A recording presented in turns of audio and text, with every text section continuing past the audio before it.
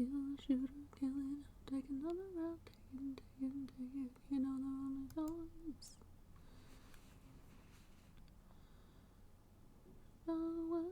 Devour, suffocate your own empire. Devour, it's your final hour. Alright, everything seems up and running. Welcome back to Ace Attorney, Spirit of Justice. Where last we left off, we had reached a bit of a break in the trial. The second part of the trial for the third case. We were going to see if Maya could summon the spirit of the high priest, who was not the subject of the trial we were doing, but is currently the suspect of said trial. But unfortunately he died, so it's a bit hard to talk to him unless we do this. Channel, that's the word, not summon. Slightly different. Alright, everything's capturing properly, yes? Looks good. How's sound?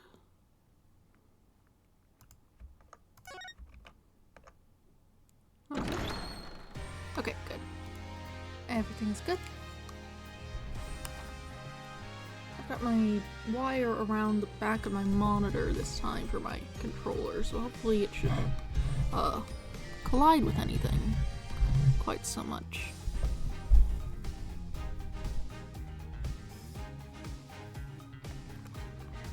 Everything's up and running? Yes. Okay. Let's get back into it then.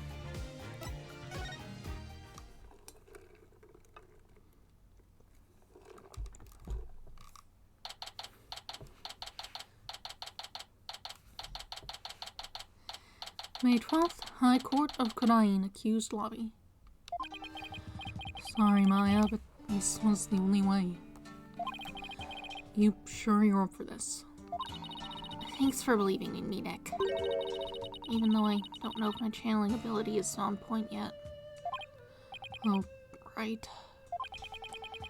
Before she started training here, her success rate was only about 30%. I know you can do it, Maya. At least, I hope she can. She seemed pretty successful. Like, she had some issues toward the end of the first game, but by, like, the end of the third game, she had a constant person summon for, like, a good while, which, like, sort of sucked, but, you know, there was a purpose behind that.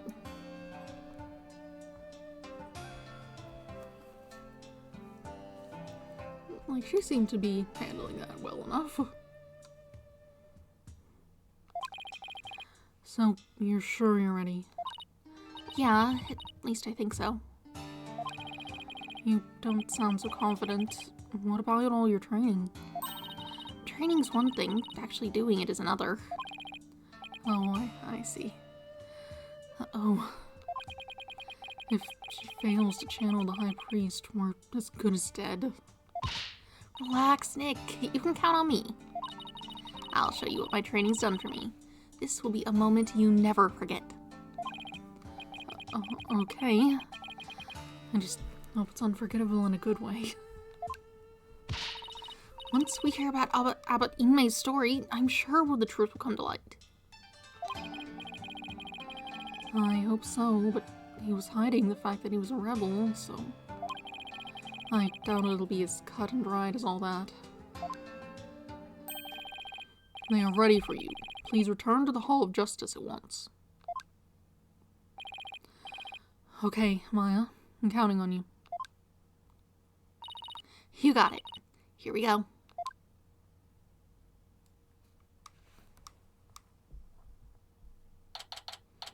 May 12th, High Court of Kodain.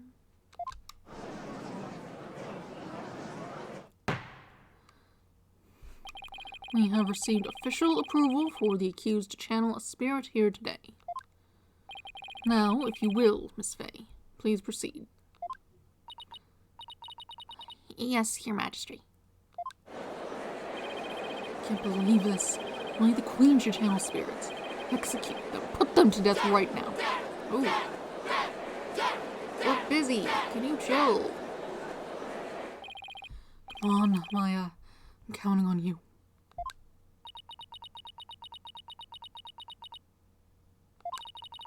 I have been studying here in Kurain for 2 years now.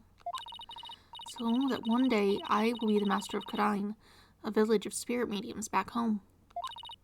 But first, I shall show you all the fruits of my training in your kingdom. Wow. She seems really confident. This is the problem. It's always so odd when two people are trying to talk and they've got the one place for them to stand. Like now that it's a 3D thing, surely you could just have her stand just right over here or something. A neophyte practitioner such as you could not possibly channel a spirit. Okay, Your Benevolence, how about this? If I succeed, will you stop calling me a neophyte? Very well, if you succeed. Oh, I will, just you watch.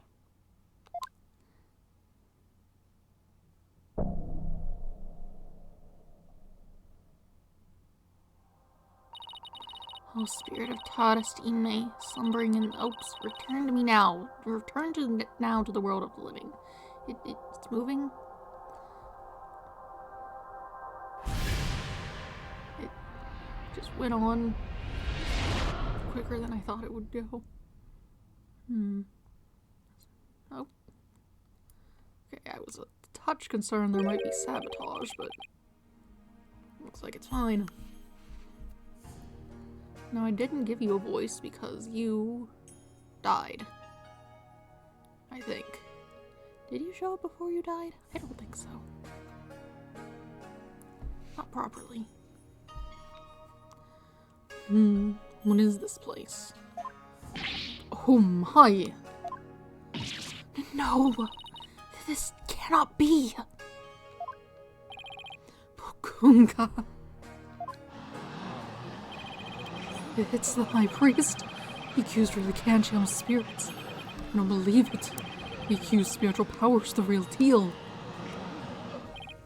Oh, Maya. I do not understand. This cannot be. This simply cannot be. I must step out now before I forget myself.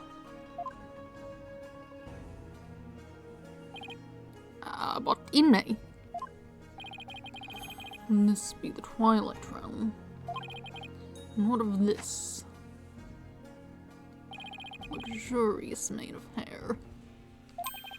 Is it perhaps a gift from the Holy Mother for decades of faithful service? But Inmei? Aye, but if it isn't his majesty, you too shuffled off that mortal coil. Please do not count me among the dead. It is only you who has passed on. But the spirit medium, Maya Fey, has brought you back among us today. Why? Act like Fey has mastered the secret art of spirit channeling? I suppose that explains these glorious locks. When I pass from this world, I too hope to be channeled with a full head of hair. Though it be for the briefest of moments. I give thanks for the splendid coiffure. Coiffure? I don't know. Praise be to the Holy Mother. However, this kimono was a bit too snug for my tastes. If you would excuse me. That. Okay, well that's gonna be. There, that is better. That might be a bit of a problem. Just put that on before you leave, okay? Could we get to his testimony now? And I wish he'd kept his top on. You and that foreign lawyer the people speak of as late. And is this not the hall of justice? Why have I been summoned here? You died? You were murdered. This is not actually the reason you were summoned, but forgive us for calling you back from your eternal rest. But you have been accused of murder. Might we ask you to testify on your own behalf? I've been accused of murder. That is troubling indeed. Ah! What's that crazy pose? Please don't break Maya's leg. This really calls for such astonishment. Even the lowliest amongst can achieve such body control with proper training. Oh, I wonder if Albie will be able to do that someday. Will the defense please explain the situation to the High Priest? I'd be happy to. Your disciple, Pure Zealot, has been murdered. It happened on the day before the purification rite. And the crime occurred in the rebel hideout hidden within the inner sanctum. Acolyte Zealot, he's been killed. Who would do such a thing? Someone who knew of the hideout and had access to the inner sanctum. In other words, you, Abbot Inmei. After all, weren't you secretly a rebel?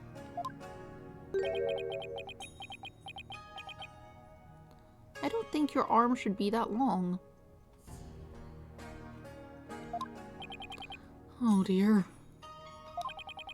That's still Maya's body. I hope he doesn't break anything.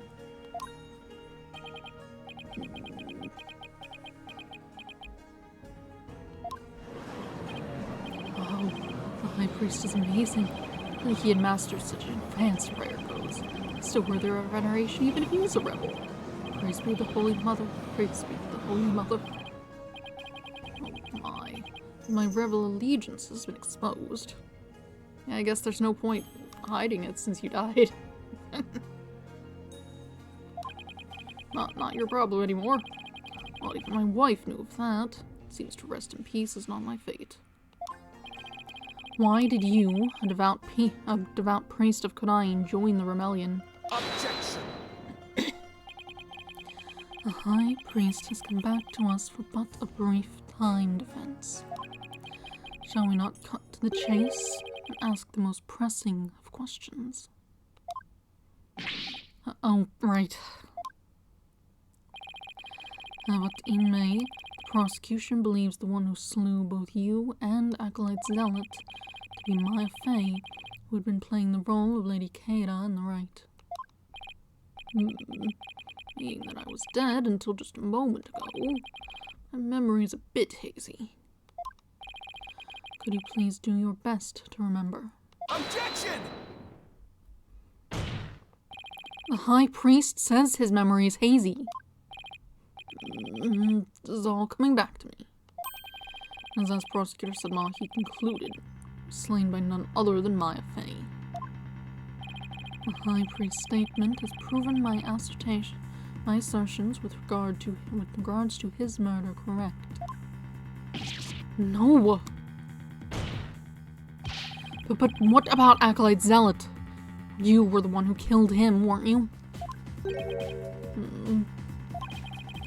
I know not about my disciple's murder. Furthermore, I have an alibi of my own. An alibi? Seriously? It seems the testimony the defense had been hoping for is working against him. Now, Abbot Inmei, your testimony, if you please.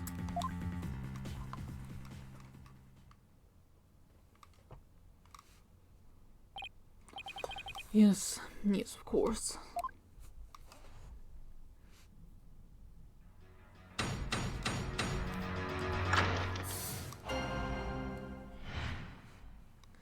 I have an alibi. I have an ironclad alibi for the time during which the murder took place.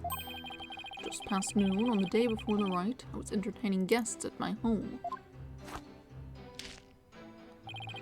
I believe my guests can corroborate this. Okay, well, who are they? Let's talk to them. You had guests. Just past noon. That's right about the time Zealot was murdered. Are you sure about that? Absolutely. Come to think of it, Rafe had told me about a spirit's memory. A spirit's memory is cut off at the moment of death. So, even a spirit that's brought back after centuries doesn't sense any gap in time. Between the moment of its death and the moment it's channeled? Yes, and yet, it clearly recalls all of the memories it had in life. The High Priest seems to know exactly what he's talking about. So the question is, what would be the best angle of attack? Let's find out who those guests are. That'd be helpful. You can't just say you have an alibi and then expect us to just believe that with no questions. Like, we need to check it. Hold it! You use the word alibi as if it were second nature. Are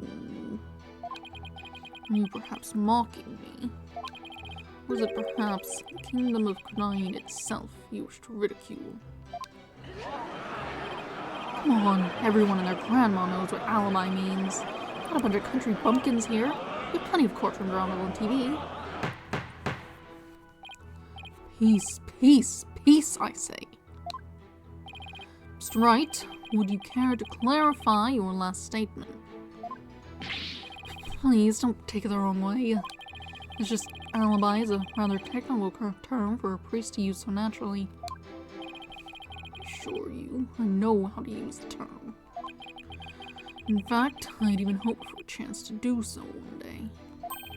Suppose that even I, a high priest, am not immune to such trivial worldly attachments. Oh, I see. Still, he seems unusually calm and composed. I mean, probably because he realizes he has zero consequences to worry about. What are you gonna do? Even if he gets caught for whatever, what are you gonna do? Nothing. You'll just cease channeling him and he'll go back to whatever the hell he was doing before. It's fine. It's not his problem. It's almost as if he had prepped himself for something like this.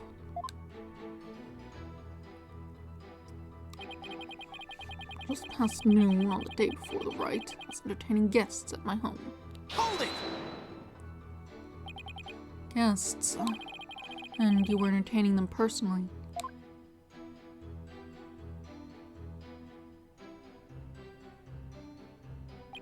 That I was.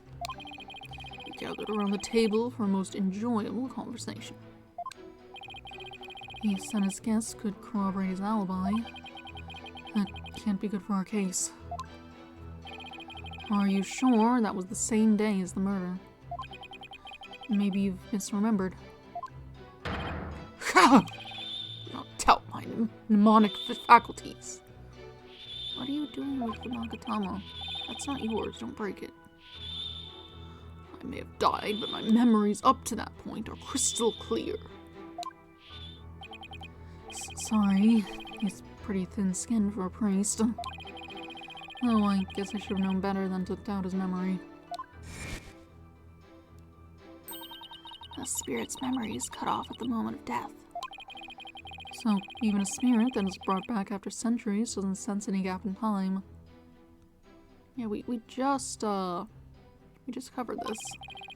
Between the moment of its death and the moment it is channeled. Yes, and yet, it clearly recalls all of the memories it had in life. Oh, there's nothing better than enjoying Gingle cuisine with dear friends. That way, everyone's breath becomes equally malodorous. Right. I believe my guests can corroborate this. Hold it!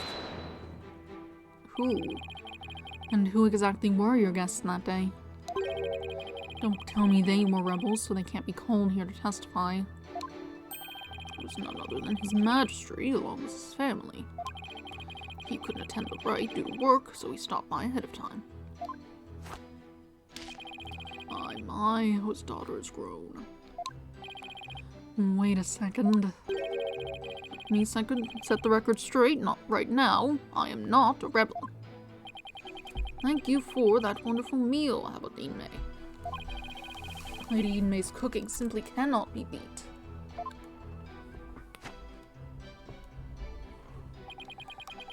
So there you have it. When exactly was His Majesty at your home? He was there from 2 p.m. to 3 p.m. Indeed, precisely the time period within which Acolyte Zealot was slain. Yes, and we had a rousing chat concerning the game of Kachu Demal. But I'll just have that added to the testimony. After all, it was I who visited the High Priest's home. You couldn't have brought this up earlier? Whatever. I guess that day were His Majesty and his family. They visited from 2 p.m. to 3 p.m. Hold it! Your Majesty, are you sure this testimony is completely accurate? Sure can be. Oh, how wonderful it is to finally have my actions be admissible as evidence in court. His Majesty was at my home during the exact period of the murder. Come, let us put this behind us. I cannot possibly have committed this crime. How can you be so sure? What if the clock or watch you were using was off, or you misread the time? There was a clock right near the table, and it had the exact time as my watch.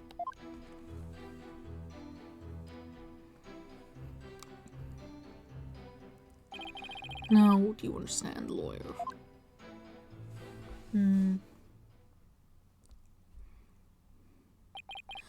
As you can see, my alibi is airtight. Would you still think I could have killed Acolyte Zealot?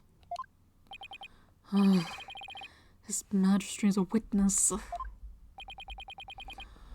Are you satisfied now? There's not a single discrepancy in Abbot Inmay's alibi.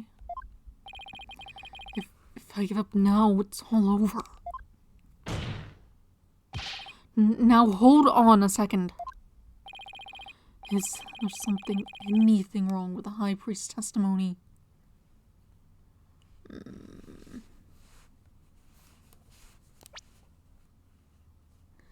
Let's see. What do we got? 2. Oh no, that's him. He died 2 a.m. to 3 a.m. And you 12 p.m. to 3 p.m.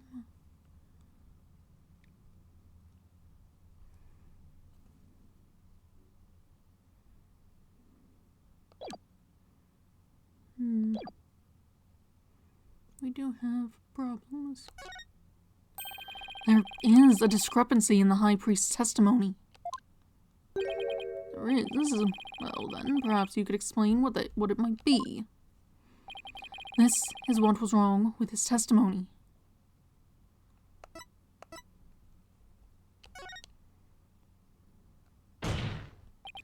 After Abbot Inmay was channeled, no one ever stated what time Acolyte Zealot was murdered. Now that you mention it. Despite that, you claim to have an alibi from 2 p.m. to 3 p.m. That means you knew that Acolyte Zealot was dead when you were still alive.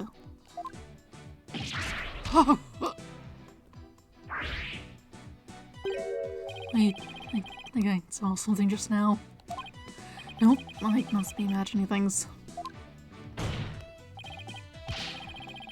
So tell me, how did you know what time the crime had been committed? About that. Open your heart. Let the Holy Mother in. Well, why? We've been blessed with the High Priest's sacred words of prayer. That doesn't help.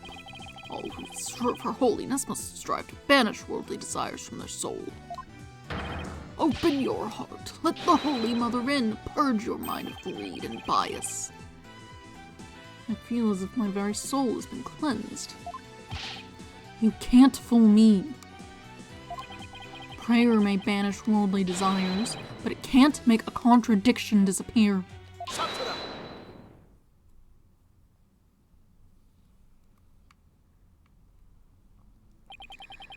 How can you be so sure?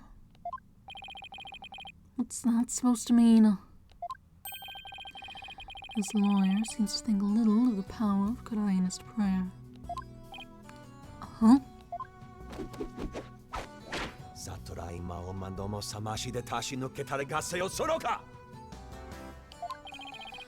Abbot Inmei was at home during the crime, but knew of what happened at the hideout. I believe this can be explained thusly. He must have had a way to monitor the hideout from his home. What? You never cease to amaze, prosecutor. I guess there was that, microphone behind the banner or whatever. As he surmised, there was a listening device installed at the hideout. It enabled me to instantly learn of anything unusual, even when I was not there. Remember, the rebels had been using this as a top-secret hideout. It would be perfectly natural for them to install such an apparatus. Wait, come to think of it, when I was searching the rebel hideout... There's something under the banner. A microphone. What's this doing here? Someone trying to record something with it. That was a listening device. Question mark? What do you think a microphone is? I guess you didn't necessarily see any sort of broadcast functions, but still. It starts recording whenever it detects movement. And I heard just such a recording after His Majesty and his family left. If you look in the desk in my study, you will find the tape in question. Well, let's go get it, see what we can get out of it. Right then. Bailiff. Yes, Your Majesty. Go retrieve the tape in question from the High Priest's home. At once, Your Majesty. The power of Karainist prayer. That seems unrelated to any sort of prayer. Even a putrid brain such as yours should understand it now. It's like the contradiction really did vanish. It's not really a prayer, that's unrelated, I think. We shall ascertain the content of the recording once we have the tape. In the meantime, I would ask Abbot Inmei to continue with his testimony.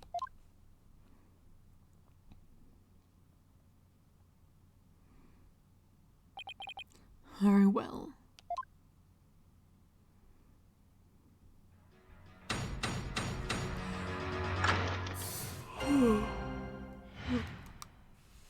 I heard everything. I was entertaining His Majesty and his family when the crime occurred. When I listened to the tape later, I heard a man and a woman quarreling. It sounded like an altercation between Acolyte Zealot and Acolyte Faye. After that, there was a loud noise, followed by a haunting silence. I have to find some way to attack his alibi. If only Maya were here. She has a way of putting me at ease. But seeing her like this is only creeping me out. Though the High Priest was a rebel, he was still a good Hyenist holy man. Therefore, take care in your questioning, lest you invoke the ire of our people. Dare he suspect the High Priest? May the Holy Mother strike him blind. As if this wasn't hard enough already. Nice try, but I'll stop at nothing to find the truth.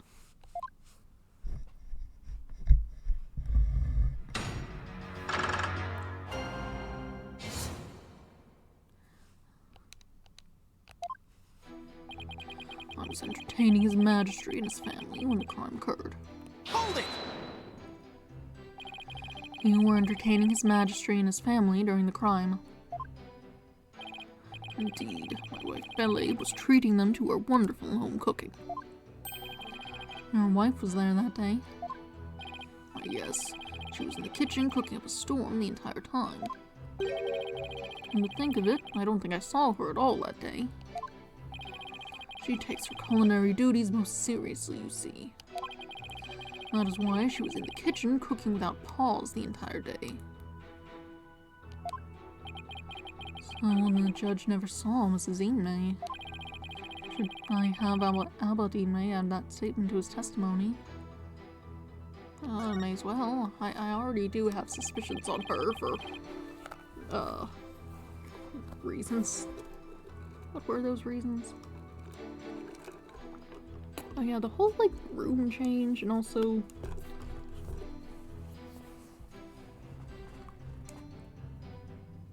What were those reasons? I remember having reasons. But... I'm losing track of what they were. Something about the costume, I think, was related, and how the room, like, changed. You can see the orb was back there, and also that picture's different. Something about the watch, too. I'm having difficulty recalling exactly what the deal was that made me suspicious of her, but those things were related, definitely.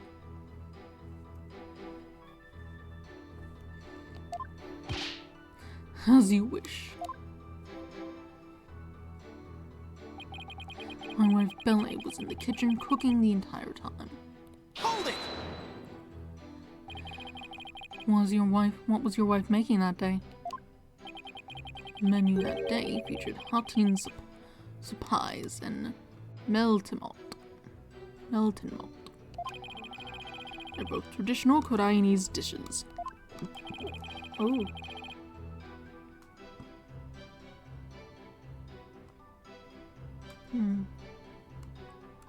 Good. I can't even begin to imagine what those are. Oh, yes! The exquisite zest of the Hatin supplies and the supreme texture of melted malt. Lady Inmay's cooking that day was utterly unforgettable. Thank you. Brings me great joy to know that you enjoyed your meal. Once His Majesty and his family had left, when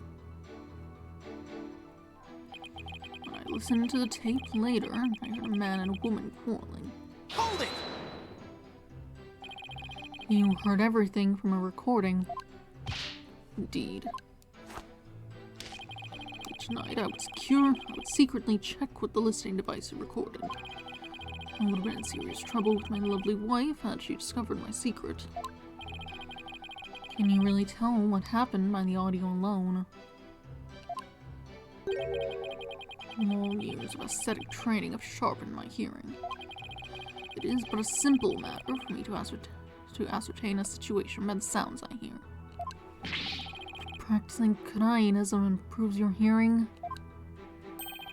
Hearing is but one of the senses it can improve. If one can focus and attain inner peace, all 5 senses can be sharpened. Why, Warbad dagger, or the warbad over in the plaza just cried. Did you not hear it? Give me a break. It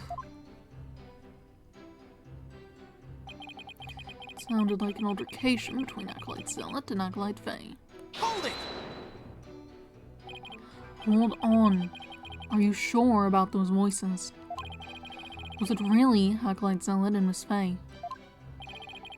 I'd say that was the most reasonable conclusion under the circumstances. Or perhaps Acolyte Faye has an alibi that you can prove. I'm afraid not. I suggest you make like a mollusk and clam up. Now I will continue my testimony, if I may. After that, there was a loud noise, followed by a haunting silence. Hold it! A loud noise? I'd say that's worth looking into. It was a terrible crashing sound. Poor Acolyte Zealot, it must have felt so heavy. It must have been the sound of that stone slab falling over. That's a little too much detail for you to know. Should I have him add that statement to his testimony? Absolutely. Please add that statement to your testimony. As you wish. I would describe the noise as a terrible crash. The Zealot must have felt so heavy. Hold it! You believe that terrible crash is connected to Acolyte Zealot's death? Yes, the sound, no doubt, was poor Zealot's death knell. Such a tragedy, for he was a fine disciple.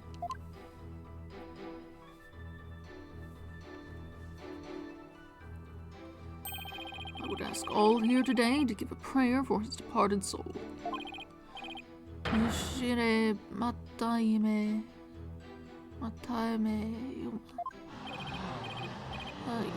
You do that. I cannot say it more. I had high hopes for that young man's future. Yushire Mataime Yuma. Why do I feel like such a jerk for trying to do my job right now? Mr. Wright. Do you still feel the need to question the High Priest? His alibi is as tight can be. This isn't going so well. I'd better ask him about something else. I'm curious about Inmei. Did you stop by the rebel hideout after His Majesty left? Yes, I thought it would be wise to assess the situation. As I said before, there was nothing to see. The hideout appeared as it always had. And the victim's body was nowhere to be found. Acolyte Faye must have already disposed of it and anything else incriminating. So when you saw the rebel hideout, it looked like it does in this photo. Yes, I would say how it appeared. That is how it appeared that day. So the stone slab had been put back in place. The hideout photo updated. It is just as Abbot Inmei saw it after the incident.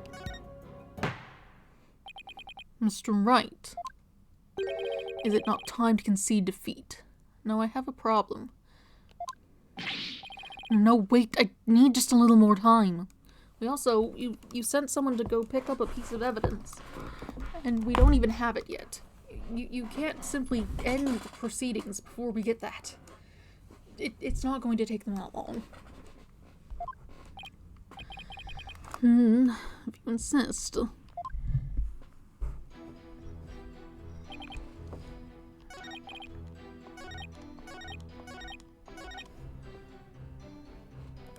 And then we just, I guess, just show the picture. If this is how you saw it, what heavy?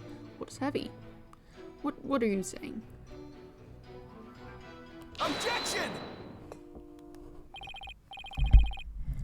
But Inmei, you said, and I quote, "Poor Zealot must have felt so heavy."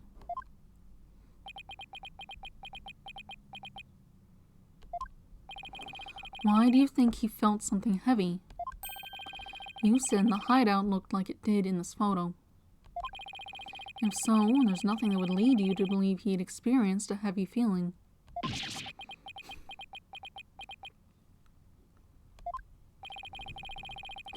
The fact is, of course, a stone slab did fall over onto Acolyte Zealot, impaling him on the Warbad statue behind him. But that was only revealed through her Benevolence's divination seance earlier. Would the defense please get to the point? My point is that simply hearing a crashing sound shouldn't have automatically led him to conclude the victim was crushed to death. I still don't see your point. He has more information than he should. I'm saying that the High Priest knew. He knew how the victim was really killed. Ugh.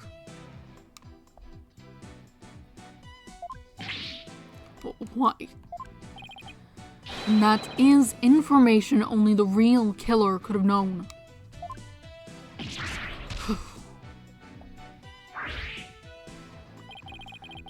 I definitely saw it that time.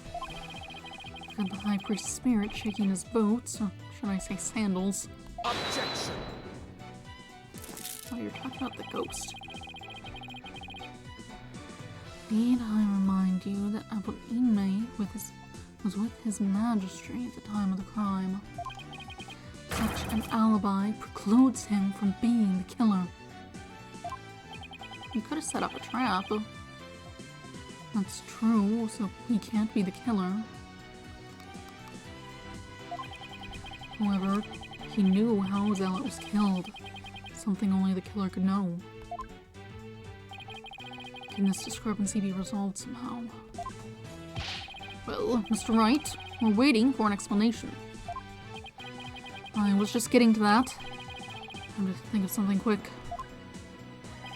The High Priest knew something only the killer could have known because...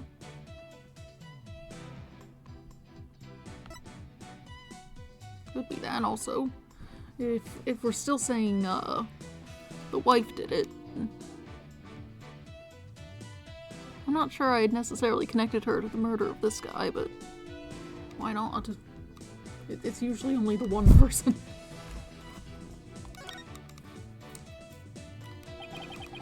He must have heard how the victim died from the real killer. Real killer. Of course, that makes perfect sense. I don't want to believe it, but this is the only possible explanation. So tell us, who is this real killer? It's gotta be someone close to the High Priest. Someone without an alibi. The person most likely to be Zealot's killer is... Take that! Your Majesty, while you were visiting the High Priest's home, you didn't see Mrs. Inmei at all, did you? No, I never saw her, but what does that have to do with anything? Did the High Priest ever leave your sight? No, we were talking the entire time. And food was brought right to the room's entryway. So the High Priest has an ironclad alibi. But his wife does not. What the devil are you insinuating? I'm insinuating that Mrs. Inmei might have killed Acolyte Zealot.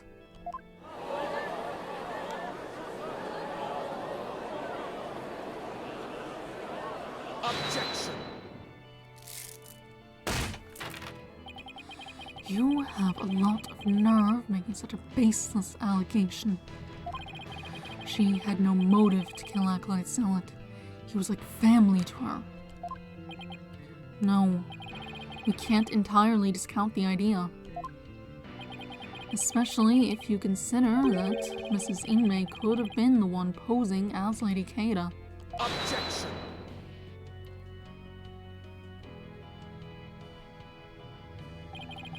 Even a fool must temper his foolishness at times.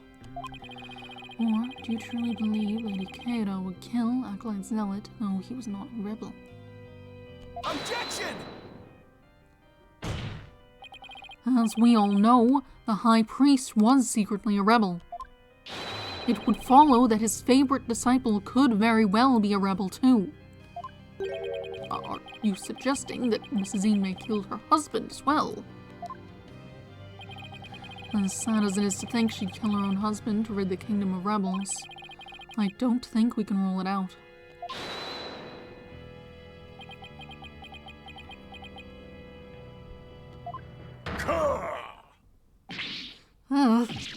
Yikes.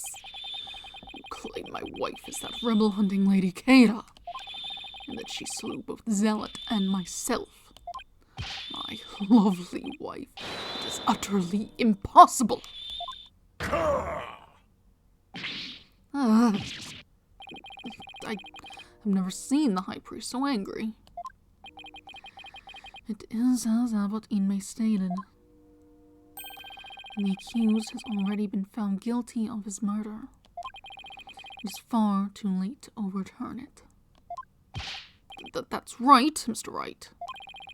Now apologize to the good priest before he gets angry again. Quickly now. No, I'm not going to apologize. The true identity of Lady Keira is a major piece to this trial's puzzle. Admit it, Abbot Inmei. Your wife, Lady Inmei, killed you. Yet even now, you continue to lie in an effort to protect her. Absurd. It appears the lawyer has forgotten. My lovely wife could not possibly battle the rebels in the guise of Lady Keira. For we were blessed by her holiness, and she is with child. Praise be to the Holy Mother. I completely forgot about that. That's not exactly very apparent in her design. That abominable Lady Keira figure who slew me and Acolyte Zealot was the accused. This is bad, but I can't give up now. Don't forget, my client doesn't have the strength to fight rebels either.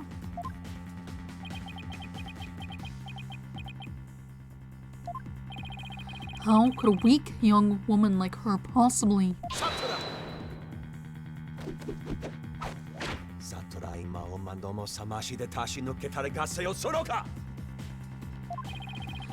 You foolish oaf of a lawyer. If only you were as blessed as Lady Inmei. What? Surely the accused possesses the strength, or should I say, the power. The power to battle those black-hearted rebels. What are you talking about? My good prosecutor, see, you have come to the same conclusion as I. Such keen insight.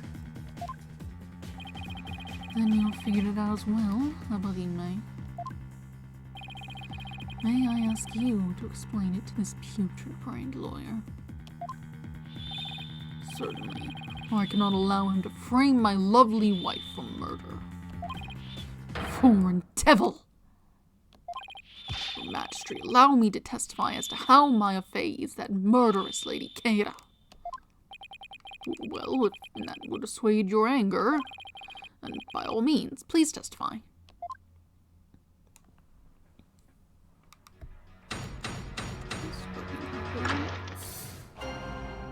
Why did I get bots? Go away. My face, Lady Keira. You're going to say she summoned her or something. Let me check something. There it is. Tome given only to the one who will play the role of Lady Keira in the purification rite. Must know her name. Okay, well, I needed to know when she got the thing. Whatever. Acolyte Faye channeled Lady Keira's spirit. She's a spirit medium who knows Lady Keira's true name, so she couldn't have done it. So it was the real Lady Keira who returned to root out the rebels among us. She attacked and killed me with a strength far beyond any mortal woman. But Do you understand now? Murder by spirit channeling explains everything. This is the only way the accused could have defeated one rebel after another. Indeed, I am living, or shall I say dead, proof of her terrible power. My ability to channel spirits. It's come back to haunt her. Now, is it not time to let it go and move on, Defense? No, never. I'll never give up. Now what? Think. How can I prove that Maya couldn't have channeled Lady Kada? Where is that person with the tape? Surely it doesn't take this long to go get it.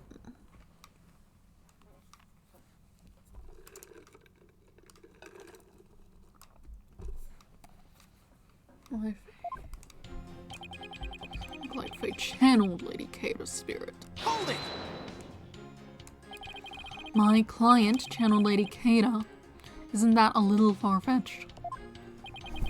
Far-fetched, you say?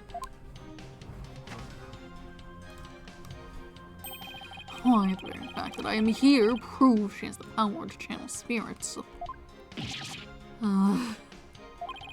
But you have no proof that she actually channeled Lady Kada. Oh, but I do. She is a spirit medium who knows Lady Kada's true name, so she could have done it. Hold it! Well, it's true, she may be capable of channeling Lady Kada. I doubt there's any proof that she actually did. We're talking about the infamous rebel hunter here. In modern day, Lady Kada has captured many a rebel all by herself. And among them have been more than a few great warriors. Who but the real Lady Kada could have accomplished such a feat? It would be difficult for a mere mortal. I believe the real Lady Kada of legend has the only likely answer. Indeed. Is this not proof enough that the real Lady Kada of legend has been channeled? The real Lady Kada of legend. That's an oxymoron if I ever heard one. And again, the people of Kurain believe legends to be true. So it was the real Lady Kada who returned to root out the rebels among us. Hold it! Lady Kada is an actual person? Do you really believe there ever was a woman that powerful? One capable of battling rebels much bigger and stronger than herself. There's no way to prove that. But to doubt the existence of Lady Kada is to doubt Kodainism itself. It is not for us to question, we must simply believe. Yeah, how dare you doubt our legends? You regret saying that, you Pokun. Pokun and the lady something, I don't know, whatever. Gonna strike you down, sure. Ugh. I won't get anywhere until I can refute their claims with some evidence. She attacked and killed me with a strength far beyond any mortal woman. Hold it! A strength far beyond any mortal woman? And just how strong would that be? You need but look at the wound she inflicted upon my body. Though I'd hoped to never have to think about that again. Your wound. It was pretty deep, and there was a tremendous amount of blood. While Acolyte Zealot was rather small in stature, he was strong. Nevertheless, he was no match for the sheer strength of Lady Kada. I feel like what was happening with his particular death was less about strength. I mean, aside from him getting knocked down by the slab, but like that doesn't really require a whole lot of strength on the side of the other person. They could just kind of be on it heavy to increase the habit.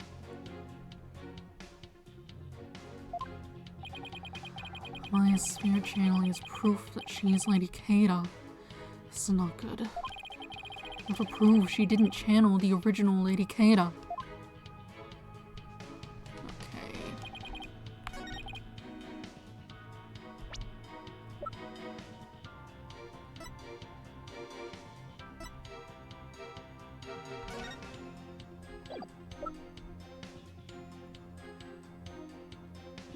Yeah, you didn't give it to her, like, 2 years ago, surely. When did you give this to her?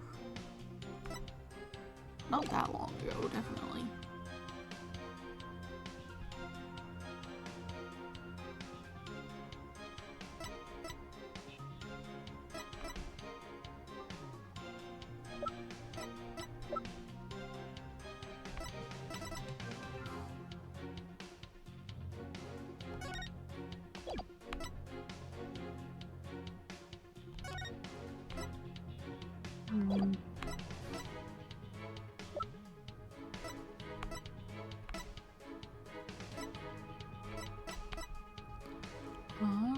Objection! The Tome of Secrets is only given to the priestess who performs the purification rite. Is this your proof that my client could have channeled Lady Kada? Yes, indeed. For containing the true name of Lady Kada, a secret only revealed within. How about Inmei? I'm afraid you're mistaken. This couldn't have been used to channel Lady Kada. They need their face too, don't they? What did he say? What nonsense. Mr. Wright, would you care to explain? This is why my client couldn't have channeled Lady Kada. Take that! Lady Kada's face is hidden behind a mask in the Tome of Secrets. You need both a name and a face to channel a spirit. It can't be. Without a face, it would have been impossible for my client to channel Lady Kada. Oh my. Therefore, the claim that she became Lady Kada by means of spirit channeling is patently false. And with Lady Kada out of the equation, my client had no motive to commit murder. But then, who is the rebel hunting Lady Kada we've been reading about in the paper? Yes, who is this other suspect? Indeed, there is one at all. Let us hear the defense's brilliant deduction. Think. True identity of Lady Kada is the key to solving both murders. I thought Mrs. Inmei was suspicious, but her pregnancy takes her out of the running. And Mr. Archibald's a rebel. That doesn't make sense. That leaves us with... Mr. Wright, you have that look again. The one where you know you have to say something, but you can't figure out what it is. This is my chance to really turn up the heat. I'll just have to stir the pot till something floats to the top. Your Magistrate, I know who's been posing as the rebel hunting Lady Kada. You do? Are you sure about that? Yes, completely. Since that I may regret this, but please go on and explain. Thank you, Your Magistrate. This who's been posing as the rebel hunting Lady Kada.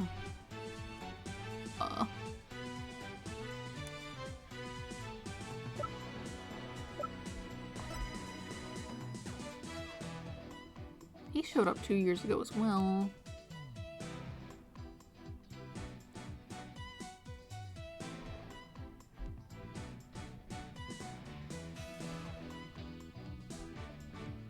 If we bar, he would have been able to drop off that note. That just leaves us with who killed the High Priest still, because he would have been dead. That would have taken him out of the running for that one.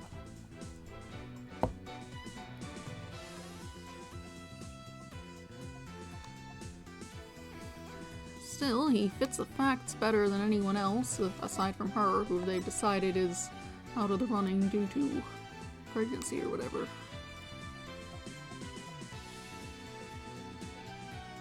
Take that! The true identity of the rebel hunting Lady Keira we seek is Pure Zealot. What is this? The High Priest's murdered disciple was Lady Keira, you say?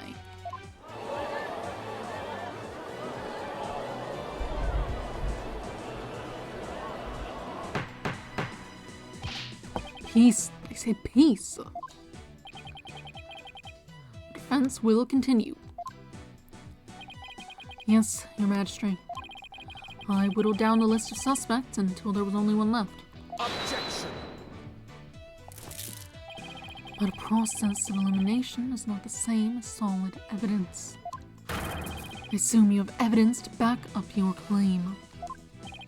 Yes, of course. I will have some in a moment, that is. At least, I hope so. Maya wasn't Lady Keira, and neither was his Mrs. Ime, or any of the other possibilities. That leaves Zealot, and I have the evidence to prove it. The evidence that proves Acolyte Zealot was posing as Lady Keira is this.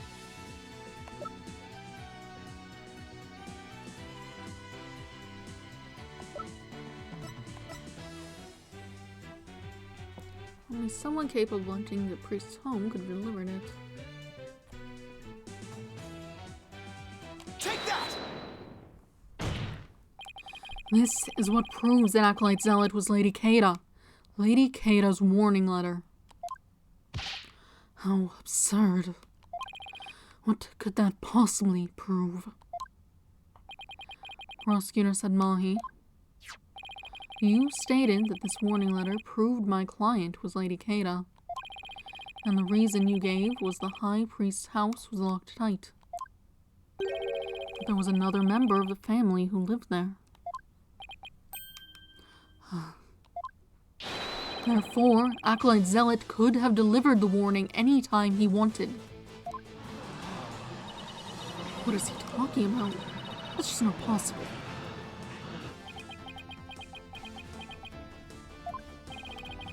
Are you saying Lady Keira was not the culprit, but rather a victim? The victim. That's exactly what I'm saying. But that would overturn the entire premise of this case. The trials proceeded on the assumption Lady Keira was behind the serial killings. But if Lady Keira is one of the victims, who was the killer and what was their motive? The only suspect left is Mrs. Ime. There's only one possible motive. What if Mrs. Ime is a rebel? What? Fiend, you're still bent on casting suspicion upon my lovely wife. Blasphemer! You have no evidence of this. Repent for the mistrust in your soul. Objection! Well, you have no evidence either.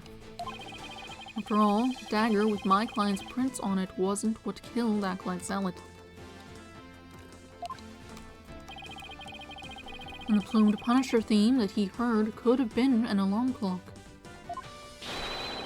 That means all of the evidence linking her to the crime have been called into question. All the evidence linking to the crime have been called into question. That's an odd way to say it.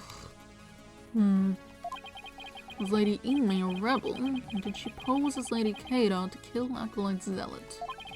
Was Acolyte Zealot a rebel? And was the accused the Lady Keira? Who killed him?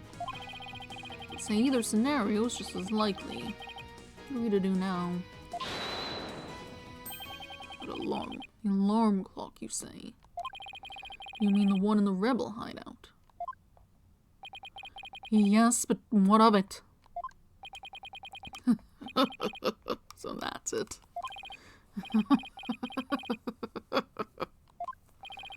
What's gotten into him?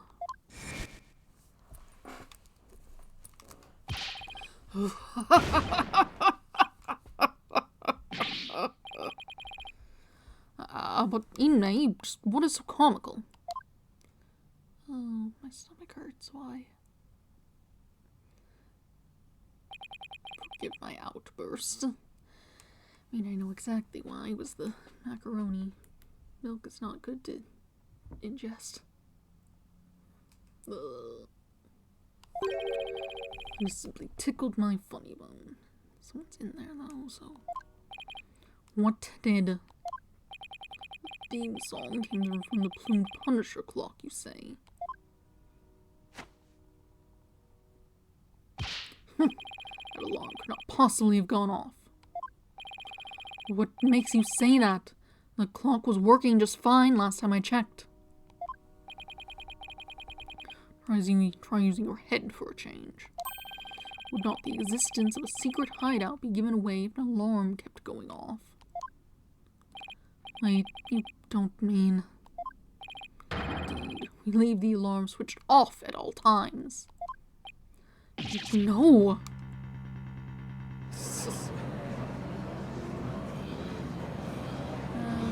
I can see how this is gonna go. He's gonna say it's a strap, we'll get the audio in here at some point, we'll hear it, we'll be like, ah, that's different. It was actually the watch that also plays the sound, and we can show you the watch in this picture, and look who has it. In that case, I'm sad to say the defense's claim does not hold water. Would you care to respond, Mr. Wright? Oh, this can't be happening. Not now.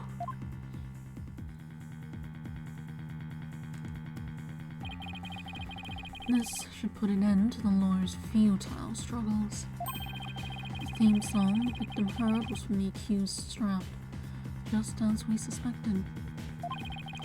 Therefore, the accused is the rebel hunting Lady Kada and the victim's killer. I need an opening. Something I can raise an objection to. The plumed Punisher theme song Acolyte had heard in his final moments. I too heard it by way of the listening device. But did you really? If you had heard it, why didn't you testify to that fact before? Is it not obvious? I did not know such a tune could become a key matter of dispute. Yes, the matter of the theme song came up before Abbot Inmei was channeled. Oh, right. Well then, what if he's lying about the clock's alarm being switched off? Miserable wretch. That would be a pointless lie, one easily disproven. If you check the clock, you'll see that the alarm is in fact switched off. Ugh, come to think of it. What a fine item. And the switch, if I'm right. We set the switch back into the off position before we left. I remember hearing it clearly. Those distinctive taiko drums in the intro were etched in my mind. They went.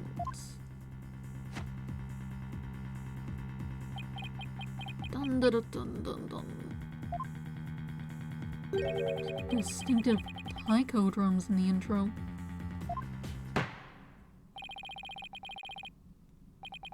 This trial has gone on far too long. Shall we move ahead to the verdict phase now? By all means, let us also return Abbot Inmei's spirit to the Twilight Realm. Before I go, let me say a word to my darling wife. Objection! No, no wife. I have complaints. Now, hold on just 1 minute. Your Majesty. Yes. A high priest's statement is inconsistent with a certain piece of evidence. It is. Still you writhe in defiance of your fate. The very sight reminds me of a tortured soul writhing in flames. You won't be saying that once I show you the evidence. Now all I have to do is pick the right one. This piece of evidence is inconsistent with that statement about the taiko drum intro.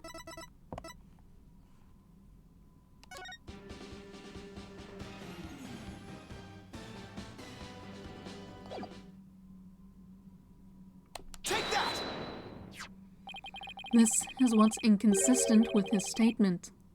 My client's plumed Punisher strap. What does that have to do with anything? It plays the Plumed Punisher theme song. And here it is, the theme to the Plumed Punisher Wario of Neo Twilight Realm.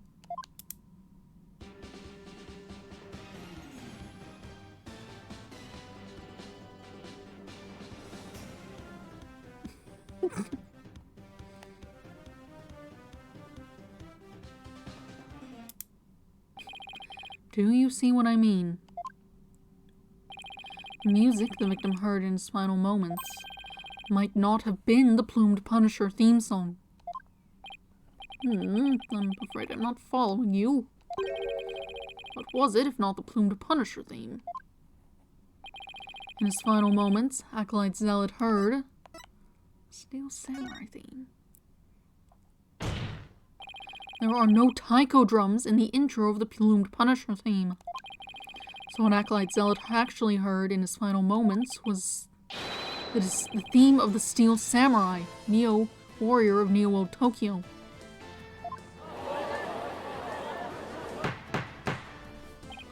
Peace, peace, peace, I say. Mr. Wright, what is this Steel Samurai of which you speak? The Steel Samurai, Warrior of Neo World Tokyo, is an action hero show from America. The Plumed Punisher theme is a total ripper. I mean, it's very similar to it. If you didn't know about the Steel Samurai, you could easily mistake the two. But the fact that Acolyte Zealot heard music from an American action hero show is irrefutable evidence that the accused was in the secret hideout. Actually, no. You have it backward. Backwards. That's right. Miss Faye met an avid Plumed Punisher fan here in Karain. And as a token of their friendship, she traded a certain Steel Samurai item she had for the Plumed Punisher strap. And this avid Plumed Punisher fan was the one who killed Acolyte Zealot. Yes. And that avid fan is none other than the High Priest's wife, Ballet Beanmay. Objection! Do you have evidence to back up this claim, Mr. Wright? Now, of course, forgiving as the Holy Mother is,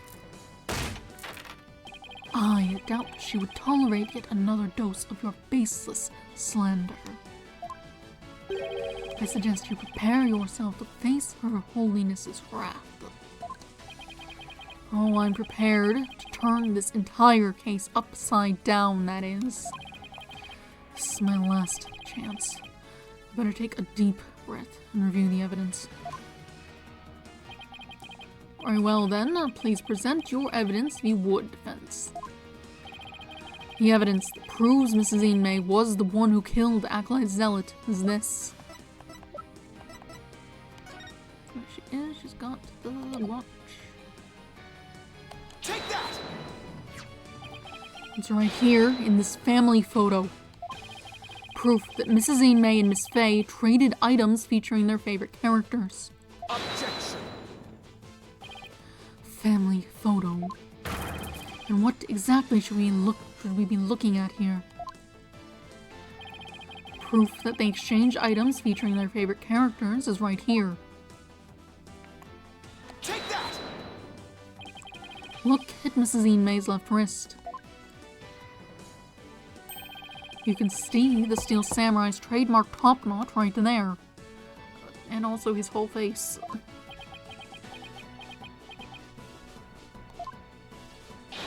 Which clearly makes this a Steel Samurai watch.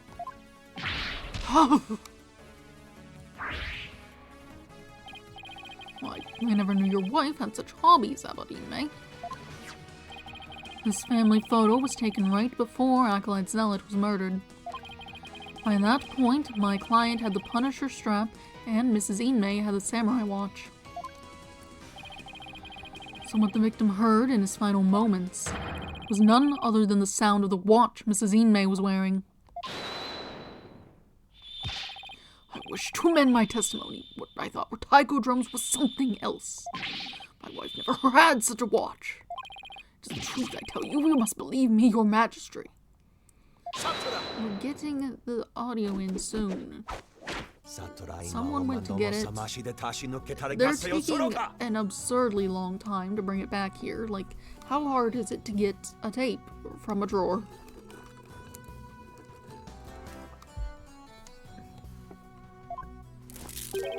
Be not deceived by the defense's lawyerly chicanery. Now what? It's been pretty quiet up to this point. What does he have in his sleeve? There's a big, gaping hole in his flimsy claim. A big, gaping hole? I don't think so. Oh no, I'm afraid it is there, alright. Just like the big, gaping holes in your putrid brain. My brain is neither putrid nor full of holes. I'm not a zombie, after all. This is the dead lawyer walking. He whose narrow of vision focuses on what is before him, never seeing the big picture. Or as they say in your country, you cannot see the forest for the trees. For if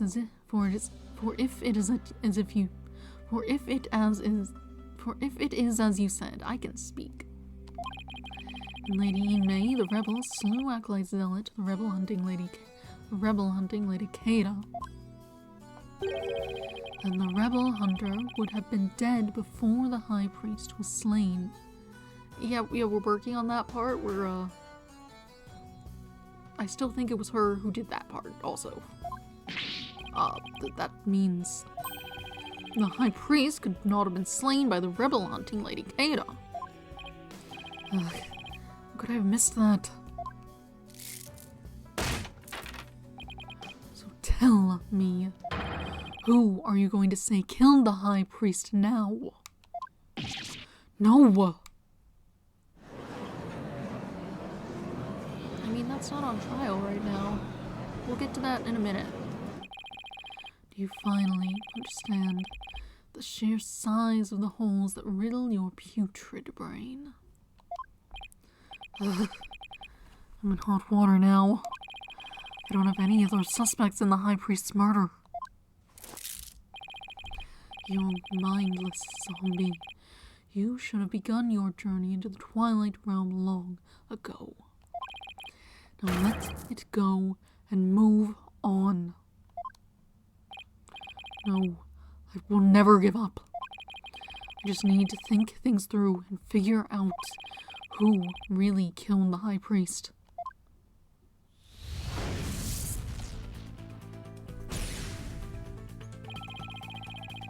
If Acolyte Zealot had been Lady Keita, he couldn't have killed the high priest. So the question is, who did? Maybe I can get to the bottom of this by reviewing the events of this case in order. What evidence could tell me something about the crime scene before the murder? The blood that was still in there. The spring was stained red before the Wright. Oh, right. Maya said that the spring had been stained red before the Wright even began. The spring was already red before the high priest's murder because of his blood. And stained red by Zealot's blood. That's right, Zealot had been killed in the rebel hideout the day before the Wright, and his blood had flowed into the spring.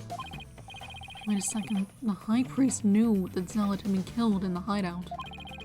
So why didn't he report it to the authorities? Maya had been the killer, he could have easily had her arrested on the spot.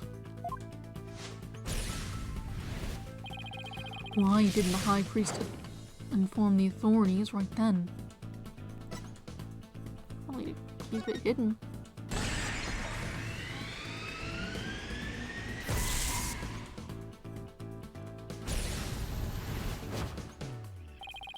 If he reported Zealot's murder, the authorities would find out about the hideout. That's what he was worried about.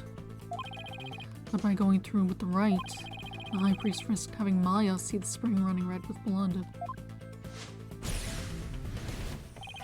Why did he have to go through with the Wright? Did he want to... He didn't really make any moves to kill Maya. Set up a scene during it. What does that mean?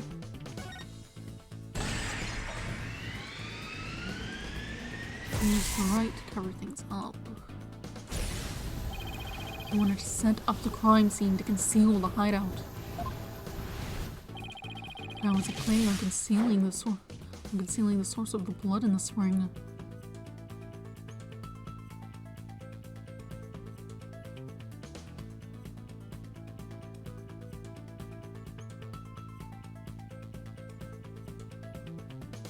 I mean, he didn't empty the spring. He didn't stab Maya.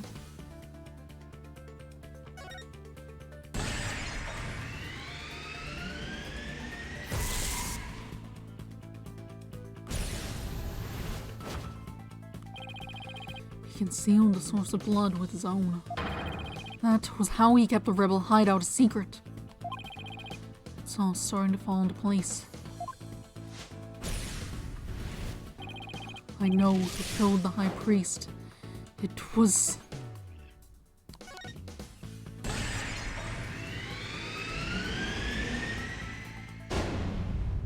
Tara's death was suicide. I can't believe it. The High Priest took his own life to keep the real hideout a secret.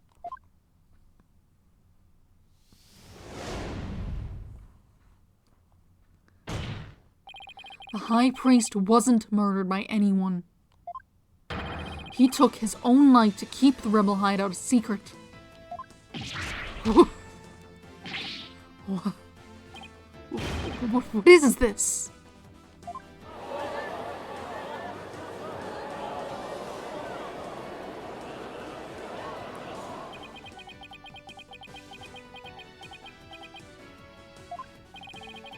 The High Priest committed suicide. I have never heard anything more absurd. Objection. The lawyer has placed a stain on the good priest's death with his putrid brain. Its putrid gaping holes are as large as the hole in his logic. What hole? You still fail to understand. You truly cannot see the forest for the trees. You claim the High Priest took his own life. But have you considered who brought the dagger to the Plaza of Devotion?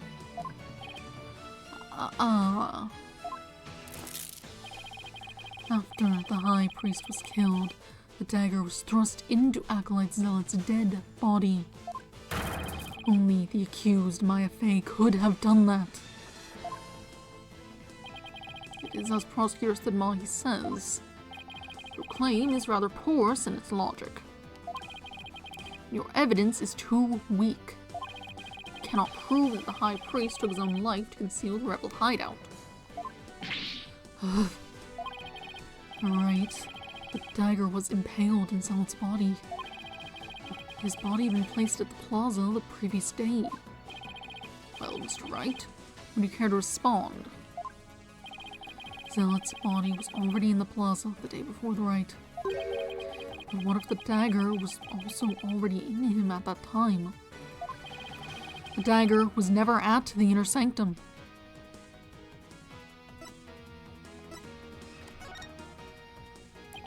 Of course, that's it. What is it? There was no need to move the dagger. It had already been stabbed into Acolyte Zealot's body the day before the Wright. What? So that means... What does that mean? It means the dagger wasn't the weapon that took the High Priest's life. Objection. No weapon was ever found at the Inner Sanctum. If you would not listen to reason, then I insist you prove your assertion. Show us what you believe the real murder weapon to be. The real weapon? But nothing, but I know there had to have been a weapon there. If you think back on the trial this far, I'll spot the clue I need. How do you not, Phoenix? Well, would the defense care to tell us what the real murder weapon is? This is what really killed the High Priest. Take that! What really killed him has been at the Inner Sanctum all this time. And its lethality has already been demonstrated by the late Acolyte Zealot. That's right, it was the Warbad statue.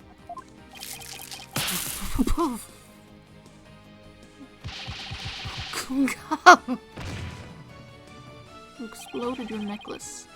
You believe that the statue claimed both victims' lives. Would you care to chime in? How about Inmei?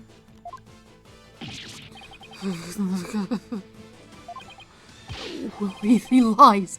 Pay no heed. Why, it's... Hi. Lady Inmei. Darling, don't you think this has gone on long enough? Melee, no! Your Majesty, my wife knows nothing. Please, Haberdine, let your wife speak.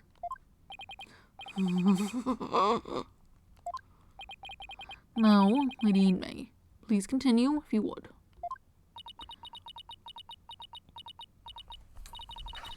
It's that time again. And what time would that be? 2:30 in the afternoon. The time my husband conducts his daily prayers. And the time Pure was slain.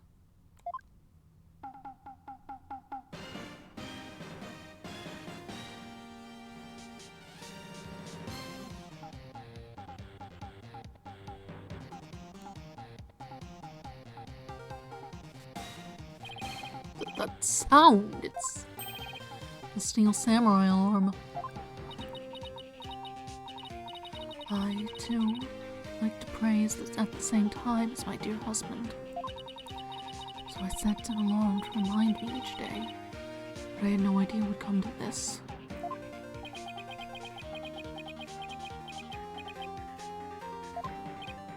No, stop! She knows not what she speaks. Your Majesty, I am the one who slew Acolyte Zealot.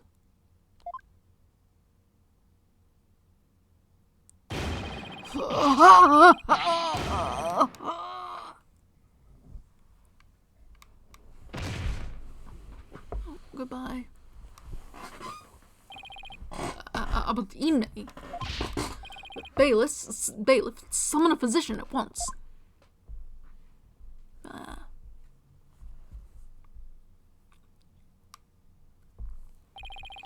The physician is now attending the High Priest, so there's no need to fear. Now, let us continue. And what about the half of him called Maya that's still among the living? Mrs. Inmei, will you tell us everything you know? The truth is, I am a rebel, just like my husband. This tragedy unfolded before the Wright during the Feast of Blessings. I had gone to the rebel hideout to prepare for Nats's escape. And that's when Acolyte Zealot suddenly appeared. Yes, Pure was shocked when he saw me there. Acolyte Zealot did not know you were a rebel. I do not believe he did. I believe he was there simply to investigate the hideout. And then he suddenly came face to face with Mrs. Inmei. So the true identity of the rebel hunting Lady Keita was Purei Zealot. Yes. He was a member of the secret police, serving directly under the Minister of Justice. The secret police? And this is what he said to me. I can kill rebels with impunity. The Justice Minister has my back. He was using his position within the secret police to deal us rebels a heavy blow. Murder sanctioned by the Crown is still murder. Even without the DC Act, Dirk and his insurgent scum buddies' days are numbered. What's that supposed to mean? Let's just say I got a little trick up my sleeve, so I'd watch it if I were you.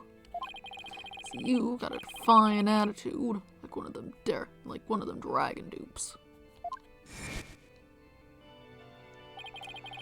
The trick up administering this sleeve was Lady Keita. No, this can't be. My father would never. When did you get back here? This must be pulled out of the blue for Afa. This explains why Acolyte Zealot abandoned his real name. Yes. He even went as far as covering up the tattoo that all Kurainist clergy members receive.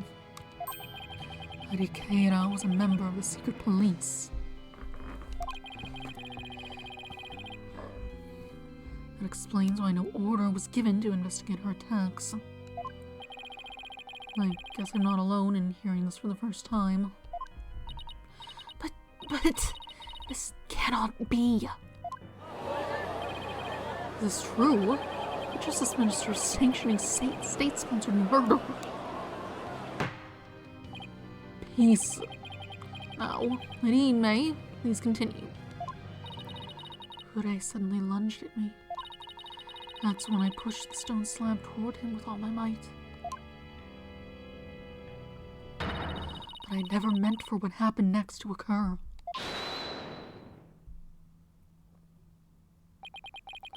Allow me to take it from here.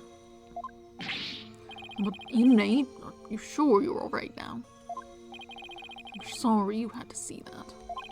But you need not worry about me. I am already dead.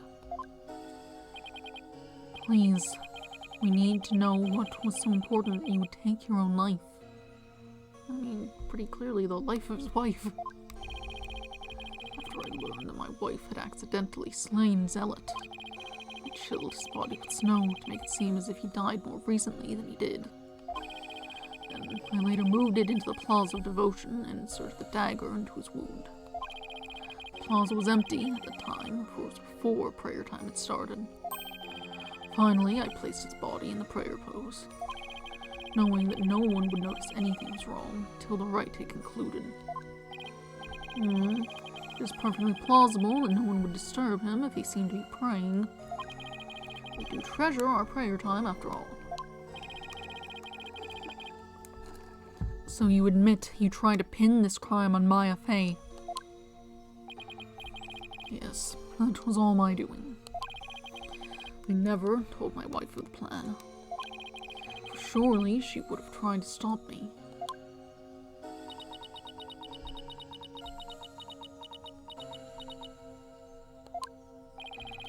How did you get Miss Faye's fingerprints on the dagger? I had her hold it while we were rehearsing the rite the day before. And right before the rite, I drugged her with a sleeping agent. And I put Lady Keita's robes over the warband statue. That means Maya was probably already groggy by the time the rite started. Finally, I ended my own life, to ensure that the crime would appear to have been by Acolyte Faye's own hand. But when your body was discovered, Lady Keita's robes were on the ground. How did they end up there if they were on the statue? After I impaled myself on one of the statue's dagger-like feathers, I used the last ounce of my strength to hurl my body backwards. As I did, I grabbed onto the robes, taking them with me as I fell back onto the ground. How terrible! What possessed you to do such a thing? You needn't have committed suicide simply to frame the accused.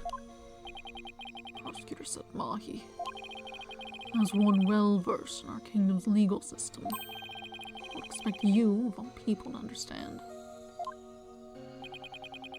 Understand what?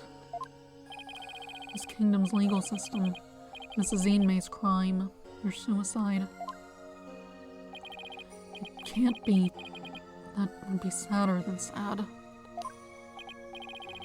I believe the defense knows of what the High Priest speaks. Yes, I finally understand. This explains why the High Priest took his own life.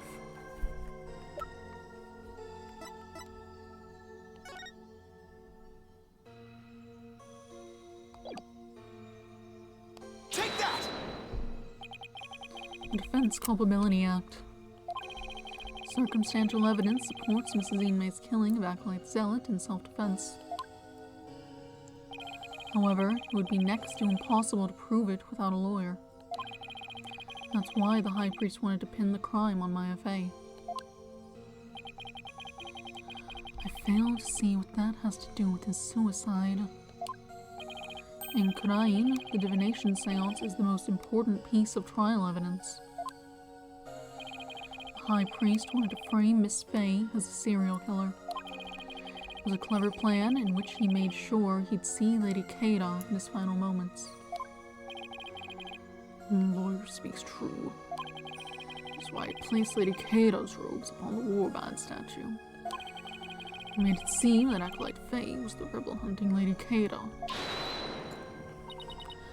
But... Are you saying you used my divination seance to produce false evidence? Forgive me, your benevolence. It was the only way to help my lovely wife. If you had approached me first, I could have proved that the murder was in self-defense. Perhaps. But I had little faith in lawyers, despite being a rebel. How utterly foolish to cast away one's life for such a reason. There must have been other ways to cover up the crime. Yet, when I'd done so, my wife would rush to my defense, and when the case went to trial, she would suffer the same fate as I under the Defense Culpability Act. I could not have lived with myself had she been convicted because of that fiendish man. This cannot be. All I have done under the laws of our kingdom, it has all been... Poor Rafa. She's really taking this hard. But I can't say I'm surprised.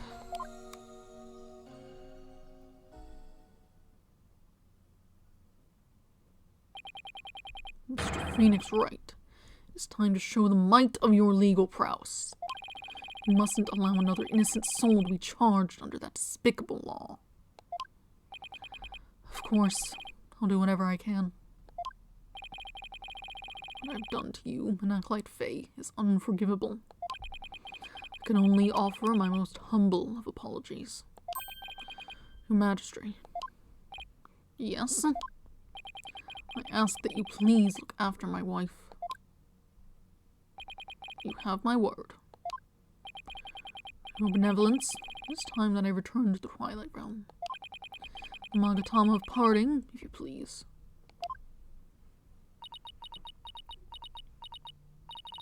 Very well. Your benevolence, please allow me the honor. Yes.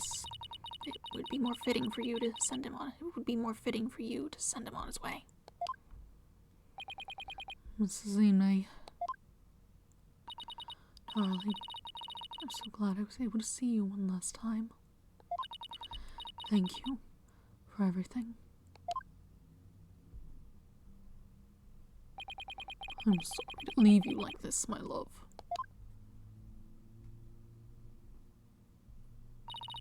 Now you can watch over me from the world beyond. Now you can watch over me from the world beyond. Yes, always and forever. And with every breath I take, my darling, I'll be thinking of you.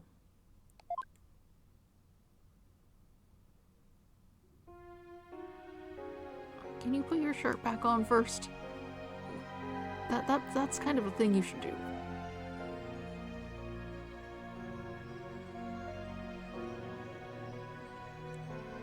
Okay, you did do that good.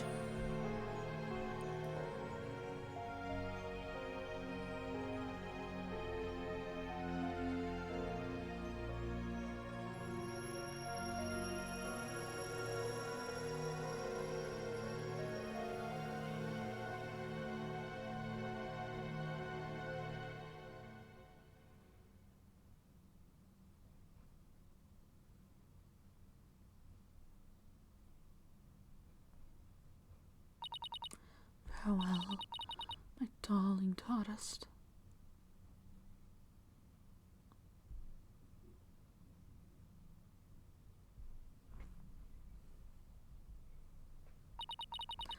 The High Priest has returned to the Twilight Realm. Maya! I feel great. I guess that means he didn't leave any regrets behind. Oh, but what about the trial, Nick? It's over. It was a sad reality, born of love, and a great tragedy, born of the Defense Culpability Act. Well, I see no need to continue this trial. Does the prosecution have anything to say? Mr. Phoenix Wright, I owe a debt to you, one that I will pay back in court someday. Now, to deliver today's verdict and overturn that of yesterday's trial. With respect to all current and previous charges against them, I hereby declare the accused, Maya Fey, and her defense, Phoenix Wright, not guilty. Yay.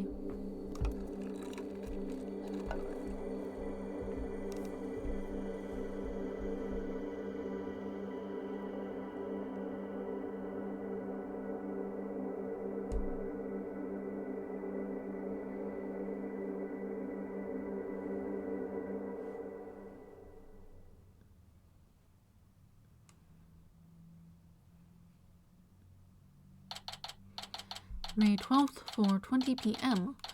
High Court of Kudain, accused lobby. So, I was thinking, Nick, the legal system here is really stacked against the defense. It's totally unfair. Yeah, it even forced the High Priest to make the ultimate sacrifice just to protect his wife. It's just so sad. Protect the status quo or join the revolution. If the real Lady Kato were here, I wonder which side she would take.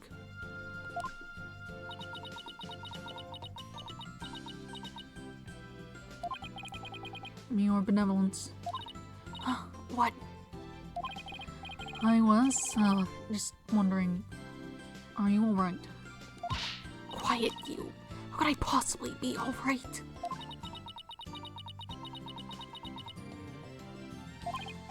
Yeah, she's not doing well at all. Who do you think you are? Suddenly appearing before me, trampling my insides underfoot, and plunging the Hall of Justice into utter chaos. You even desecrated my mother and father's teachings, you soulless infidel! Oof, that was a bit more extreme than usual.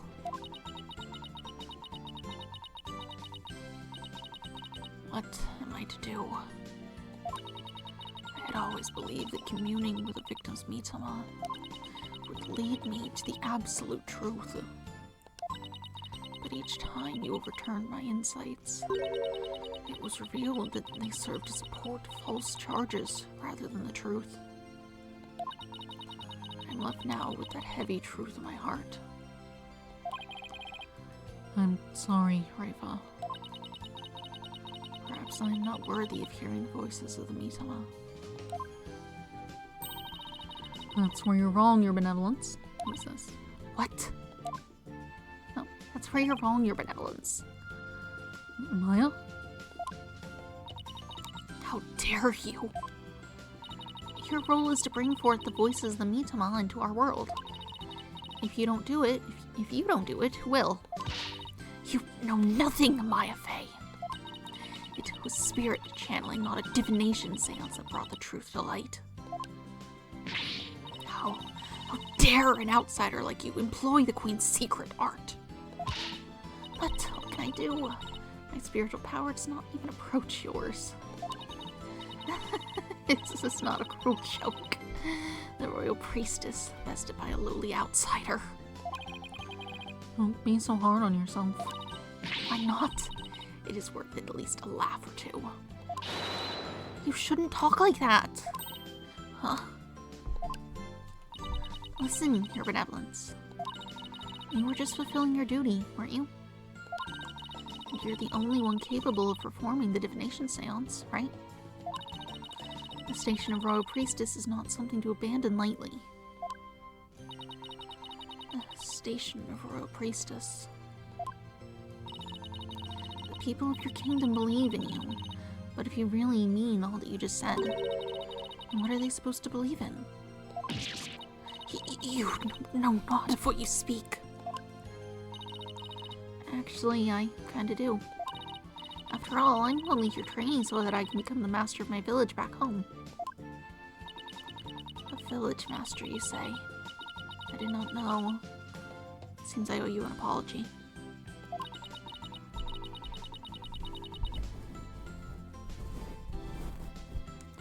Or even today, I called you a neophyte practitioner. It's alright, Your Benevolence.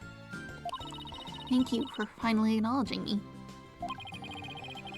A future queen and a future village master. I guess it shouldn't be a surprise, considering they may have had a common ancestor. Maya's right, Your Benevolence. The barbed head. Your insights were a crucial piece of evidence in the last trial. It doesn't matter if they weren't always 100% accurate. You should be proud of what you did. You've played an important role in assuring that justice was served.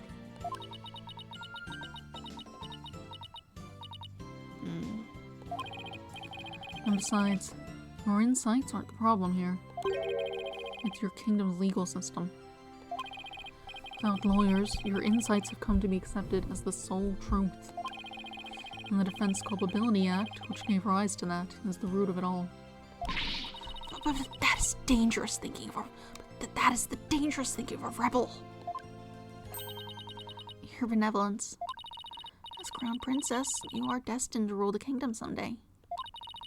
That means there will be many things that you alone must determine. Things like how to keep your people happy, and what is true and what is false. And most importantly, what role you must play therein.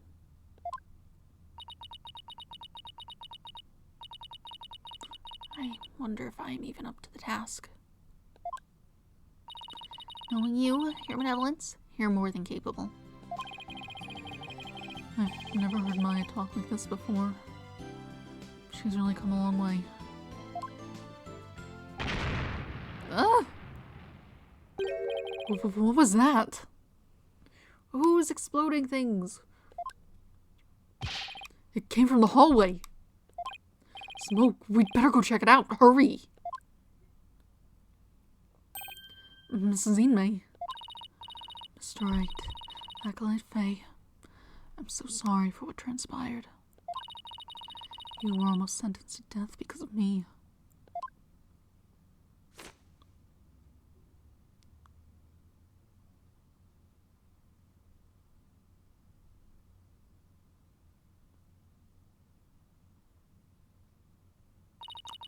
I will make amends by picking up where my husband left off. I will see the revolution through, so nothing like this can ever happen again. For that is the depth of my love for my dearly departed husband. Lady Inmei, we gotta hurry! Voice, is that Mr. Artemon? I must tell the people. They must learn that the peace we enjoy is a false one. One built on the backs of innocents charged with false crimes under that odious DC Act. We have it in our power to forge a society in which the law judges all of us fairly. Hey there, PW. I wish we had more time to talk, but Dirk, everything's ready. It's go time. Dirk. Hi. Wait, was that the rebel leader, Dirk? After him! Don't let him get away! The power to forge a society in which the law judges all of us fairly. It's the start of a legal revolution.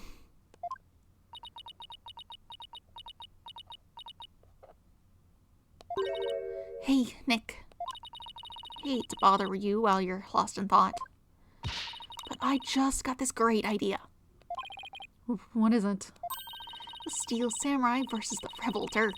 I'd bet it'd make for another awesome TV show. And if we threw in the Plumed Punisher in there, everyone would go nuts over it. I'll never get what she sees in those shows. But it's good to know that no matter what happens, Maya will always be Maya.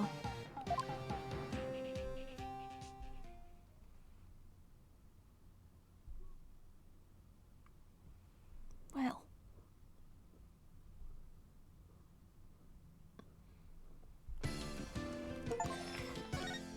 That's the end of that. What time is it? It's not even 9:30. I suppose I should carry on to the next thing. Though, given we have reached a break here, I think I'll go and feed the cats early. Cats will be fed, and then I will return, and we will carry on to episode 4, which, given the pattern so far, is likely to feature Athena and Apollo back where they live.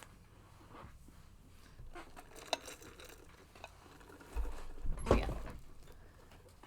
I'll go feed the cats, and then I'll get back, and we'll just get into that, I suppose.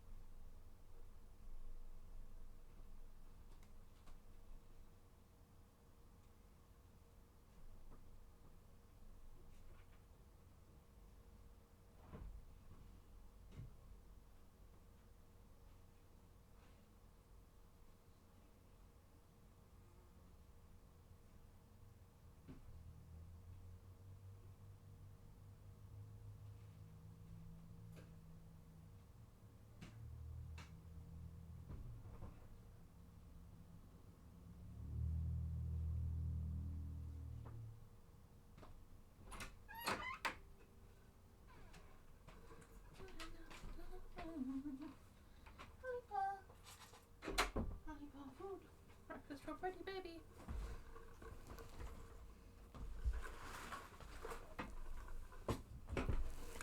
Okay. Well, that was gone for a bit too long. Oh well.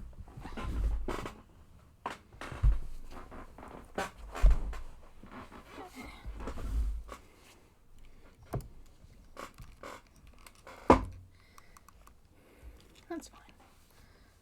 Alright, but I am back. Let's get into the next episode.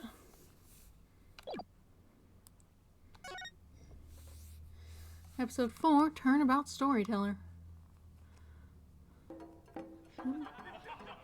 That's my animation.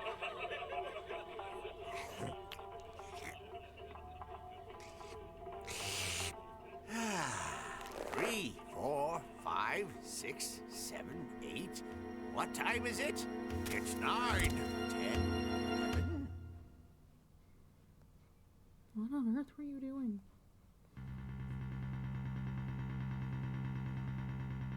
What sort of mystery? Shisho's dead. No, do you think he did it? Oh no, if he did, then what do we do? Hey, pull yourself together. Don't worry, I have an idea.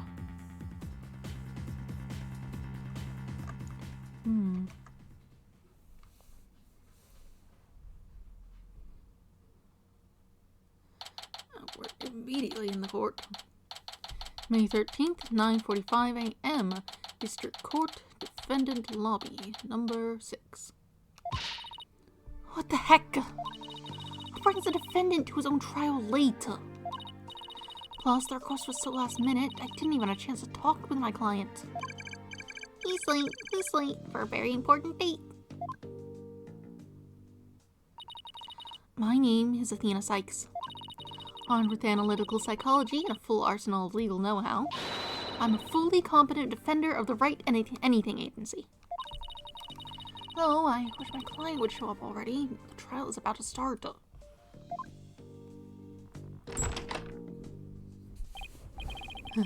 You made it just in time. Jesus. Where have you been? The trial's about to start, Simon. Oh, you.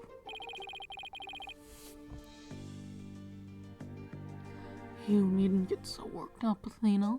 I don't think that was your voice. What was your voice?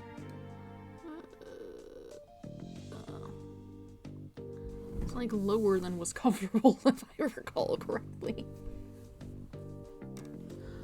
You needn't get so worked up, Athena. His baldness can wait. There's no way he'd wait for me. Besides, why would I want to start off on the wrong foot with him right out of the gate? Dealing with such matters is part of being a lawyer, if I'm not mistaken. Yeah, well, covering for your lateness is not. Still but a rank amateur, I see. This is Simon Blackwell. He might not look it, but he's actually a prosecutor and a psychology specialist. He and I go way back. As for our shared specialization in psychology, we're both disciples of the same person, so to speak, but he's kind of my senior, I guess. But twisted sense of humor or no, I wish he'd stop treating me like a child all the time. So, we're right, Dono, and Justice Dono. Mr. Wright is abroad, and Apollo is helping Trucy with her magic show. Didn't I tell you? What? Neither one of them are here, leaving you to take this on alone. Yep. Ye gods. Call Wright Dono back. It's not too late. It definitely is. He's like overseas. He's not just like out of town. Oh no, not too late at all. He would only need to know how to teleport. Very well. I will settle for Justice Dono. Go grab him by the horns and drag him here. Apollo is literally in the middle of a show, Simon. You may not want to admit it, but I've got what it takes on this case. I've got what it takes to take on this case. Just leave this to me and go watch from the gallery. As your defense derails in spectacular fashion. No, as I win the heck out of this trial. I'll be okay, promise. So wipe that look off your face already, will you? Anyway, I take it the guy behind you is... Yes, he's your... He's asleep again. Hoy, Buggy, wake up! Yeah! The hell would you do that for, Slimy? Who's this? Just some guy.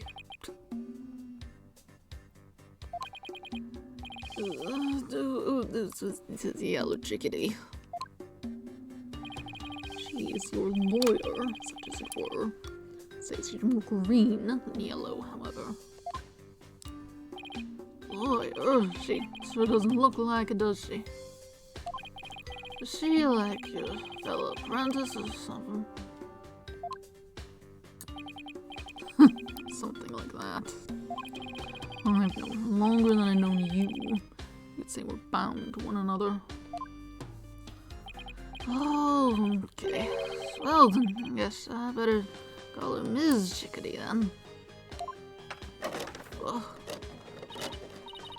Simon, this guy's not only rude, but he's 3 sheets to the wind at his own trial. I know we just met, but I'm about ready to give him a piece of my mind.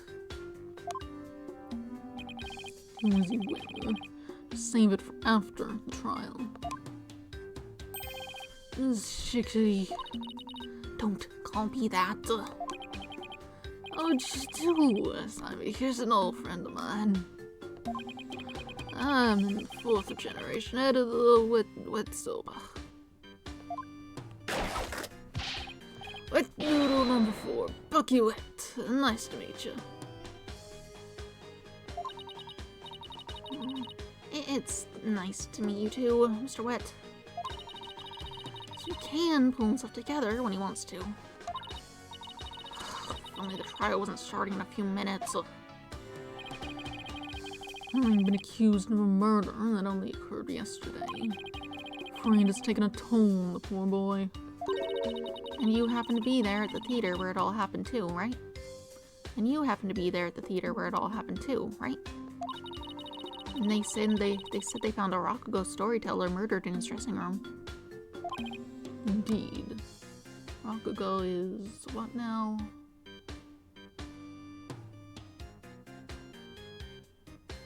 I'm not sure. Victim, master storyteller, Taifu Tornado. Was a longtime patron of wet soda. Master Tornado had been looking after Bucky ever since Wet Noodle number 3 passed away.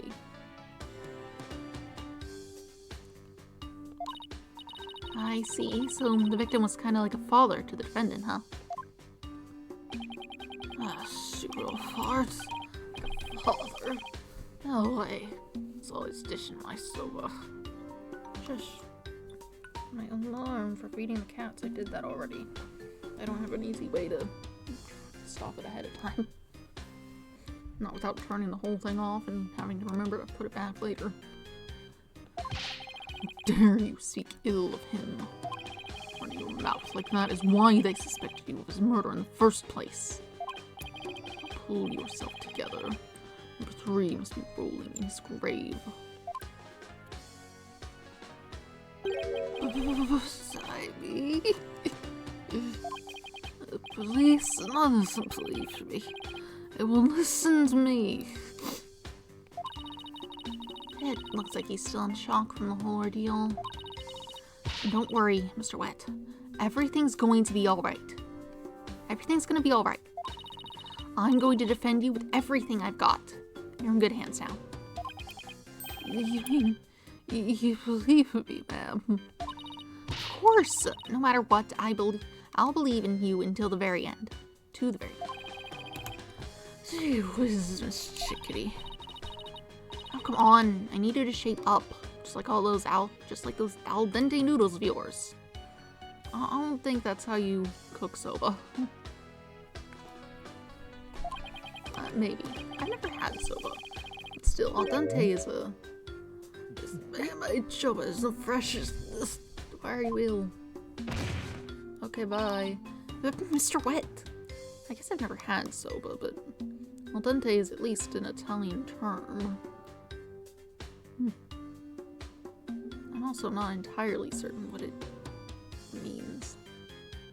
It's presumably the way you want noodles to be cooked, at least pasta noodles. But beyond that...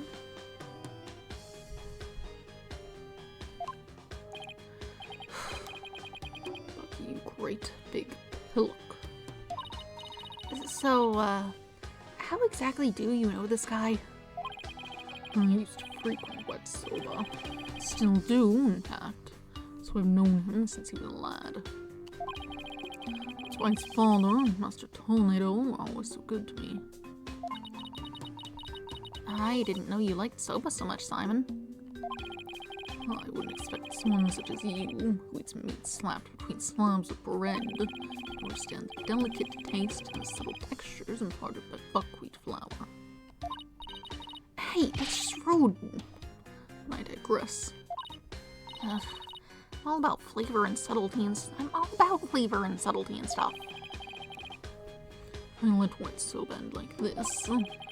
I'll never be able to face number 3 or Master Tomato in the next life. I see. And that's why you came to me. You wanted somebody you could trust. It was never my intention to ask you. I'll show him. I'll show him I can handle it just fine. I believe it's just about time. What? But we haven't even properly discussed the case yet. What's the matter? What's the matter? You look nervous, Athena. I don't know if that's the voice. What's the matter? You look nervous, Athena. Tell me you're chickadeeing out. I'm just trembling with the excitement of battle, that's all. Well, yes, let's do this. Come on, Mr. Wet. Get up off the floor, we've got a case to win. Is Miss Sickety. I was gonna do my best. Wet soba, wet soba, wet soba, wet soba, wet soba. You got an alarm or something? Ew, two bowls of noodles. Sorry, sure, no can do. Kinda visit the courthouse. They hung up. I mean, you did just tell them you can't. That's no point sticking around. Okay, let's do this. He's not going to do himself or his case any favors like this, Simon. Maybe we should let him go get some rest somewhere. Rest? Maybe fire a little bit regular flour dough or fruit on noodles. I'm fresh like my soba. You don't let soba dough rest. It's all about the 3 freshes. Grind the buckwheat seeds fresh, cut the dough fresh, and boil the noodles fresh. Okay. You're odd. He's blacked out. Oh boy. I just knew something like this would happen. Simon, what are these 3 freshes of soba he was talking about? First, buckwheat seeds, or groats, are ground to make buckwheat flour. What does this have to do with the case? And dough made with this flour is cut with a large rectangular knife into noodles. And finally, the buckwheat noodles are boiled. Each step is done immediately, one after the other, so that the soba is fresh when eaten. Oh, so that's what he meant. So you just have the grains just like at your shop and you grind them yourself? Interesting. I wouldn't want him to make me any soba right now, though, that's for sure. Athena, this is no time for idle chatter. You need to get into the courtroom now. Just remember, as prosecutor, I will be unable to lend you a hand. Don't expect any help from my quarter. There you go, treating me like I'm incompetent again. For your information, I wasn't planning on asking you for your help anyway. Just you wait, Simon. I'll show you. Mr. Wright and Apollo may not be here, but that's alright. I can do this on my own.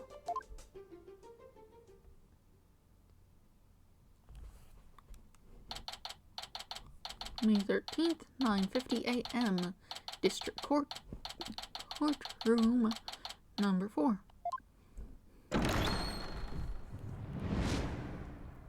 Day 1, court is now in session. All rise. Oh, you're here again. Are you just like flying between places? What are you doing? Court is now in session for the trial of Bucky Wet. The defense is ready, Your Honor. Prosecution is fully prepared, Your Honor. What's this? No prior this time, Prosecutor Sadmahi? That is correct, Your Honor. To expedite these proceedings, I completed them beforehand in the lobby. How very thoughtful of you. By the way, what brings you back to this country? Chief Prosecutor Edgeworth himself called on me to handle this case. Besides, I have a debt to repay. And though my opponent is yet a cow thing, I have no quarrels with sending her down to hell. Objection! If you have a score to settle, it's with Apollo, not me. But more importantly, I am not a callow thing. I'm a qualified and capable attorney. And what is that yellow attire, if not proof of your immaturity, you small spring chick? Now cease your shrill chirping. No, Prosecutor Sadmahi. She's still only a teenager. Please go easy on her. Great. Now even the judge is giving me the kid treatment. Very well. Shall we begin, Your Honor? Yes, I suppose we should. Now then, Prosecutor Sadmahi, please give your opening statement. I'll show them what I can do. They'll be sorry they underestimated me. Certainly. The last rites of the victim commence. The incident is believed to have occurred at around 4 p.m. yesterday, May 12th, at a storyteller's theater called Kurukuru-tei. The victim was a great master of the Tornado School of Rakugo, or comedic storytelling. His name was Taifu Tornado. The scene of the murder was the theater's dressing room. It is accessible via the staff entrance hallway and has an inner and outer sliding door. Backstage diagram added to the court record diagram of the backstage area showing the location of the stage and the dressing room, and the yard.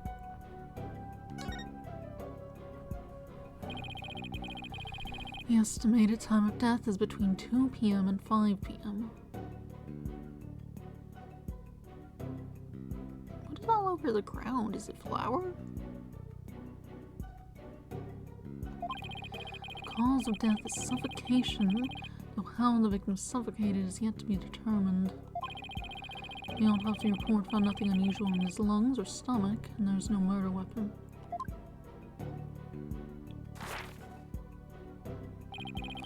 I will now submit the incident report to the court.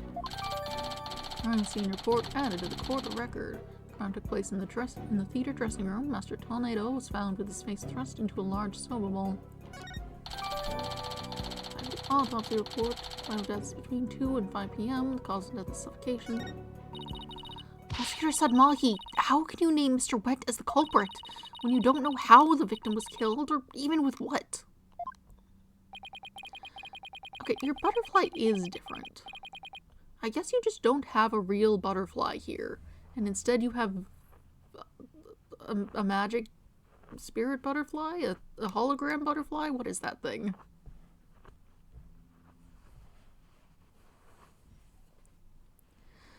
While it is true that the weapon and precise method are as yet unknown, the accused is the only one who had the opportunity to commit the murder. We'll explain this assertion in further detail as we continue. Ugh. Guess this means he has some kind of evidence to present. Now, would the accused care to plead his case? Come to think of it, where is the defendant, Miss Sykes? Sorry, Your Honor, but I'm afraid Mr. Wet isn't feeling very well and is resting in the infirmary. Surely it is a lack of a clear conscience that impedes him from facing this court. Great, starting off on the wrong foot already. Mr. Wet is the head chef of a soba shop frequented by the victim. On the day of the incident, Mr. Wet went to the theater at the victim's request. Haifu Tornado was a connoisseur of soba, as you can see in these photographs. He was apparently making soba himself in his dressing room that very day. Soba found at the scene is likely the soba he himself made there. Liking soba is one thing, but making it in a theater dressing room's a bit much, huh? Mr. Tornado truly had a passion for soba, didn't he? For a man like that to be murdered by a soba chef is simply unthinkable. And yet, the accused has ample motive. For in the victim's safe was discovered the deed to the accused's shop. Mr. Wet was to inherit Wet soba when he lost his father recently. However, it's believed the victim stole the shop's deed during the transfer process. The prosecution believes the accused killed the victim in order to get the deed back. Wet soba deed added to the court record. Found in the victim's possession, it's a deed for the soba shop. The deed holder is Bucky Wet. There's better ways to go about that. Like legal things to do, surely. Murder over the deed to a shop does sound like a plausible motive. So that's what this case is about. I wish Simon had filled me in a little better. Could have contributed more than just 1,000 buckets of cold sweat if he had. Defense. From your demeanor, I gather you know very little about the details of this case. Well, you see. You are dishonoring the soul of the victim by appearing in the courtroom unprepared. I mean, I don't think it was her decision to come unprepared. The dude died like yesterday. You are an embarrassment to your profession, you putrid egg yolk. I'm sorry. Paul's of red pepper and now I'm an egg yolk. I only just started and I've already been demoted from spring chick. I am ready to call my witness, Your Honor.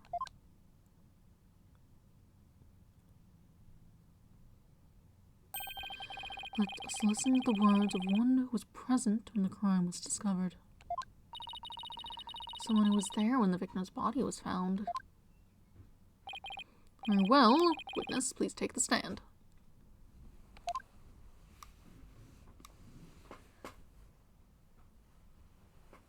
Hello. Hi. Witness, please state your name and occupation. Simon Blackwell, prosecutor. Prosecutor Blackwell! You didn't tell me you were going to take the stand. It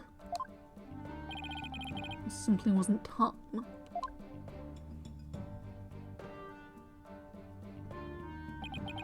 What a shame, Prosecutor Blackwell. Had you shared the damning scene you witnessed beforehand with the defense, you could have moved this trial along and saved the victim's soul that much faster. The damning scene? What in the world did Simon see? Prosecutor Sadmahi, was it? before I give my testimony, there's something I'd like to confirm. By all means. This case involves Rakugo, a very traditional form of Japanese comedic storytelling. Do you have enough knowledge of this art form to handle the case competently? Are you implying that I am not qualified for this case? Not yet. I'm simply trying to ascertain your familiarity with the topic, for now. It is a prosecutor's duty to learn the background of any case he takes on. I did some research on Rakugo last night, and I've grasped the overall idea of it. How much can you possibly grasp in a single night?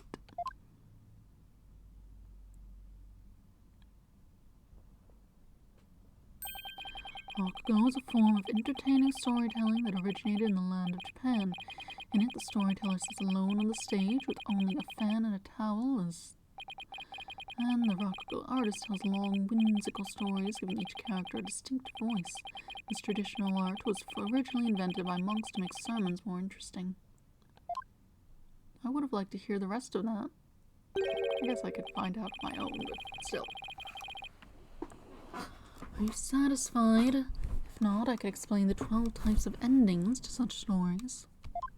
Or shall I perform the famous story of Jugema instead? It appears you have put in a bit of study. Your acknowledgement is most welcome, Prosecutor Blackwell. Things right here. I can see why you are known for being quite thorough in your research, Prosecutor. Now, I would love to see you perform that story you mentioned, if you don't mind. If that is your Honor's request, you will need to...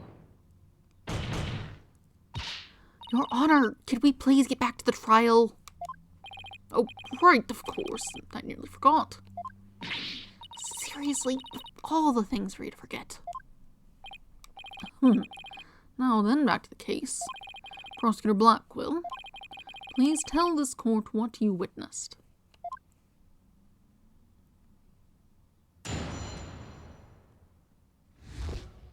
What Simon saw.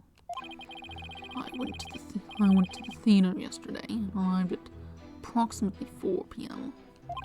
Went straight to Master Tornado's dressing room to say hello. Bucky went into the dressing room thereafter, only to come storming out a while later. Master Tornado's junior disciple, Uendo apparently then entered the room soon after. That's when Uendo discovered Master Tornado's body. Now wait just a minute here, Prosecutor Blackwell. With testimony like that, you're practically accusing Mr. Wet of the crime. All I can do is state what I saw. Can't help how it appears. But a qualified and capable attorney such as you should be able to dispatch it with it, right? Well, yeah, duh. Alright, I better start by getting off. I guess I better start by getting all the info out of him that I can. Cross-examination. Went to the theater yesterday and arrived at approximately 4 p.m. Hold it! Prosecutor Blackwell, what did you go to the theater for in the first place? I went because I had received an invitation from Master Tornado. Here, see for yourself. It was a special show commemorating his junior disciple Wendo's promotion.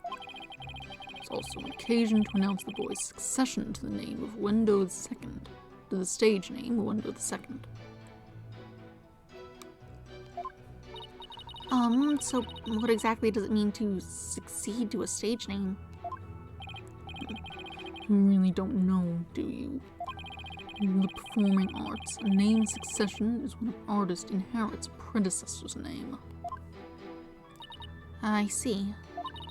So there was another Uendo Rakugo artist before, and this disciple succeeded him, huh? And what exactly did your invitation say? contained a simple letter of salutations and an outline of the show's program. Oh, it appears Taifu Tornado was going to perform Tokisoba, or Time Soba. He's famous for his masterful pantomime of eating soba using only his fan as a prop. And Wendo was to perform Soba Sei, or Soba Glutton, a soba-themed show, I see.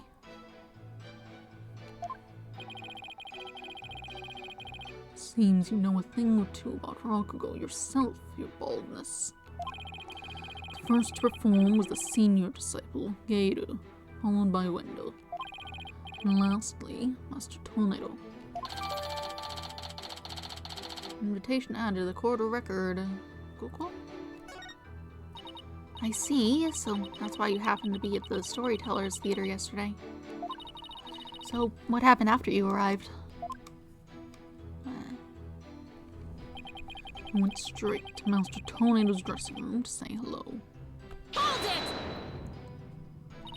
And how did Master Tornado appear when you said hello to him? I went with the intention of greeting him, but ultimately, we didn't actually meet. You didn't see him? Why not? Geiru escorted me to the dressing room, but we heard the sound of Rakugo being performed from within. Thinking the master was rehearsing, we decided to wait in the hall until he was done. You heard Rakugo being performed in the dressing room. Yes, not just me, but Geiru as well. In other words, you can confirm that the victim was still alive at around 4 p.m. Correct. Couldn't hear him clearly through the doors, but I'm sure it was Master Tornado. I could tell because of it was the time sober routine being performed in there. So that means the victim was killed sometime after that. Bucky went into the dressing room thereafter, only to come storming out a while later. Hold it! Please, tell us in detail how Mr. Wet appeared at the time. Geiru and I were waiting in the hallway for Master Tornado to finish practicing, when Bucky appeared and entered the dressing room with his things. What happened after that? We heard what sounded like Bucky shouting inside the room. About 10 minutes later, Bucky came back out of the dressing room looking rather irate. This is most likely when the murder was committed. The victim was an elderly man. It would have been entirely possible to kill him within the span of 10 minutes. I better come up with some kind of counter-argument and fast.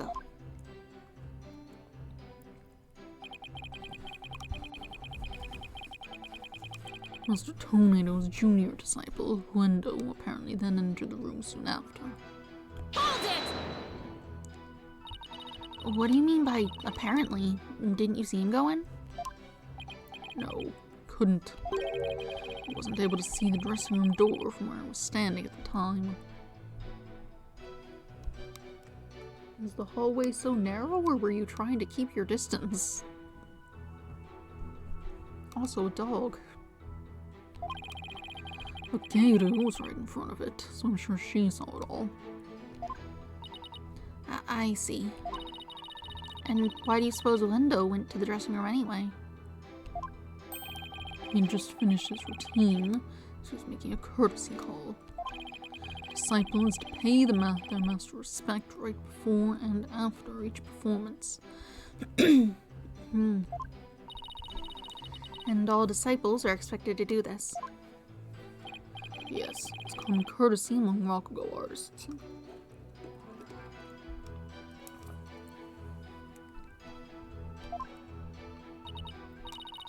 I see. Could you tell us what happened after Wendo went into the dressing room? Certainly. That's when Wendo discovered Master Tornado's body. Hold it! And how did Wendo act at the time? After Wendo had been in the dressing room for 2 or 3 minutes. We heard a scream from inside the room, and Wendo came flying out. Did you hear any signs of a struggle at that time? No. No, just Wendo's woeful scream. I see. Well done, Prosecutor Blackwell. Your testimony's given us quite a glimpse into the sequence of events. Some yelling bird out there. Thank you, Prosecutor Blackwell. Now, please allow me to summarize your testimony. While Prosecutor Blackwell and Geiru were in the hallway waiting for Master Tornado, the accused came along and entered the dressing room with some items in tow. He was heard shouting for a time inside the dressing room, and about 10 minutes later, he came back out of the room, seeming rather angry. A short time after the accused had come and gone, Wendo Tornado went into the room. A few minutes later, after having discovered the victim's body, Wendo gave a scream and came running out in the hallway from within. Prosecutor Blackwell and Geiru then ran into the room and saw the body for themselves.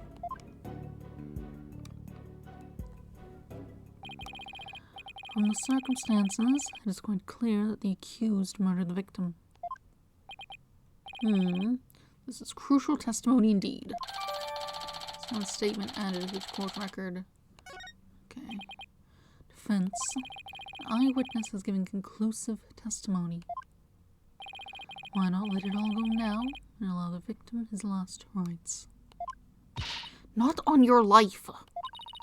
If Wendo went into the dressing room too and was the first to discover the body, then who's to say he didn't commit the crime?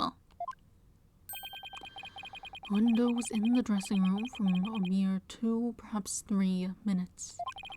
He could not have possibly committed murder in that time, not without making any noise. Oh, Simon, you have to give that awful testimony. Prosecutor Blackwell, can't you give me something a little better to work with here? It isn't up to you to ask the right questions. I'm certainly willing to tell you all that I know. So if you truly are capable, as you claim, then draw out what you need yourself.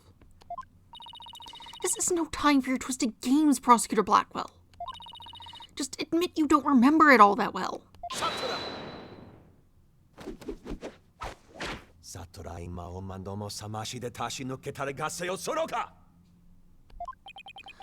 Prosecutor Blackwell, watching you collude with the defense like this, I see that you are no prosecutor.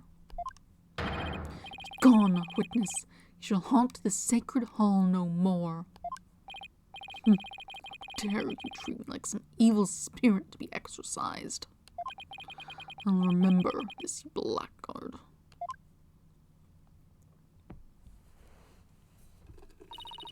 Don't worry, Prosecutor Blackwell. I've got this. Would I have my way, he would not be the only one here to step down. You half-boiled, putrid egg yolk.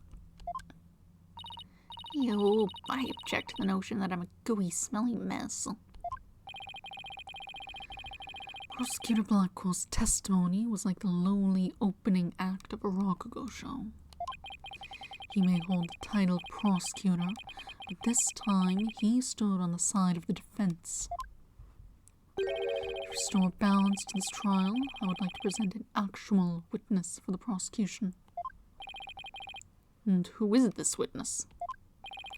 The person who was with Prosecutor Blackwell when the body was discovered. She is another entertainer of the Tornado School, Miss Geiru Tornado.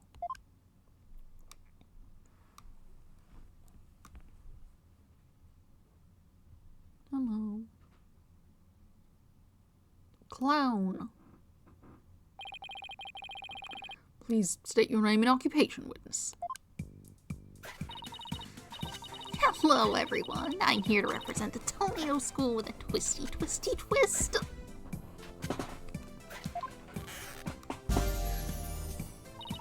And balloon, there you have it, the stunning balloon hat. That's me, the balloon artist you all know and love, Gator Tornado. Just call me Gator, sweetie. 1, 2, boom. Okay then, you're what a way to capture your audience's attention. I dare say I can't take my eyes off of those balloons. Please tell me you're talking about the hat, Your Honor. Oh, Mr. Judgy, I'm so glad you liked my performance. Would you consider joining my fan club? Pretty please. Oh, absolutely. And please save your fanboying for after the trial, Your Honor. Anyway, Gator, I can't help but notice you seem awfully cheerful for having just lost your master. Of course I'm sad, but Shisha would scold me if I didn't put on a big smile. Never show sadness, smile, smile, smile with a twisty, twisty twist. Balloon, there you have it, one gorgeous cake. It looks like eyeballs. I see. I guess an entertainer's gotta do what an entertainer's gotta do. Her balloon art's worse than a Rorschach test. All I saw was a severed monster head. Gato, you're obviously a balloon artist. So how did you come to be a member of the Rakugo school? Well, my late father, that is, was a Rakugo artist, you see. So I joined the Tornado School to be just like my daddy someday. I see. My father and I owe so much to Shisho, our master. That Bucky Wet. Oh, how could he? I want to see him pay for what he's done as quickly as possible.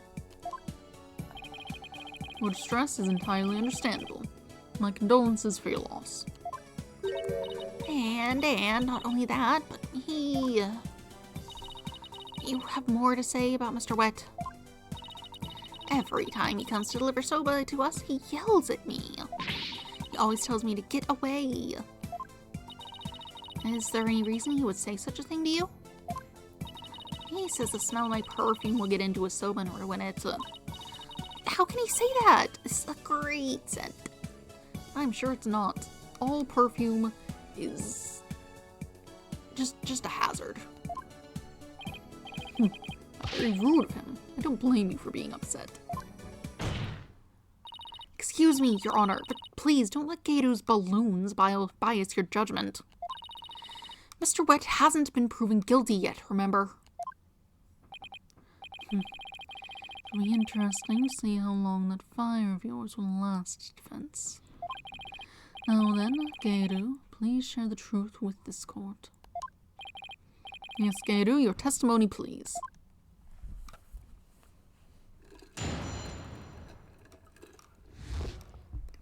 Before the murder was discovered. From 4 p.m. to a little after 4:20 p.m. when Shisha's body was found, Simon and I were standing in the hallway in front of the dressing room. Before Wendo discovered the body, the only person who had gone in there was Bucky.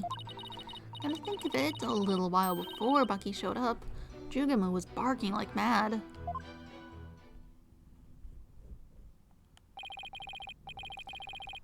Prosecutor Blackwell, do you have any objections to this witness's testimony? No. Make up your bloody mind, Sadmug Sadmati. First you exorcise me, now this.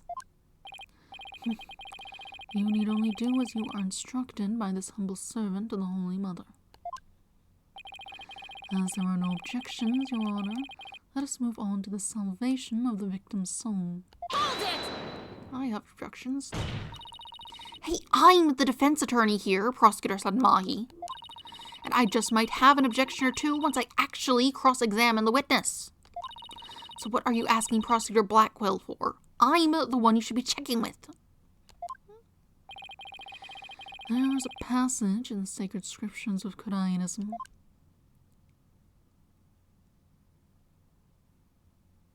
To stir the wind is beyond the power of a spring check. In other words, the inexperienced are useless.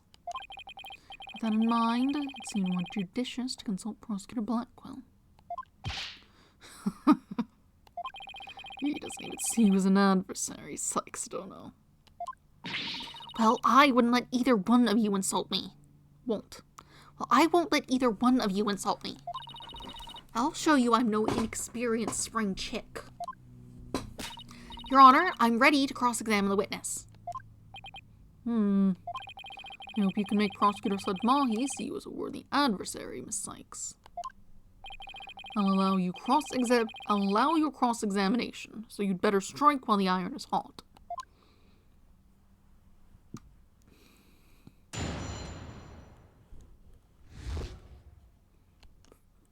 Alright. 4 p.m. to a little after 4:20 p.m. when Shisha's body was found. Hold it! So the murder must have happened sometime in those 20 minutes, correct? But 20 minutes isn't a lot of time, is it? I don't know.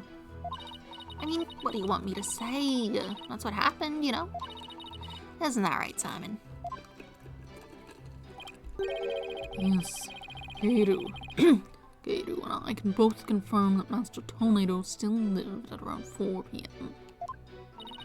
Oh, yeah, you can, can't you? See? Simon and I were standing in front of the hallway in front of the dressing room. Hold it! The fact that the two of you were there in front of the dressing room means you were able to see everyone who went in and out, right? Of course. Or are you insinuating that I was daydreaming or sleeping while standing up or something? No, of course not. I saw everything, I tell you. Fine. So you say, anyway. But did you really? Before Wendo discovered the body, the only person who had gone in there was Bucky. Hold it! Only the defendant and Wendo entered around the time of the murder. That's right. That's why it must have been Bucky who killed poor Shisho. Let's take a deep breath. Okay, Geiru? So not a single other person set foot into the dressing room at that time. Ah. I already told you over and over, didn't I? There was nobody else.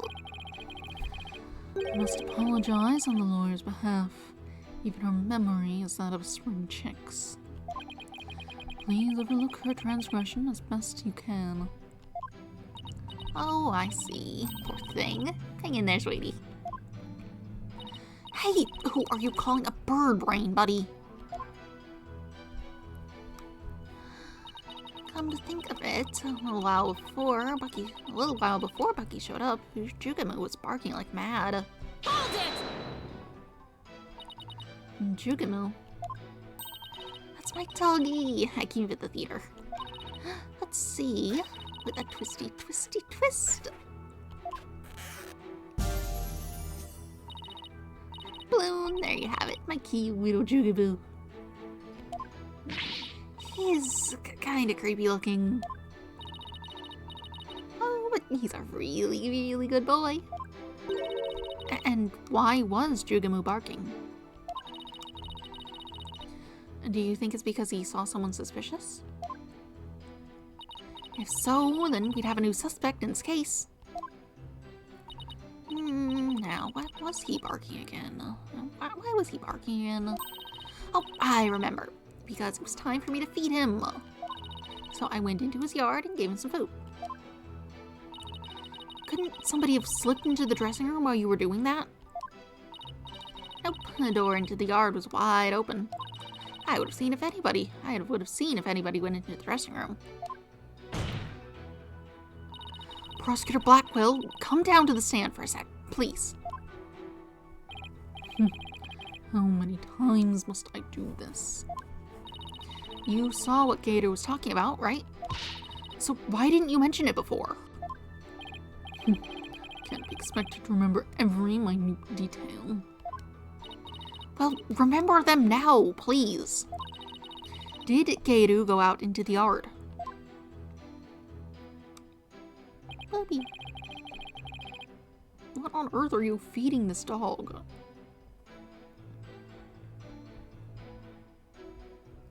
Buns? Rocks? Yes, I remember. Yes, I remember now that you went to feed Jugamu. I saw her looking toward the dressing room quite frequently as well. Frequently. Do you recall anything else? It looked as though she were feeding the dog a great quantity of dumplings or something. Jugamu couldn't finish them all, so he buried the rest in a corner of the yard. That's about all I can remember. Someone's statement updated in the court record. Why were you feeding the dog dumplings? It looks like Gato was telling the truth. Your Honor, I'd like Gato's last statement added to her testimony. As you wish, defense. I was in the yard, but the door was wide open, so I could keep watch on the dressing room. Hold it! You know what this means, right, Gato? You weren't in the hallway the entire time after all, were you? Well, okay, so I did go out into the yard, but it was just for a second. The yard door was wide open, so I could still see the dressing room the whole time. The door was open, so she could still see the dressing room. Prosecutor Blackwell, I need you on the stand again, please. What am I, your lady-in-waiting? Do you remember anything about the time Gato was in the yard? Simply that Jugemu buried the food he couldn't finish in a corner of the yard. That's about all I can remember. Thank you. I didn't really need to hear about the dog again, though. When I finished feeding Jugemu, I returned to the hallway. And then I saw Bucky go into the dressing room. No question about it. Okay, so around the time of the murder, Gato and Simon were hanging out just outside the dressing room. Guess I'm going to have to find a flaw in there somewhere if I want a flaw in there somehow if I want to get anywhere.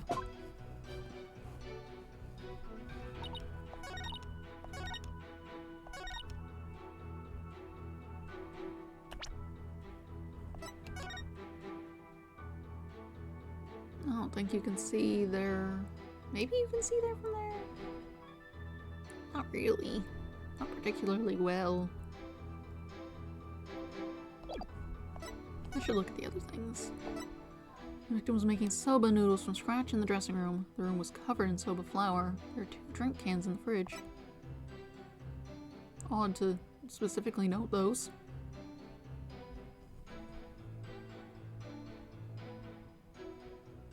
Something's unplugged.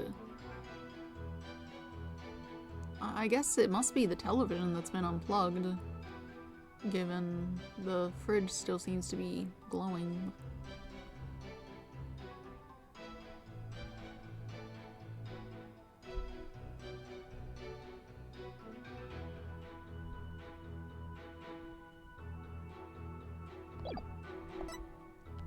Let's see. Cause of death, suffocation, nothing has lungs. Here's the deed. Inside the envelope was a ticket to the show and a letter to the victim. The letter contained a simple greeting and a rundown of the show's program.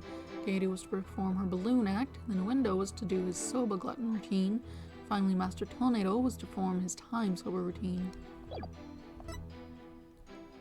Simon's statement. Mr. Tornado was confirmed alive at 4 p.m. Bucky Wet entered the room at 4:10 p.m. and left at 4:20 p.m. Window discovered the victim's body upon entering the room after Bucky left. Before Bucky came to the theater, Gato was outside feeding her dog a number of dumplings. The dog buried his leftovers in the yard. Anyway, I'm going to say your angle is bad.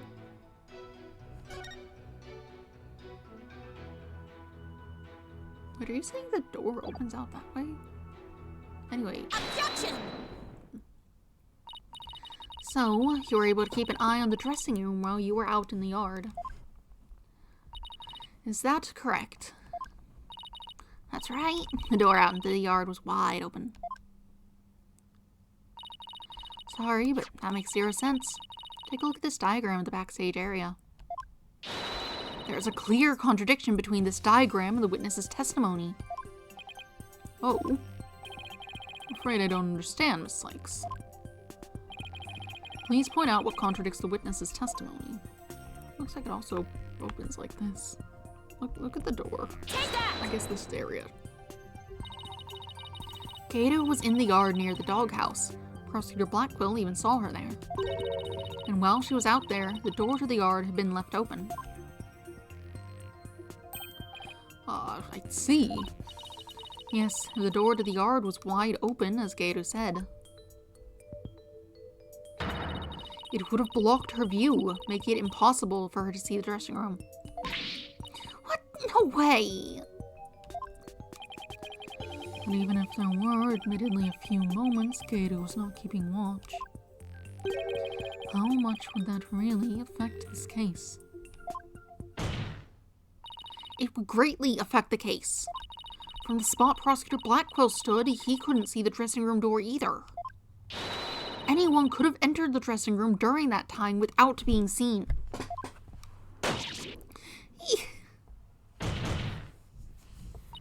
Gato, why did you try to hide the fact that you weren't watching the dressing room? What?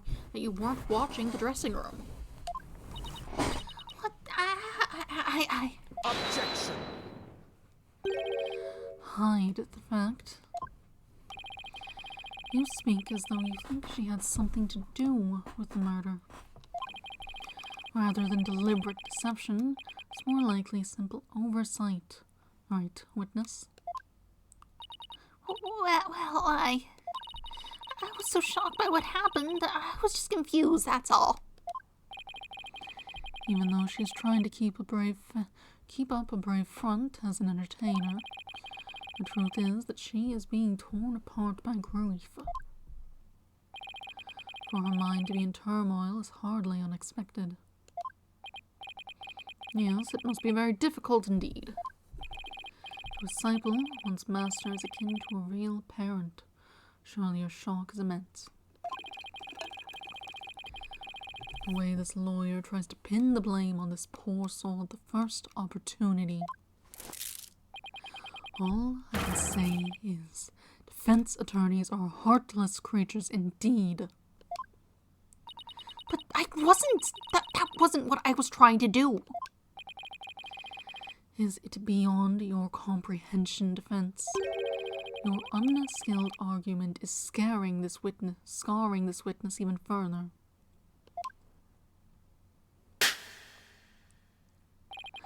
And if we ask the people in this courtroom, I'm sure they would agree. But the gallery doesn't get a say in this. They never set up the jury thing.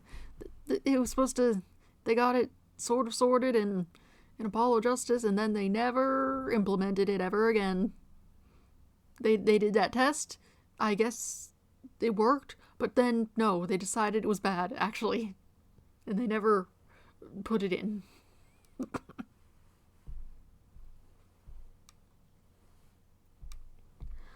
Are you afraid to find out that they think ill of you? Perhaps you are in the wrong. Listen to them now with that keen sense of hearing you are so proud of. That's right. That was harsh. She didn't have to go that far. I'm kind of sorry for the witness, and why is the lawyer's outfit so yellow? No, I was just trying to find the truth. Why is the whole gallery siding with Prosecutor Satmaki? People understand. They know what is right and what is wrong. That lawyer's still in training, isn't she? Why is she all by herself? I hear the voices in the gallery. I can hear the voices of their hearts. It's so intense. I feel so alone up here fighting by myself. Are you afraid, child? It is ludicrous to come to trial with such paltry preparation of the soul. I command you to leave this courtroom at once. Can you chill? But I can't give up. I have to keep pressing on. As long as there was a moment when nobody was watching the dressing room door. The defendant can't be convicted solely on Prosecutor Blackwell and Gato's testimonies. Even now you will continue to resist. You are childish in defeat as well, I see. I'm not out for the count yet, Buster. I'm just getting started. Despite your posturing, it's not true that your resolve could crumble at any moment. With but a little push, you would surely succumb to despair. A little push such as this piece of conclusive evidence. Conclusive evidence, huh? That is correct. We found a critical piece of evidence at the scene of the crime. The victim's dying message, which clearly implicates the accused, Bucky Wet.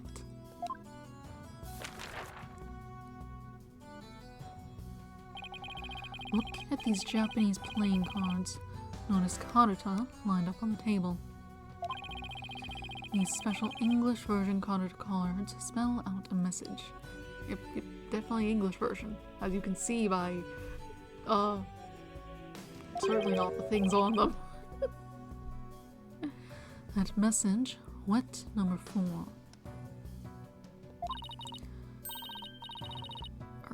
Or wet no 4.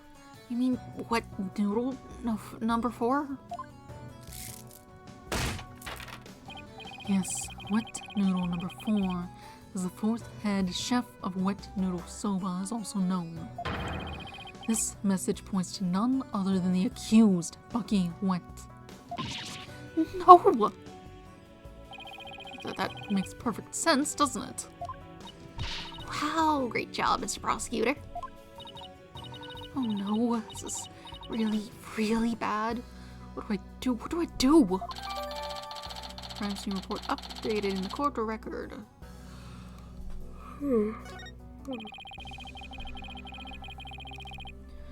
Will you still carry on your futile fight in the face of this irrefutable evidence? You can say whatever you want, but we won't know until we... It's cruel to give the accused false hope. You will only compound his suffering. Wise people of the courtroom, do you not agree? That's right, it's cruel to make him suffer when there's conclusive evidence. What an incompetent noob. I feel bad for the victim and the defendant. But what... I'm trying to prove Mr. Wet's innocence here. I know you can hear them, defense. Their voices implore you to save the accused's soul. It's time for you to let it go and move on, you inexperienced lawyer. You lack the competence with which to accomplish anything meaningful here. Is he right? This is too much for me to handle on my own. What good is she doing anybody? What good is she doing anybody? She should just quit right now.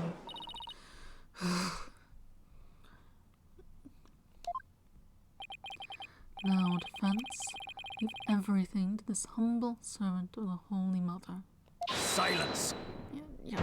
Shut up. You're like doing it so bad.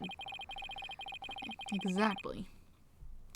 He's trying to use your keen sense of hearing against you to manipulate the trial, Athena.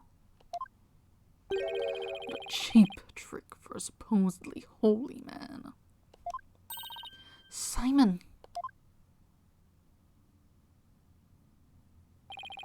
And you foppadoodles in the gallery. Can't a man watch a trial in peace? This inexperienced amateur is about to turn the trial around. Does that prosecutor really think she can turn things around? The mood in this courtroom is starting to change. Prosecutor Blackwell, what are you doing at the defense's bench? I grew bored of watching from the gallery. Besides, if I were to leave this trial to the spring chick, and lose my favorite soba shop in the process, I will be quite cross. You voluntarily stand on the side of impurity and sin. Truly, what a fool you are.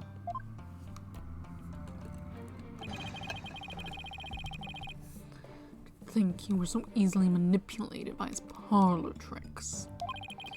Never happened to qualified and capable, Athena. I just let my guard down a little bit, but it won't happen again. Gird up your loins and steel yourself for battle. I'm not girding up anything in this skirt. But I am ready to get serious. Seems there's now yet another soul I must cast down into hell. You get to go to hell for the innocent people you accuse? Is that a thing you do? I was in prison for a long time. Hell sounds no worse than cell, to be honest. Ah, but the fires of hell will not be the end of your suffering. The sin you have just committed, you shall surely be reborn as a panda in your next life. White and black reverse panda, that is. And you shall be put in a zoo to be exposed to public ridicule. A threat like that won't work on Prosecutor Blackwell. After all, he's already used to looking like a panda in this life. Who are you calling a panda? Sorry. I see that you are both prepared to face the fires of damnation. Gato, thank you for your service. You may step down now. Okie dokie. Bye bye, balloon.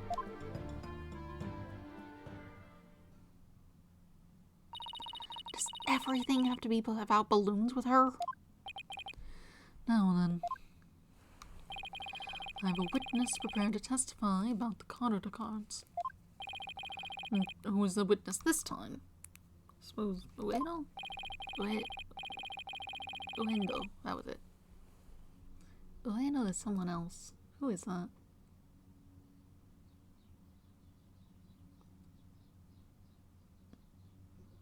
I don't think it's a character from it. No, it was someone in the Great Ace Attorney, wasn't it? Ueno.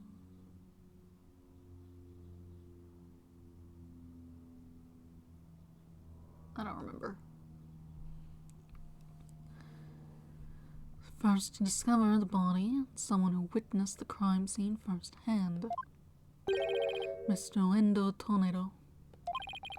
The time's come for that ponytail pair over there to finally let it all go and move on. Very well, let us bring in this witness then.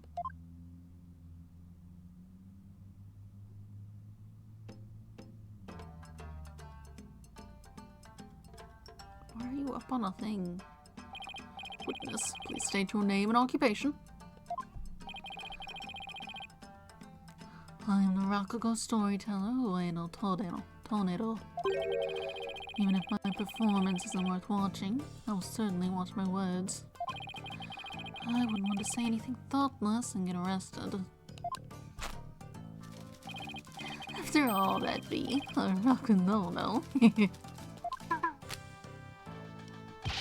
Thank you, everybody. Good night. Hold it! You can't leave yet. You've only just introduced yourself. Oh my. Are you a fan of mine, miss? Would you like my autograph? Oh, a moment.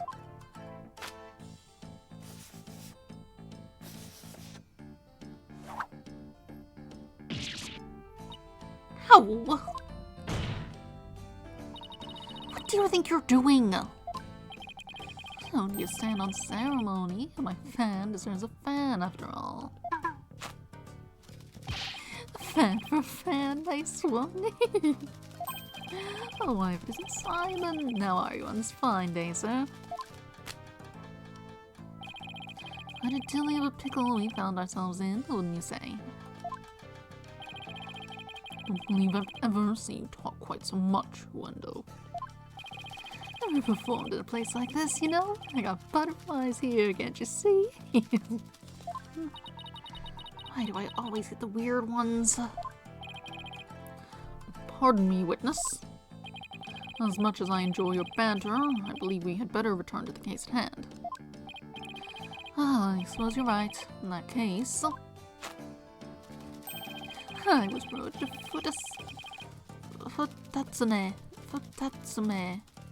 Tatsume yesterday, so received the stage name of Wendell. This show was our way of celebrating my new name and middle rank standing. And then that happened. I never dreamed something like that had happened, not a million years. Just as I got my chance to start repaying my debt to Shisho too. Yeah, plus I'm worried about Gator. Oh, the way she clung to Shisho, poor thing. I told her to keep a stiff upper lip. Stiff like rigor mortis. Keep telling those lame jokes and Shisho will come scold you from the grave. I wouldn't mind getting yelled at, you know, prevent seeing him again. Lindo, please, as charming as your various characters are, this isn't a Rakugo stage. Let us hear your testimony now, witness. Tell the court about the evidence up to the scene, the proof of the accused's guilt.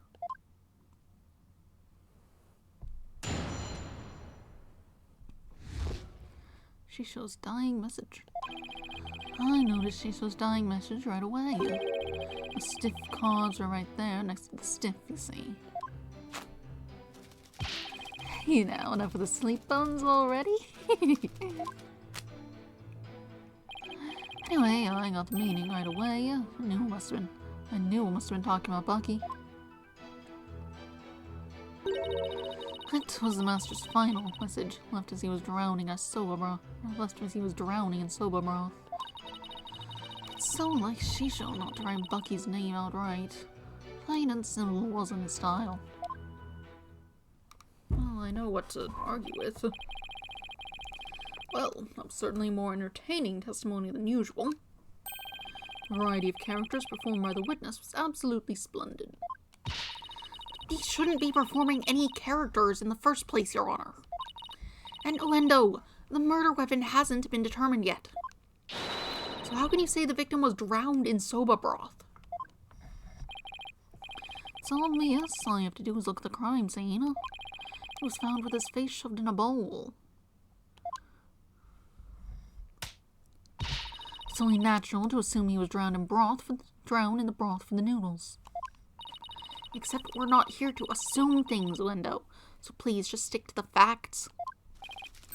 My, it's so like a soba chef to kill someone this way, wouldn't you say? And with the Karuta message he left behind, it's clear Bucky went did it. Setting aside the issue of the murder weapon for now. That dying message certainly does seem to be irrefutable evidence. Indeed, it proves the absolute guilt of the accused. Even I've got to admit I can't see how that message could mean anything else. Bucky used soba for the deed. I'll get back to soba for the deed. I'll get back to soba shop deed. Why do you know about that? This testimony makes Mr. White look super guilty. I have to do something. I guess you could have just been present and heard about it earlier in the trial. That's his conclusive evidence. What a farce. What do you mean, Simon? What's this? Thought you said you weren't planning on asking me for help. I did, and I won't, thank you very much. Someone must have found an inconsistency in the testimony. I'd better listen carefully and try to see what he found. I know exactly what he found. We'll still press everything. See how it goes. I noticed Shisho's dying message right away. Hold it! Lendo, when you saw the cards on the table, what made you think they were Master Tornado's dying message? Well, it was a coded message right there next to the body. I'm sure anybody would have thought they were there to name his killer. I love murder mysteries and often watch them on TV. I see. I saw a similar scene during a murder mystery marathon last Tuesday.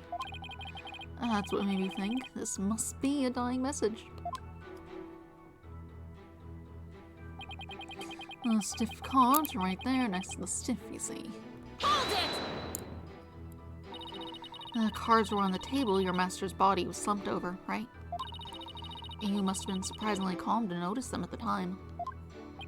As I said, the stiff cards are right there next to the stiff, so they were hard to miss. But wouldn't it have been more natural to notice the victim rather than the cards? The message just caught my eye because the stiff cards were right there next to the stiff. Can you stop saying it like that? Yes, but that fact hardly seems significant enough to make a person take note of them. Stiff cards next to the stiff. Yes, rigor mortis, blah blah blah. So basically, there was no real reason for them to catch your eye, was there?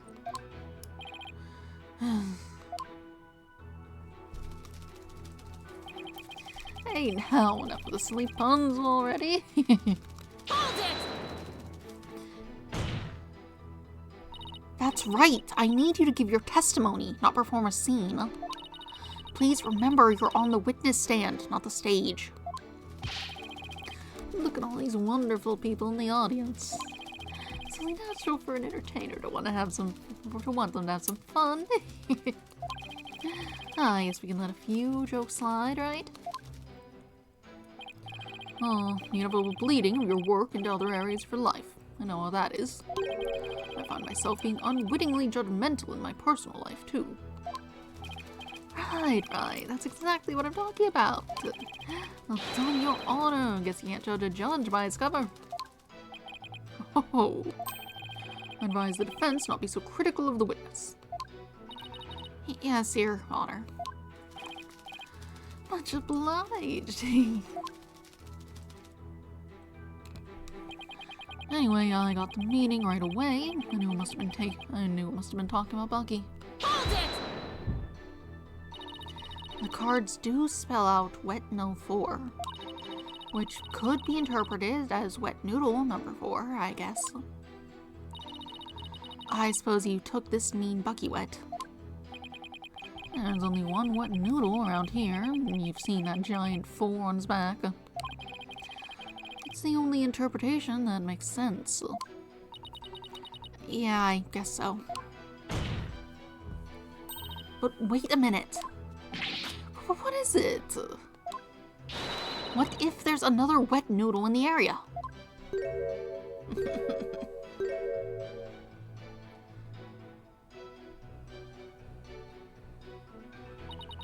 What? Did I say something strange? Bucky is the sole heir to the shop. Enough with the ludicrous straw grasping. Hey, how was I supposed to know?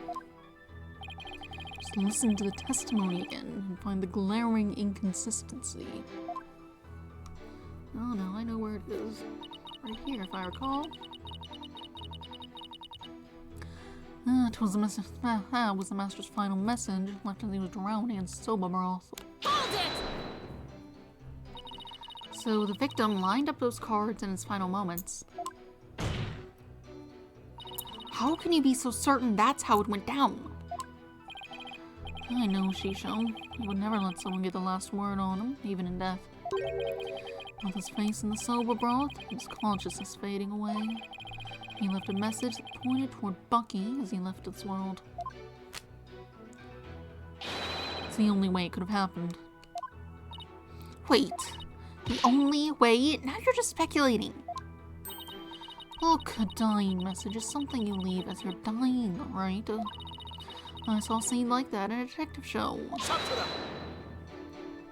Shut up. Wendo, we have a saying in my country. Silence is more precious than diamonds. Please do not speak any more than is necessary. Talking is my livelihood, you know. I talk all the time, isn't that truths and untruths? I can't stop myself from talking. Hopefully he'll stick to the truths without any of those untruths. It's so like Shisho to not write Bucky's name outright. Plain and simple wasn't his style. Hold it! But don't you think it's strange? Could a dying person really leave such a convoluted message? Even in the throes of death, it wasn't Shisho's nature to throw in a twist somehow. Truly the consummate entertainer to the very end, don't you think? Was he really that great of a man, Simon? It would have been no easy task, to be sure. But who knows? He wasn't an entertainer for 55 years for nothing. If I ever bite the big one like that, I want to leave a message as good as Shisho's. Well, let's hope it never comes to that. Simon, are all Rakugo artists like this? It's hard to say. Could simply be the eccentricity of an entertainer. Perhaps he's hiding something. Well, he does have entertaining. He does have to entertain people in a court of law. Well, he doesn't have to entertain people in a court of law. And if he is trying to hide something, maybe it'll show up as a contradiction or something. Yes. I believe it's in here, yes? Nothing found in his lungs. Objection! There's a contradiction in Uendo's testimony. And would you care to explain where, Miss Sykes?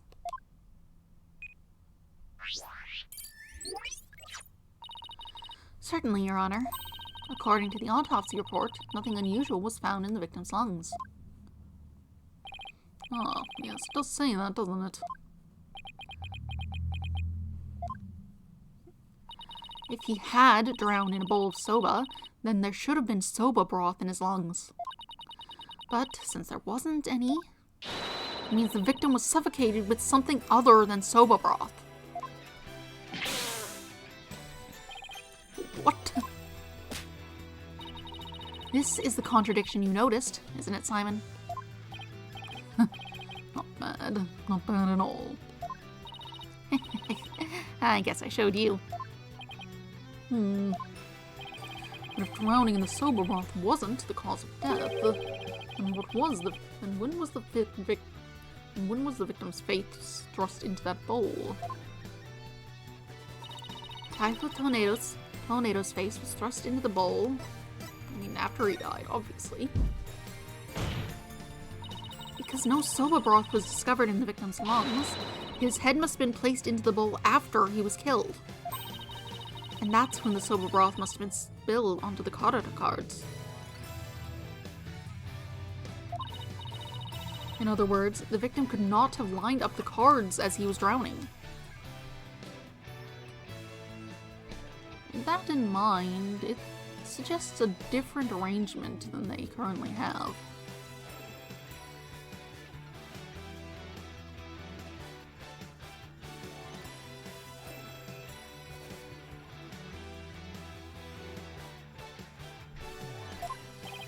I see. So it was done after he was already dead. Why would the culprit do such a thing? I'm afraid I don't know yet. Objection!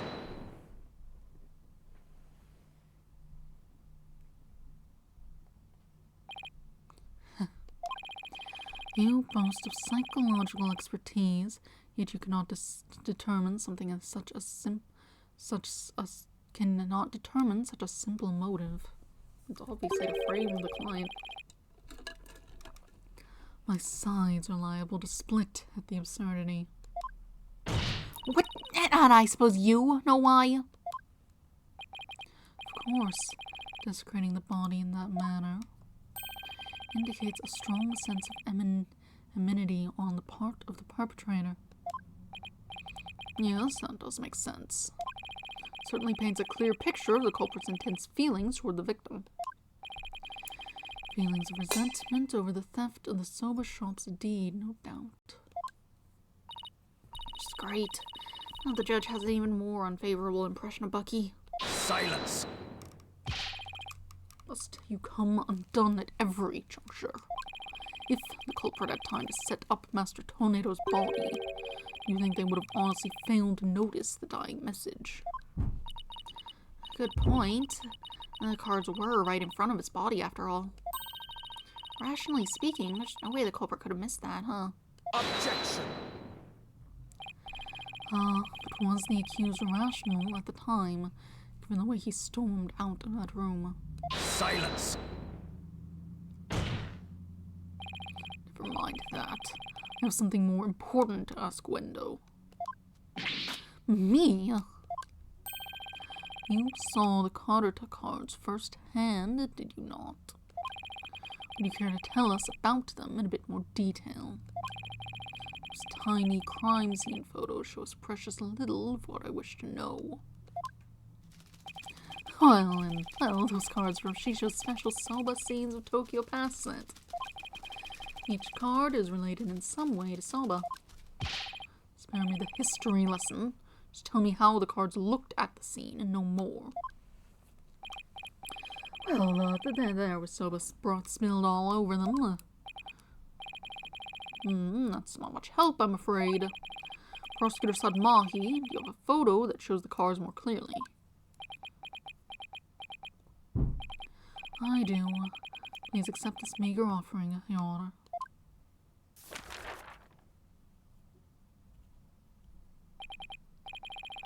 Oh my, what delightful looking cards. Well. Hearing Prosecutor Sadmonk's conclusive evidence, Shapart should be a breeze with this.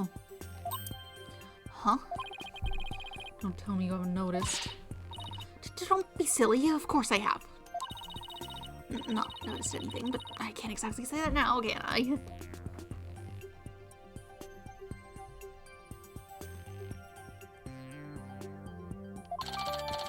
Cutter to cards added to the court record. Okay, well, I was kind of hoping you'd go into them. Let's decipher.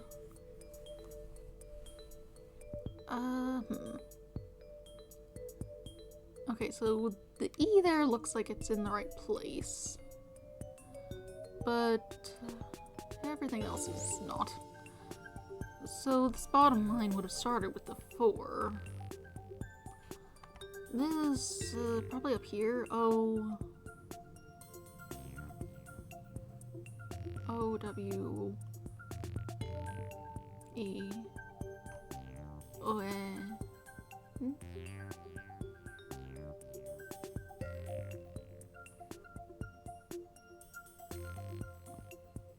O-N-4-O. Wait, no. Wait, there's an H. Where's this go? That doesn't go there. It goes there. Where does this go? O. O. O. W. E. N. Owen. 4. H. What?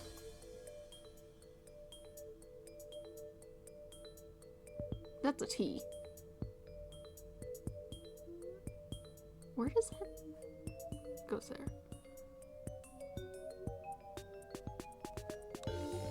Hold on. I think I'm doing something horribly wrong. As in, just not looking at all the words. Okay. So this would go there. O, W, E, that fits. N, Owen. And then 4, TH.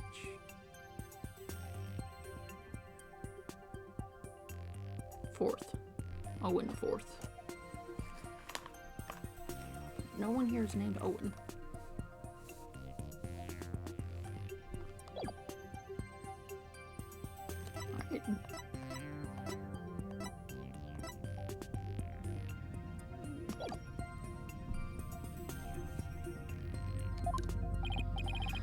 Alright. Well, go on then.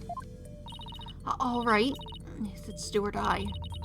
All I have to do is study the picture, and these cards were rearranged. These cards were rearranged.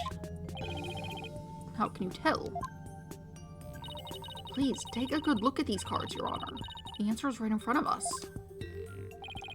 Where exactly should we be looking, Miss Sykes? Stains. Please, focus your attention on the soba broth stains on these cards. The outline of these stains don't match up with the larger stain on the table. Oh, would you look at that? You're absolutely right. And, please recall that the soba broth was spilled and got onto the cards after the murder, when the victim's face was placed in the bowl. Yes, go on.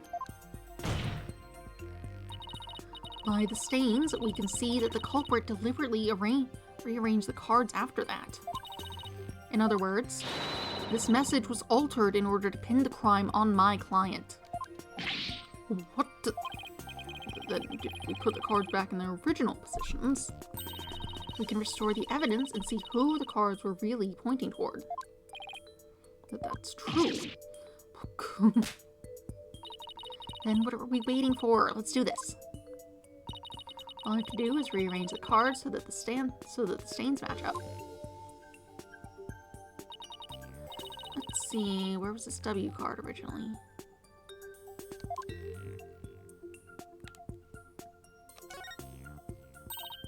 Perfect. Okay, the H card is next. Where was this H card originally? Yes, now the E card. Let's see. Okay, well, you don't have to do it every time. Perfect match. Next up, the T card. Let's see.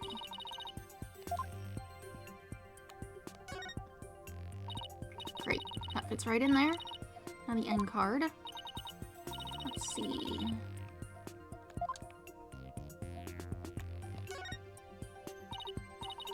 There, that looks good. No O. Okay.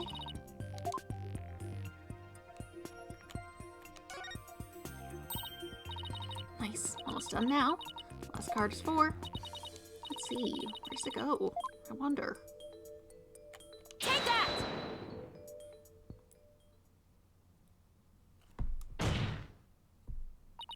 So the message, wet no 4, was originally supposed to say Owen 4th. And this original message is our clue to the identity of the true culprit. What? The indignant look across your sad monk's face is positively priceless. This is absurd. So it was originally Owen 4th. Isn't Wet no 4? Maybe the lawyer's smarter than we thought. Who is Owen? Order. Order in the court. Well, I never would have imagined that there was more to these cards than meets the eye. Where are the cards updated in the court record? So now that that's settled, what does this Owen 4th mean? Wait, am I... Who else do you supposes to provide an explanation? Of course it's you. But I hadn't thought that far yet. Change the cards around all you'd like, but if you cannot explain what the message means, then it is as worthless as you are defense. No!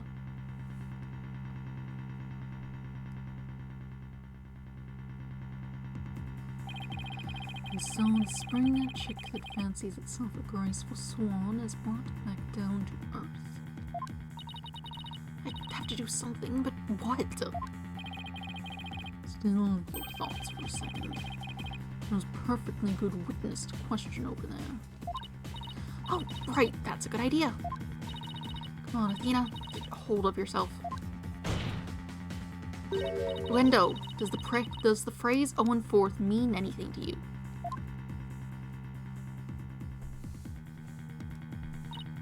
No, there's no one named Owen in the Tomato family, or our circle of friends. Go ahead, ask anybody you like. You can't be serious.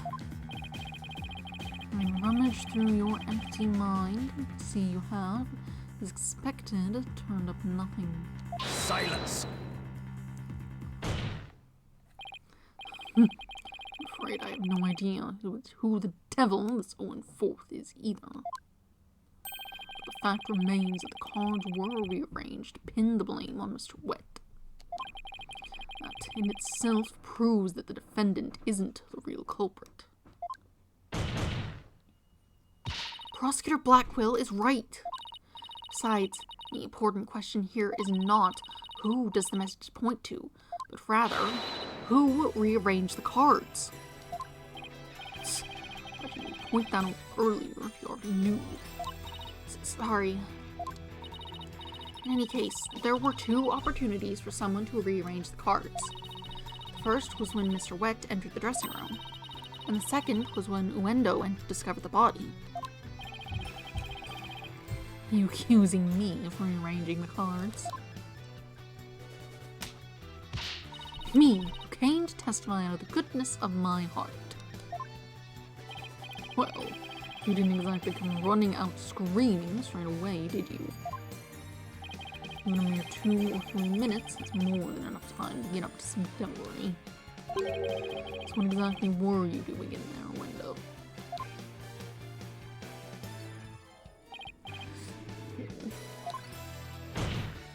Put down the tea and spit out your answer. Mr. Prosecutor, what's a guy supposed to do at a time like this? Silence is more precious than diamonds, witness. Therefore, you need only stay silent. The defense is devious. They're waiting for you to make a slip of the tongue.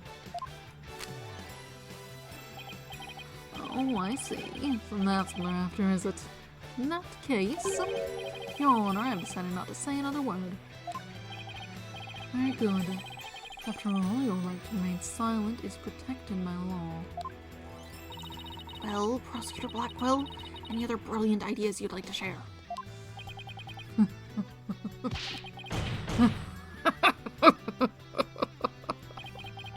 Did you hear that, Stono? A rock god who's afraid to speak. Whoever heard of such a thing? You're trying to taunt him into talking. Such a petty trick will never work. That's right, I'm not going to fall for it. I'm only asking to hear your story. Besides, it's not your job to tell tales if there's an audience to listen. Even so, I have the right to refuse to answer. The more you keep quiet, the more we want you to talk. It's simply human nature. Isn't that right, people of the gallery?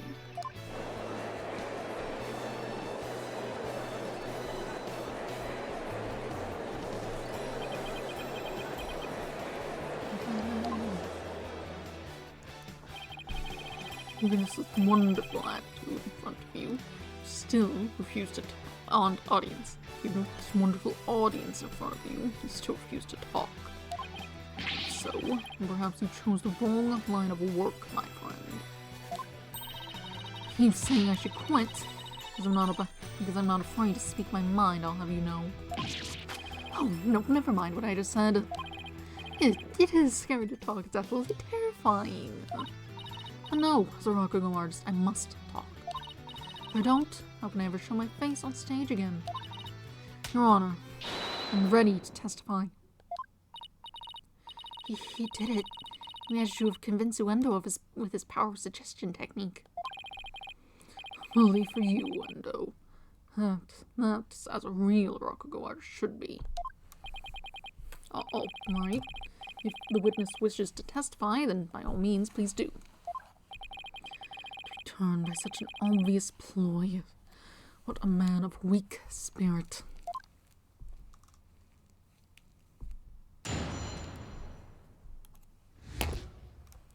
In the dressing room. After my performance, I went to visit Shisha. I called to him from outside the room, but he didn't reply. When I entered the dressing room, I saw Shisho slumped over the table, motionless. From what I can tell, there do not appear to be any inconsistencies in the testimony. It's a little vague, though. Of course there aren't any, because I'm not trying to hide anything. Prosecutor said, "Ma, he's right. I don't see anything inconsistent either. But I did pick up on some faint discord in Ueno's heart. Uendo's. Ponder all you would like, defense, but it is pointless. Your Honor. Oh, that's the wrong voice. Ponder all you'd like, defense, but it is pointless. Your Honor, I believe there is no need for further deliberation." Hold it! I disagree, Your Honor. I detected discord in the voice of the witness's heart. That's a clear indication that Uendo is facing some sort of inner turmoil. Are you saying what I think you're saying, Miss Sykes? Yes, Your Honor. The defense would like to conduct a quick therapy session on this witness. Objection! Uendo, there's no need for you to submit to this so-called therapy. It's fine by me. I have nothing to hide. Bring it on. Impious fool.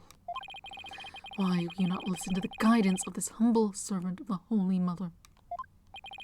If the witness wishes to proceed, I see no problem, prosecutor. In one ear, out the other. In one ear, out the other. It seems the performer has no need for your so-called guidance, Prosecutor Sadmonk. Just know this, Uendo. Your folly will surely earn you divine retribution. Thanks, Simon. I'm going to make the most of this opportunity you created for me. Just keep your wits about you. I will. Uendo, could you tell us again about what happened in the dressing room?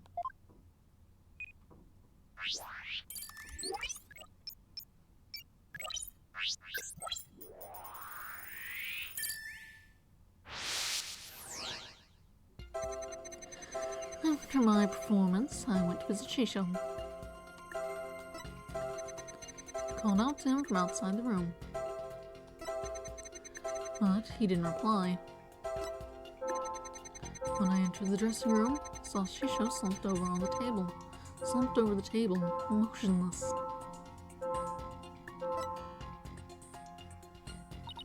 I didn't really notice any unexpected emotions in that testimony. Isn't it always a question of the presence? But it isn't always a question of the presence of an emotional response, but the absence. No, you're right. It's not always the emotions I do see. Sometimes it's a matter of what I don't, but would expect to see. I'd better carefully compare Uendo's statements to his emotions again. maybe the last bit when you're not, like, shocked? You're only sad.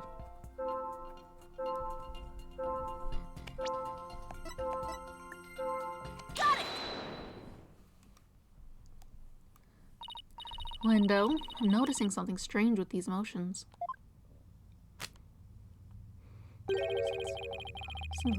Something stranger with cheesy toasting, you say? No, something strange with these emotions. How could you have heard this? How?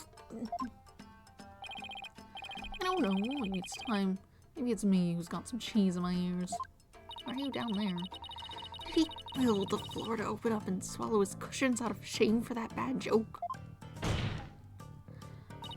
The point I'm trying to make is that I noticed something unexpected in your emotions. Now, stop hiding and come out where we can see you. Bailiff, please bring the witness a few replacement cushions.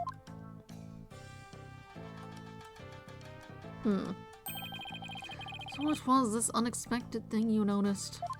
Oh, come on! His Honor said a few cushions, not a few dozen. Now we've all had a good laugh. Please continue, Miss Sykes. Who's laughing? Oh, focus, Athena. Don't let yourself get rattled. When you entered the room and saw your master slumped motionless over the table, you weren't the least bit shocked, Window. Don't you think that's a little odd? Is it though?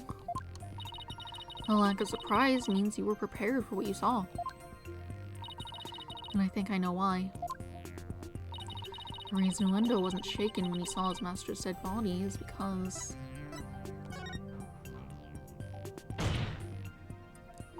Window, I think maybe the reason you weren't shaken was because you already knew you would find your master dead.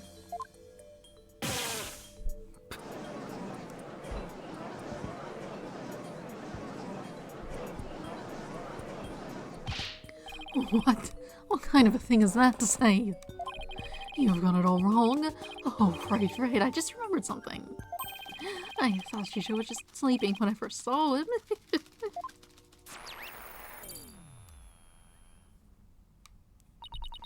You thought he was sleeping. It sounds plausible, but...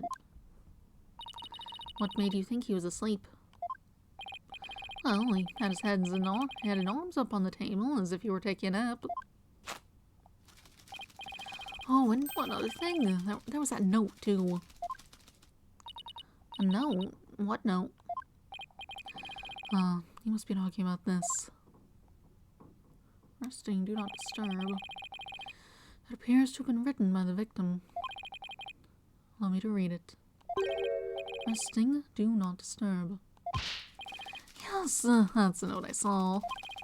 After reading that, who wouldn't think Shisha was napping? That is a pretty reasonable assumption. You've gotta be kidding me. Taifu's note added to the court record. Note thought to have been written by the victim before his death. That's right. I saw this note, so that's why I thought Shisha was asleep. I want to change my testimony to include that statement. Alright, I'll run an update.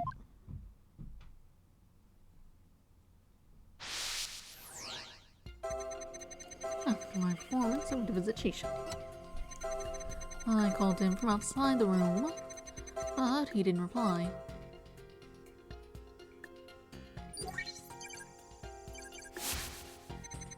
When I opened the door, I thought he was sleeping. Something seemed off, so I rushed over to him. I was shocked to find him dead. I couldn't believe my eyes. Mad at him? Why? Got it! Window, I noticed something funny in your emotions again. Funny, you say? I think as an entertainer of my caliber to make people laugh even with my emotions. I didn't mean that kind of funny. Quite the opposite, actually. When you entered the dressing room, I see that you suddenly felt anger. What I want to know is, what made you feel angry all of a sudden? Let's see. Oh, yeah, now I remember. As I was going in, I whacked my little piggy on something. I was annoyed at my own clumsiness. Wait, you mean you stubbed your pinky toe? Just a little bump on my little piggy. No big deal. It's embarrassing, really. That sounds more like he's hiding something. Better dig a bit deeper. No need to be embarrassed, Wendo. I'm afraid it's something we do need to look into. I don't really see anything you could have stubbed your toe on. The entryway.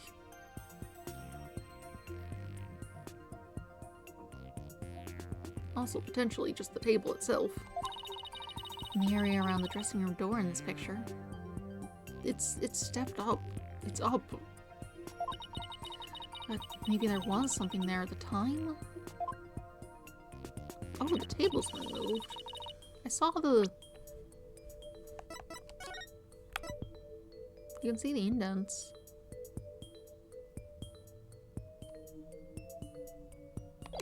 Just noticed... Oh wait. Hold on. The flower's over it though, so that must have been happened after. Or it's not over in this image, actually. But it is over here. Weird. Lindo, what exactly did you stub your toe on? Objection! Well, why objection? Chill. What an irrelevant question. You dishonor the soul of the victim with these unnecessary delays. You tell her, really, who doesn't stub their toe every once in a while? You really gotta fuss over every small detail like this. Well, the thing is...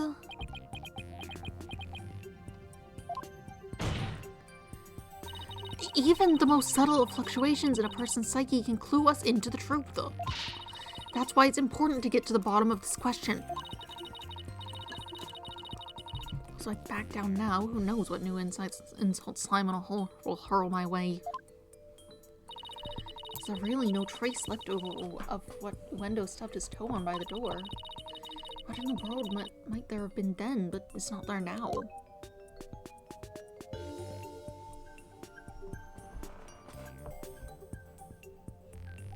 I mean, the table has been moved. That's not exactly by the door, but we can see that it's been moved. Although he would have been had to hit it from here very hard. So that's, I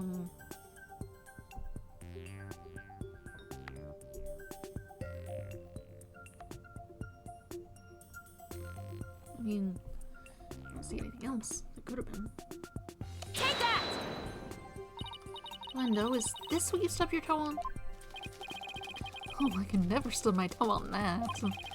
I would really be starting things out on the wrong foot. Right, Mr. Golden Ager.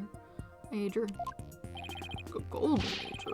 Don't you dare send me off to the retirement home yet, Sonny.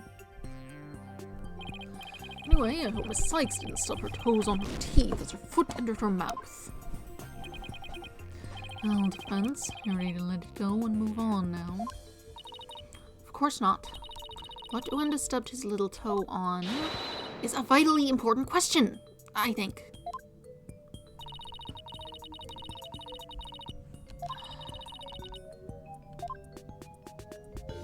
I guess that's the note.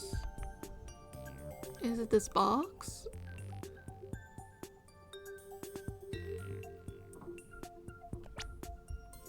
Can I see the other angle?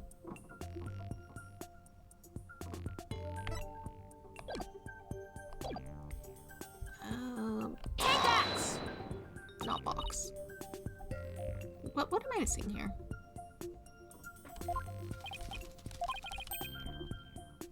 Okay.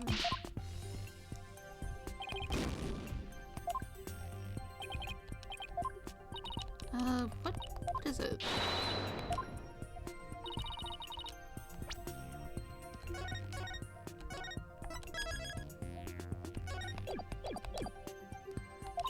What in the world might have been there then, but it's not there now?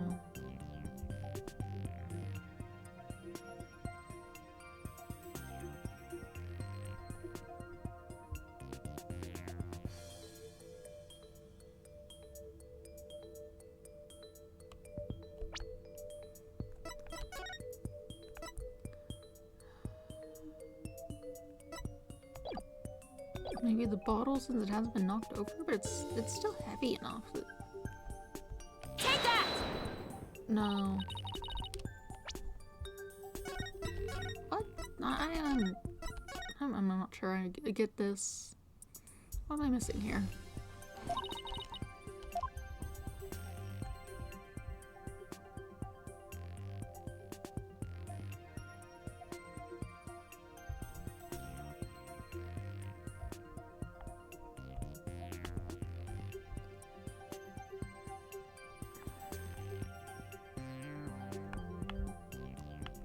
I mean...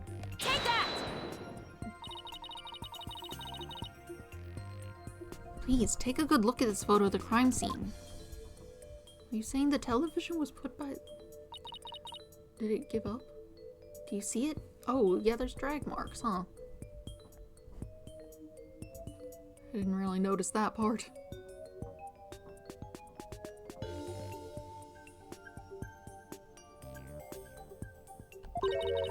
This long track that goes from the door all the way across the room.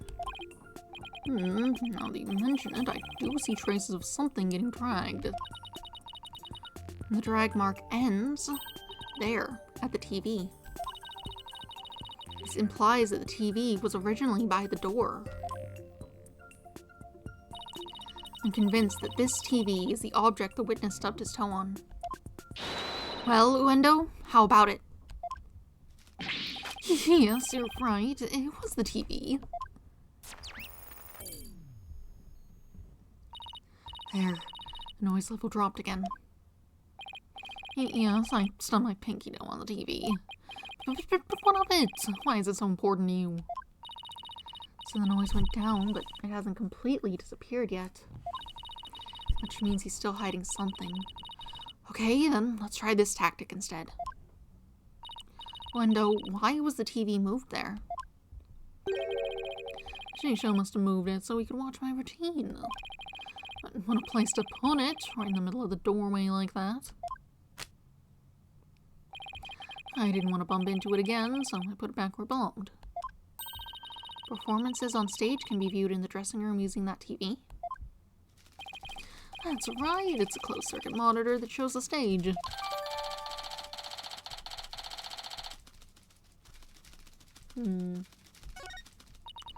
I'd see. Oh, what? I can't find anything else out of place.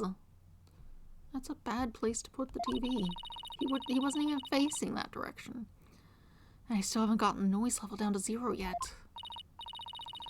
Simon, I'm still getting noise here, but I don't see anything else fishy. This is precisely why amateurs are such a bother. Sorry. I'm in no mood to play nursemaid here, but if that's what it takes to save the soba shop. Hi, Linda. Here's a curiosity for you. This table Master Tornado saw is slumped over and looks like it was moved. Did you happen to bump into it while you were moving the TV back? Oh my, yes, here, Wright. The TV hit the table and Shisho's body moved with a jolt. That's when I first realized Shisho was dead. Oh, but how scared I was. I see. Thank you. I really need to use the bathroom. Look. I'll be right back. I'll sort that out in a second.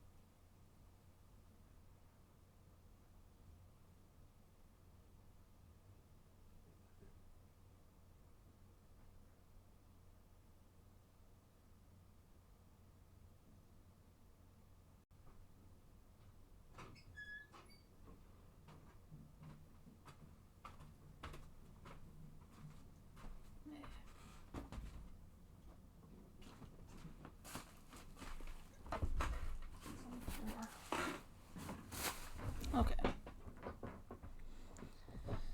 Apologies about that. I'm good now.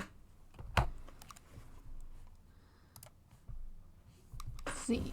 Thank you.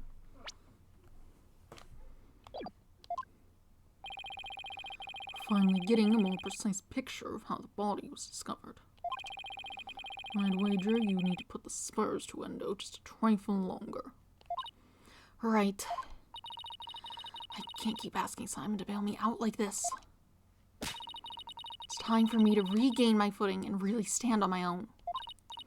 Wendo, what you said just now about discovering your master's death, could you please describe all of that again for the court in detail? Alright. But before you do, let me just plug in the latest information.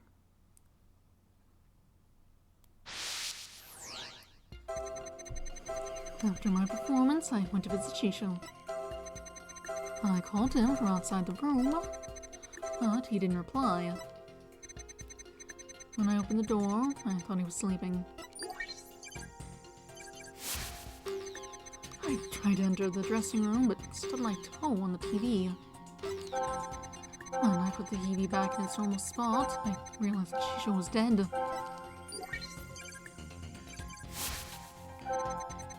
Seeing him slumped over that cluttered table. Oh, Shisho.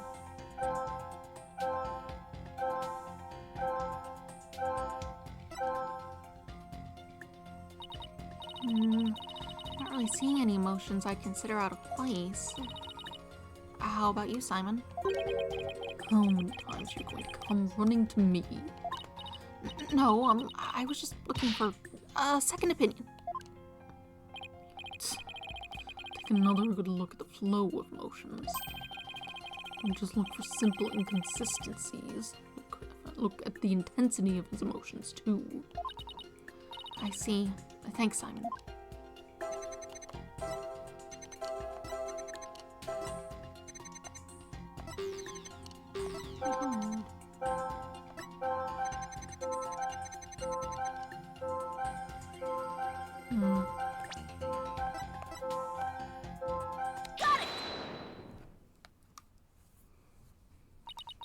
That's odd.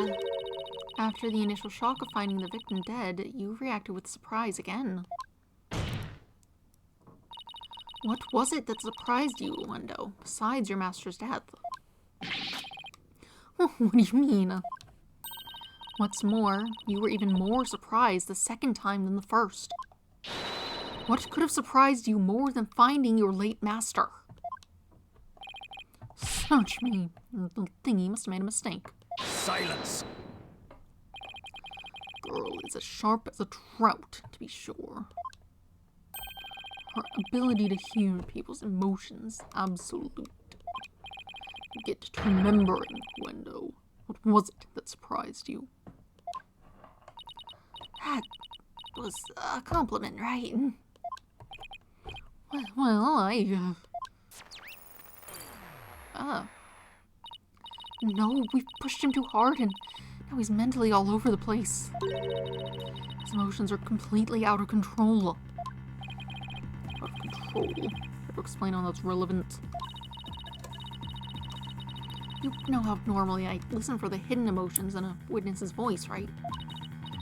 From there, I look for inconsistencies between their testimony and those emotions. Sometimes a person's feelings can run too high, making it hard to get proper readings. So that's how your Matrix program works. Fascinating.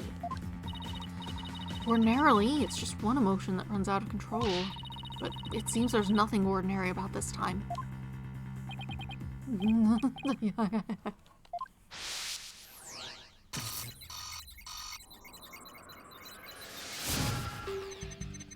After my performance, I went to visit Shisho. I called out to him from outside the room, but he didn't reply. I opened the door, I thought he was sleeping. Tried to enter the dressing room, but stubbed my toe on the TV. When I put the TV back in its normal spot, I realized that Shisho was dead. See, you slumped over like that cluttered table. Oh, Shisho. I knew it. It's got knickers and not falling a bunch now. Wendo has multiple emotions running out of control at the same time. I've never seen anything like this, ever. I was going to bring a situation like this back under control. I'll have to find the root cause of this tangled mess before I can treat him. If I can identify what is causing this emotional rampage, then I can probe to dive in further. I'll need to point to what I think is the root cause and hit probe again. Through this process, I can identify exactly what is causing Wendo so much distress. That will help us, and that will help bring its emotions back under control. In that case, let's get started, shall we? Alright, I can't guarantee success, but it's definitely worth a shot. Time to look for the root cause of Wendo's rampaging emotions.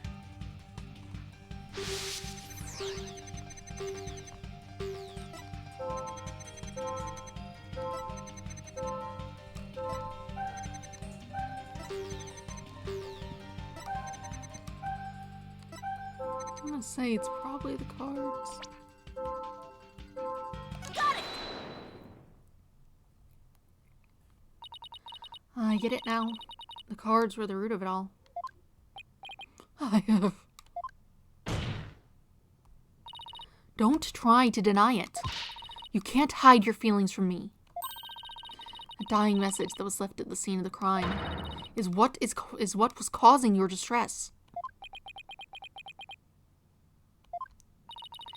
And if the dying message was the cause of all those feelings, then that means the phrase Owen Forth must mean something to you.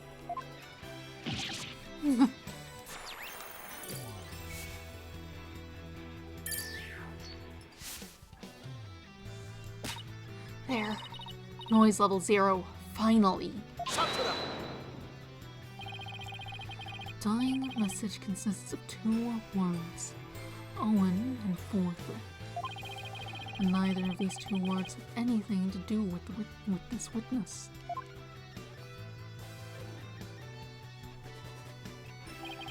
This topic warrants no further argument. Sure, there may not seem to be any direct connection between Wendo and the message. For now. Why don't you wait and decide what's necessary after you hear my theory? I trust you've hit upon something, Athena. Yep, if my theory is right, you can finally solve the case of Wendo and the mysterious Owen Forth.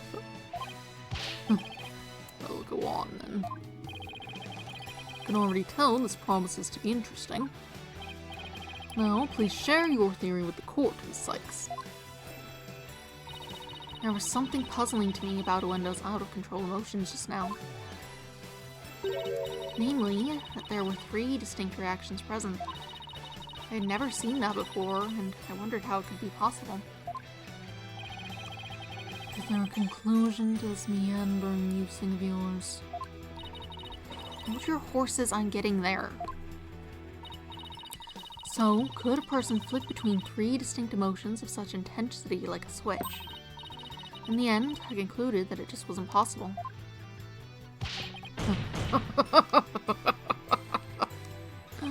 So that's it, is it? A bit unconventional, but I grant that it's possible within the realm. Of psychology. In the realm of psychology. I'm afraid you'll have to explain it for the old man up here on the bench.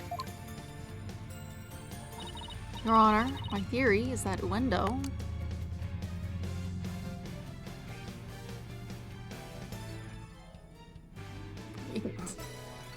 The other 2 don't make sense.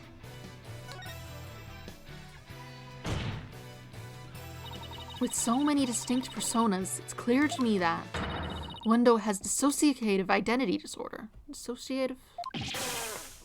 I'm not sure if this is a... What does that even mean? Your Honor, the defense would treat this trial as child's jest. Multiple personality disorder. Preposterous proposition indeed. Doesn't seem super helpful either. I do not agree, witness. How did she know? How did she figure it out?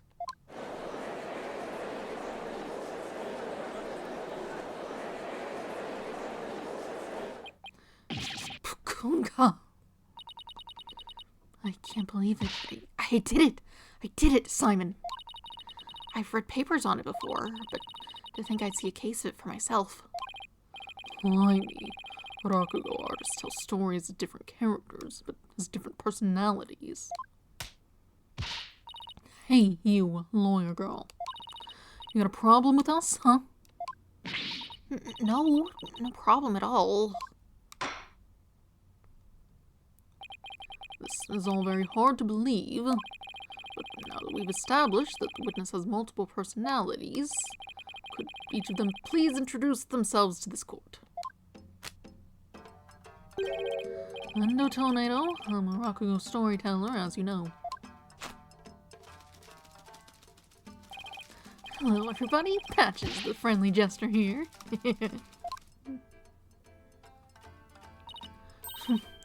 Kisagawa, courtesan. And is that all of you? Yes, that's all of us. So there are 3 personalities in total. Wendo, Patches, and Kisagawa, huh? Well, Simon, what do you think now? None of those are Owen. But you were one lucky duck. Just be glad they were dense enough to help you out. Can't you just straight up say I did great for a change? You appear to be quite proud of your self-defense. But all you have done is infringe upon the privacy of the witness. I couldn't disagree more, prosecutor. Now that we know there are 3 personalities, a new way for us to interpret the meaning of a certain piece of evidence has arisen. New interpretation. Oh, now I'm very curious. What is this piece of evidence you're talking about, Miss Sykes? Knowing what we know about Owendo and his personalities, this now makes perfect sense.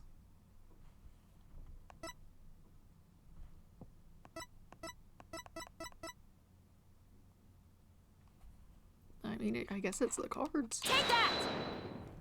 The cards. That's right, Your Honor. Recall the original dying message left at the scene. We didn't have a clue as to what Owen Forth could have possibly meant. But now, with this new information about Owendo and his personalities, isn't it possible that Owen Forth actually means a secret 4th personality of Owendo's? A personality named Owen. What? Kunga. Wendo must have kept his dissociative identity disorder from us because he didn't want to be associated in any way with that dying message. No, that's not why. We kept our disorder a secret for a different reason altogether. Not even taking advantage of our affiliation to act out various Rakugo characters. If a word of this got out, well, our reputation as a Rakugo artist would be tarnished, as would the Tornado name. That's why we kept it a secret from everyone except members of the Tornado School. Really, there is no full 4th personality, just the 3 of us in here. Plausible enough sounding story. But it doesn't prove you didn't rearrange the cards, does it? But I will concede that it is highly likely that the witness rearranged the cards. As prosecutor said, Mahi actually agreeing with us? It doesn't prove that he did the murder. However, is it not also possible that the accused killed Master Tornado?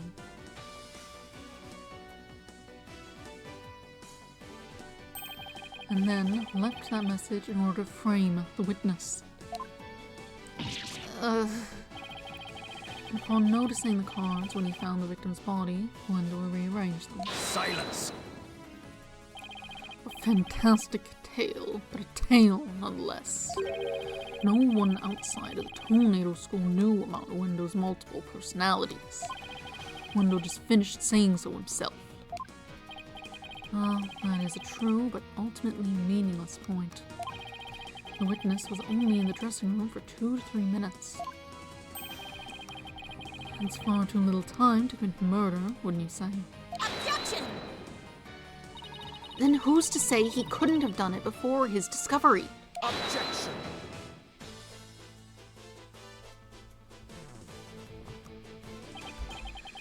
That spring chick memory of yours. Have you already forgotten Prosecutor Blackwell's testimony? Simon's testimony. Oh. Gairus escorted me back to the dressing room. But we heard the sound of Rakugo being performed from within. Thinking the master was rehearsing, we decided to wait in the hall until he was done.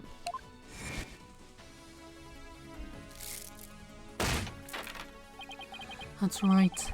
Until just a few moments before Wendell entered the dressing room, Taifu Tornado was confirmed to still be alive. No!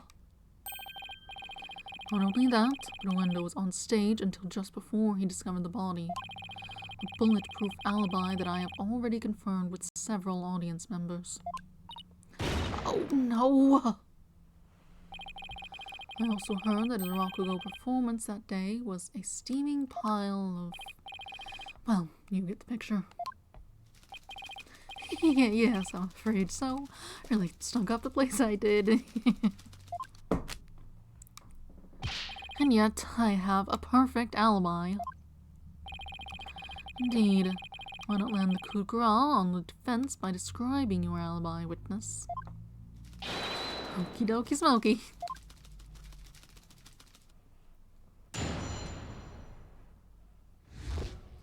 Wendell's alibi.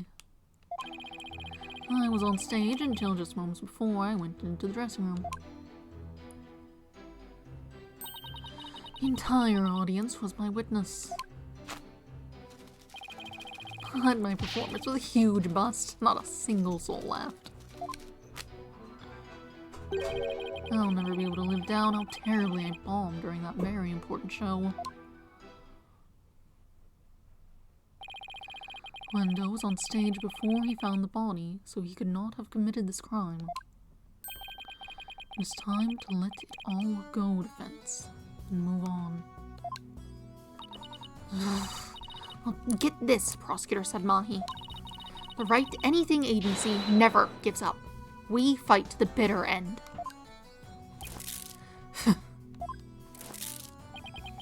Allow me to say this once more. Let it go and move on. And allow me to say once more, I'm never giving up.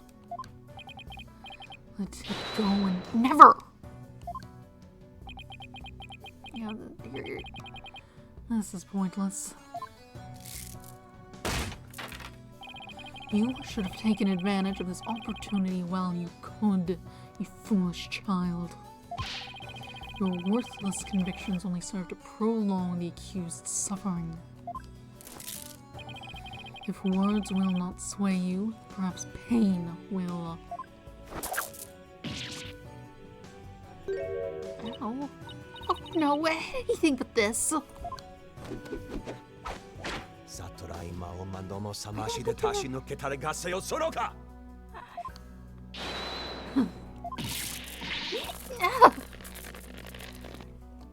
People just love attacking each other in court, physically. What's the big ideal, Prosecutor said Mahi? That was but a small dose of punishment for your misguided convictions. Are you now a bit more inclined to give up, as instructed? As if. In that case, you must require another dose. Stop doing it. Thank you. Not bloody likely. I don't give two flips about your beliefs. But if Psychstone were to submit to you here, I won't be able to eat good soba anymore. That's right. For Mr. Wet's future and Prosecutor Blackwell's stomach, I will never give up. You will rue those words, Defense. Of that I can assure you.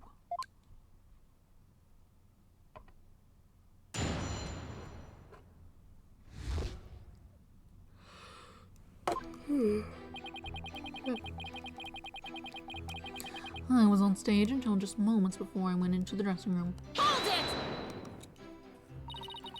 How can we be sure it was you who was on that stage?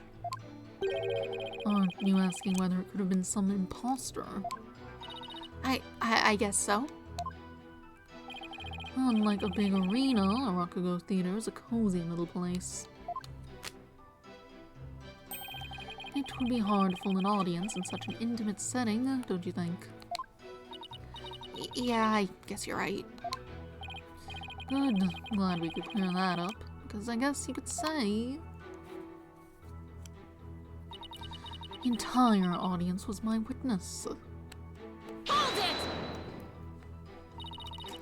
Was there anything special about the stage or your performance that you can tell me? For example, were the lights dimmer than usual? Were there any problems or accidents? Not a thing. Everything was the same as always. Mr. Prosecutor, you questioned the audience, didn't you? Yes, of course. Apparently nothing seemed amiss to them, except, well, one small thing. One small thing? Oh, it's so embarrassing. I tried my best, really, I did. But my performance was a huge bust. Not a single soul laughed. Hold it! Do you have any idea what went wrong? I'm not sure if it was my performance or if it was just that particular audience. Or maybe it was the story I picked. But every entertainer knows this kind of thing happens from time to time. I guess that makes sense. Still, I wonder how he could have flopped at his own commemorative show. Maybe I should dig into things a bit more? We know what he performed, or at least what he was supposed to perform. It was, Soba something the hell. A Soba glutton. So we know that was supposed to happen. Although if there was a difference, because I can't imagine any use in the number of audience members. Could you tell me which Rakugo story you performed? I could, but I'm not sure if it would mean anything to the uninitiated. Well, even if I might not get it, can't you at least try me? Alright, if you insist. The story I performed is called Toki Soba, otherwise known as Time Soba. Time Soba, huh? Yeah, that was supposed to be the other guy's thing, wasn't it? Yeah. Maybe Lendo's right. He's only said the name of the routine and I'm already lost. Oh, so you performed Time Soba, did you? What? You know it, Prosecutor Sadmahi? In the course of my studies last night, I became familiar with a number of stories. I'll say, Defense, you would do well to better prepare for your next trial. Prepare better, rather. Simon, what's Time Soba about? Look it up yourself. Allow me to give an overview. The story takes place on a winter's night. A man orders a bowl of soba at a street stall. How you doing, sir? What can I get for you? So you've got seaweed topped hanamaki soba and mixed topping shippoku soba. I'll have a bowl of shippoku, my good man. It sure is a cold night tonight, isn't it? There's nothing like a hot bowl of noodles and soup to warm the soul. You know what, sir? One shippoku coming right up. So, how's business? Not so great, sir. Is that so? Well, that's great, because things can only get better from here, right? Oh, Prosecutor. Customer talks on and on like this. Finally, when he's done eating, he goes to pay for his soba. So much do I owe you? It'll be 16 mon, sir. See, sorry, but I only have small change on me. I'll count the coins into your palm, so could you hold out your hand? 1, 2, 3, 4, 5, 6, 7, 8. Hey, what time is it? It's 9, sir. 10, 11, 12, 13, 14, 15, 16. Thanks and bye. Very well done, Prosecutor, said Mahi. That was excellent. Huh? I don't get it. What was so funny about that? He shorted him one. You see, the customer paid with coins, counting them out one by one. Then, just after counting 8, he asked about the time. And the soba vendor answered with 9. Oh, now I get it. He made the vendor say 9, and then he continued counting from 10.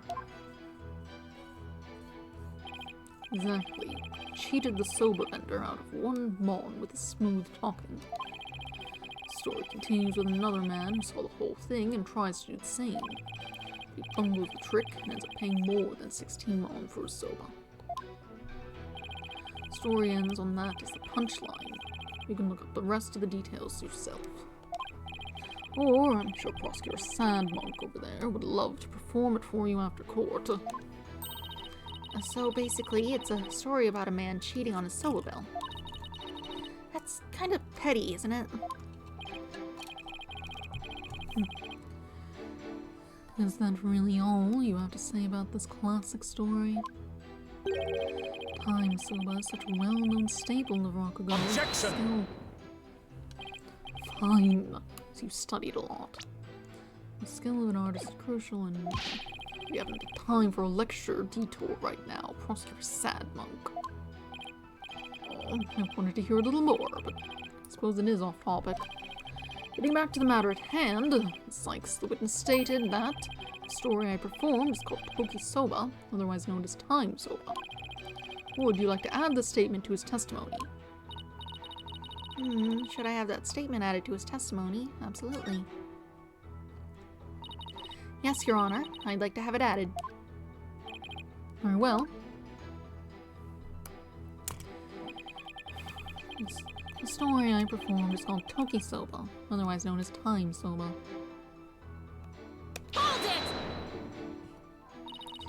The story where a man cheats on a soba bill, right? Why do you think it didn't go over? Didn't go over well? Well, I suppose I was a little nervous. It's a lot of pressure when you're the star of such an important show, you know. You nervous? I thought you'd be all calm and collected, but I guess even you can get stage fright, huh? I wanted so badly to live up to the great name of Wendo that I inherited. And I guess I overperformed a little this time.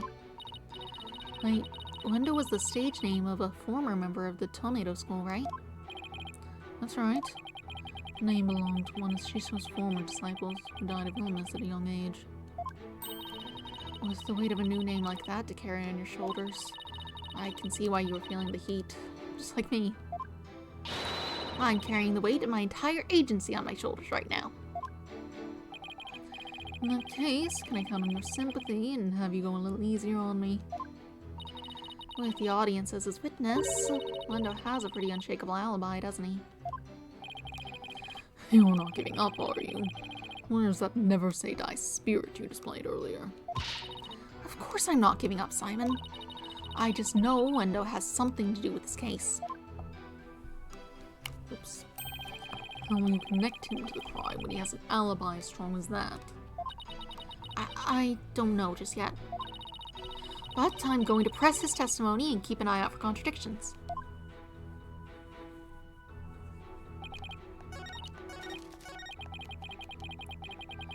And you lived down how terribly I bombed during that very important show. Whatever. Objection! Wendo, isn't there something odd about the routine you performed? Odd? No, I don't think there's anything odd about it. Well, that's exactly what I find odd. The fact that you don't think it's odd. Objection! We are discussing the witness's alibi at the moment, Vince. The show's program is completely irrelevant. Objection! That's where you're wrong, Prosecutor Sadmahi. The reason being, it contradicts the statement the witness just made.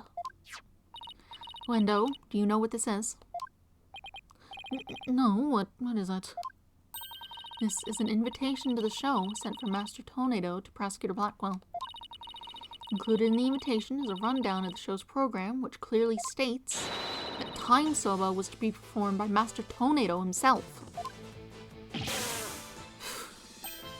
No. Wendo, why did you perform the routine your master was scheduled to do? Well, you see, the reason for that is... How do I say this? You see, don't just say it was a prank. That's right, it was just a little joke, you see. I was trying to surprise Shisho by performing his routine before he did. I don't know if I buy that. Was doing the victim's routine really just for the laughs, or... Hey, didn't Simon happen to hear Time Soba coming from the dressing room during the Windows performance on stage? Seems like too much of a coincidence. Wait, can it be? What's the matter? You look like a hen with a dozen eggs to lay. Stop comparing me to birds! Cease this bird-brain timidity. Something's occurred to you, then lay it out for us already. Don't breed resentment with those watching your performance. In those watching. Okay. I don't have a ton of confidence in this theory, but here goes. It looks like Wendo's alibi checks out, Your Honor, but even though he was on stage at the time, he may have been trying to obfuscate a crucial detail about this case. Are you referring to Soba Bill, the man tried to skimp on in the witness story? I'm not talking about the Rakugo story, Your Honor. Oh, I'm sorry, but then what are you talking about, Miss Sykes? What Wendo may have been trying to deceive us about was the time of death. Wendo tried to deceive us about the time of the victim's death. What? Objection! What gibberish. Prosecutor Blackwell even testified to the time of the victim's death. I know, but he only testified that way because he and Geiru had been completely taken in. You mean by the Soba Bill thing? Would you please forget about the story for a second, Your Honor? I was deceived. Pray tell, how did Wendo manage to deceive two people while he was performing on stage? It's easy. All he had to do was use a certain prop in the dressing room. Oh, but what might that be? The prop Wendo used was... Take that! His TV was used to view what was happening on the stage. Prosecutor Blackwell, when you came to the dressing room, what was Wendo doing? He was performing Time Soba. Blast, could it be? Yes, it could, and it was. What you and Geiru heard was not Master Tornado practicing his routine. It was Wendo's performance, as heard through this TV monitor's speakers.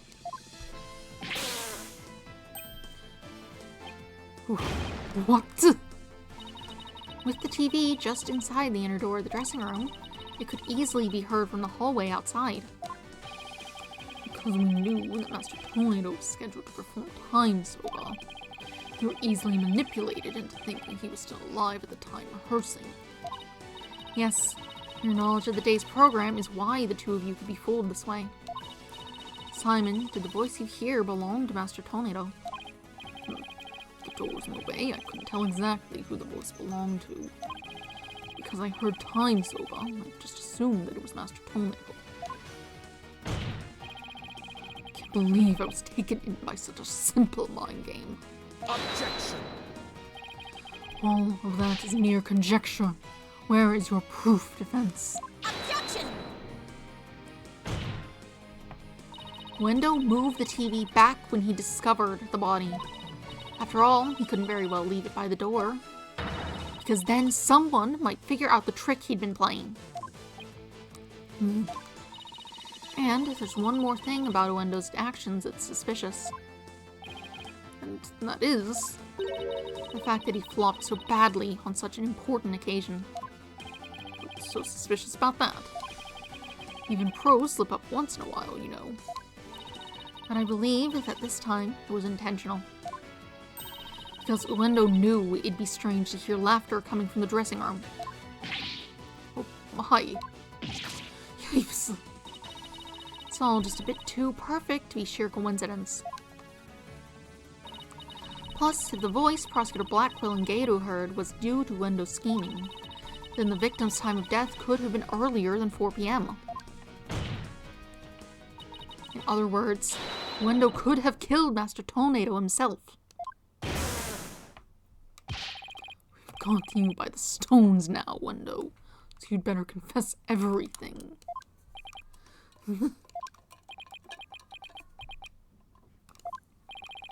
Well, witness, what do you have to say for yourself? We demand an explanation.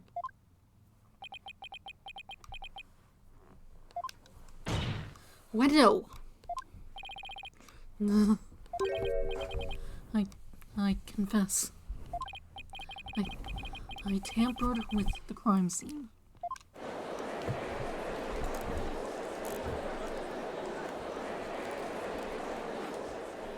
A little early for it to be the proper end of it. I'm like still audible from here, right? Not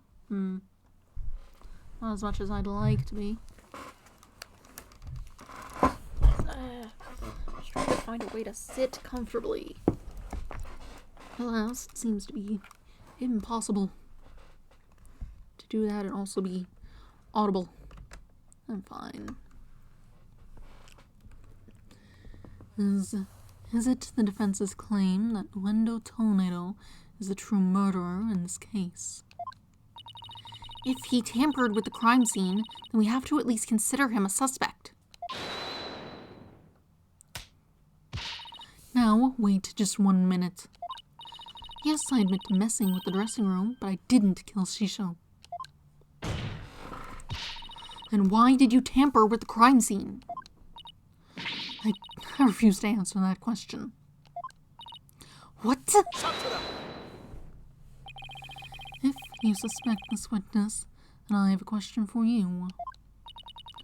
What could it be this time? Wendo had absolutely no reason to murder Taifu Tonedo. After all, why would Wendo kill the man who recognized his skills and promoted him? Oh, well, his motive was, I can't think of a single thing. It appears you are also not aware of one other fact. And that is that the accused visited the dressing room before 4 p.m. as well. Is it not natural, then, to suppose that the accused killed the victim at that time? What? Nobody told me Mr. White had also gone there before 4 p.m. We were only discussing the time frame after 4 p.m., so I didn't think to mention it. And now that you have made the time period before 4 p.m. relevant... Oh, I don't like where this is going.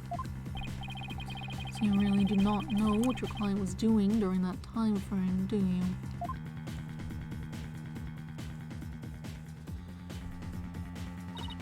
Well, it was all very sudden, and,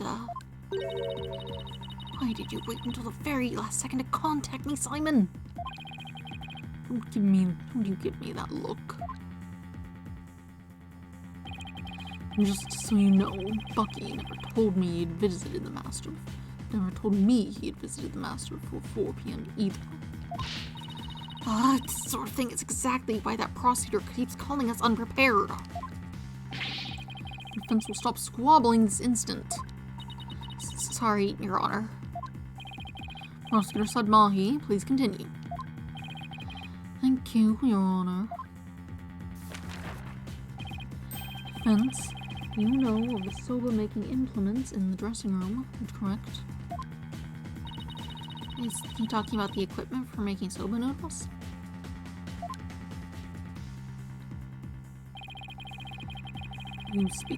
You speak of the large bowl that is used to mix buckwheat flour and water. A long rolling pin and a special knife that is used to cut the dough into noodles.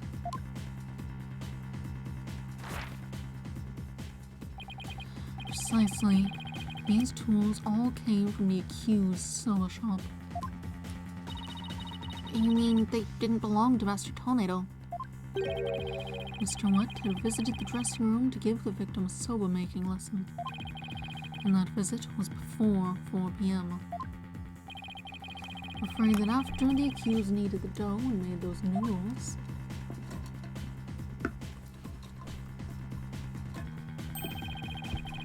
he committed the act of murder. But wait, that doesn't add up. If Mr. Wright killed the victim before 4 p.m., why would he return to that room at a later time?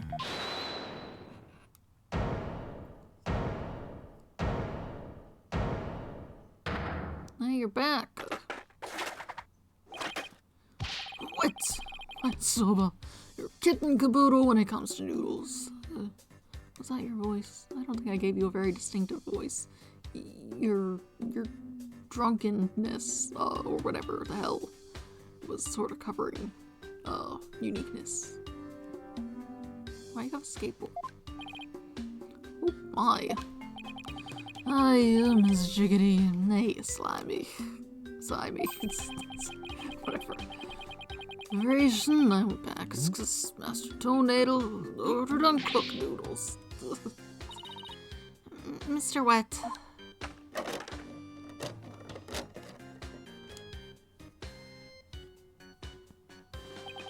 Yesterday I bought noodle making tools to the dressing room at around 2 p.m.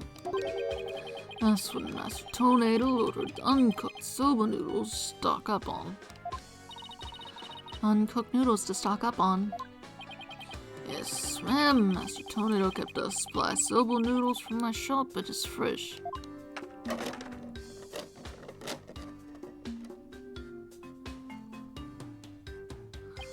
He only had one serving left, so I went back to my shop to get some more.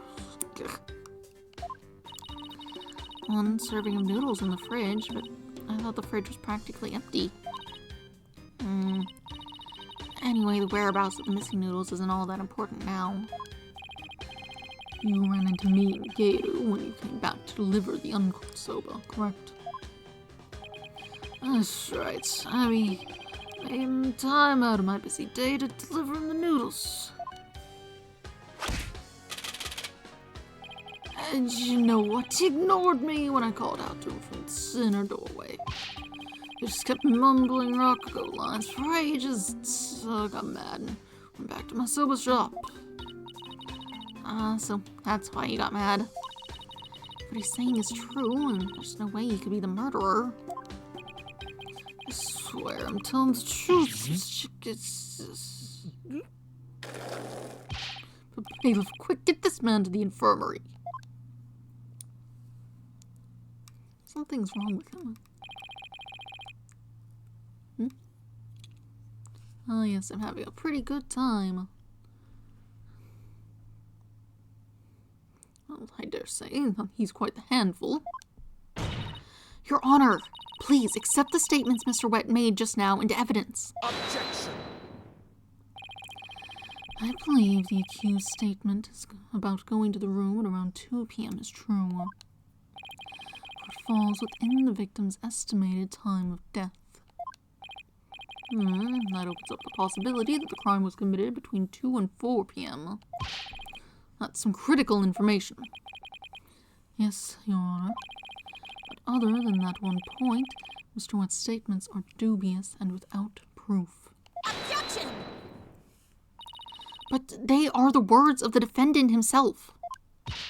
Simon, back me up here. He has a point. If I were the prosecutor, I wouldn't accept them. I wouldn't accept them either. I understand the defense's feelings on the matter. This court is unable to accept anything other than the time the defendant made his visit. Now what do I do? I trust you have no further objections, defense. At last, the time has come to send the soul of the victim onward to the Twilight Realm. Silence! What are you yammering on about, Prosecutor Sadmonk? We still have something we need to question Wendo about. We do? Like what? Don't just stand there. But we don't have any evidence left to present. You've forgotten already. Isn't there still a hidden witness you've yet to question? A hidden witness? Oh, that's right. Your Honor, there is still one more issue we haven't finished discussing yet. Oh? What is this bit of unfinished business? We haven't finished discussing this issue related to Endo.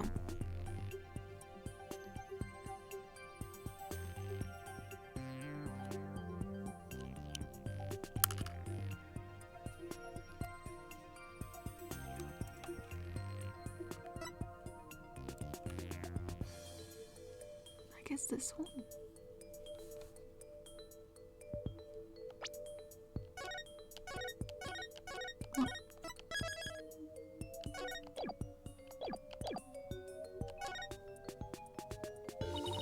We still have to discuss the possibility of a fourth personality, the one named Owen. Are you suggesting that this fourth personality of Wendo's might be the true culprit? Jeez, not this again. That. I told you we don't know anything about this Owen. Look, Wendo, I know you don't have any motive to kill your master, but Miss Owen may have one for all we know. I'm clean now, Wendo. Got another personality stashed away, haven't you? Please tell us everything you know about Owen. That's enough. The witness has already stated he knows not of any Owen character. Bravo, you tell him, Mr. Prosecutor. Hey, Patches. You claim you don't know Owen when you really do. It's tantamount to perjury. If you want to exercise your right to remain silent, however, well, that's a different story. Do not listen to the depraved prosecutor witness. You will be tainted with his evil. You don't have any idea how dark and cold a prison cell is.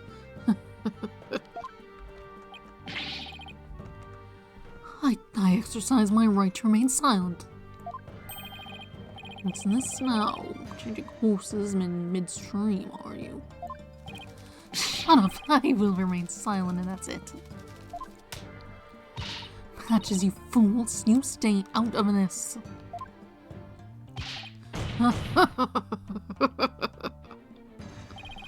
Patches is not the brightest bulb in that box you call a noggin, is he? The fact that he switched from I don't know any Owen to I will remain silent is proof that he does know about Owen. There it is again. Simon's formidable psychological manipulation tactic. I'm sure glad he's on my side today. Objection! You dirty, despicable, depraved prosecutor. You were leading the witness. Witness, there is no need for you to submit yourself to the defense's questioning. Objection! Your Honor, Wendo is definitely hiding something. Please, allow me to question this witness about the existence of Owen.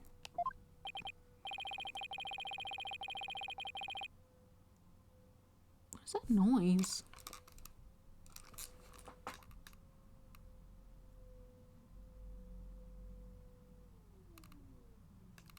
I think it might be a car outside. That was weird. There it goes again. Odd. I suppose only this witness can confirm or deny the existence of Owen for us. Very well, I will allow the defense to proceed. Maybe it's lawn equipment? All the snow did just melt, but I can't imagine any grass has grown that much. Oh, God.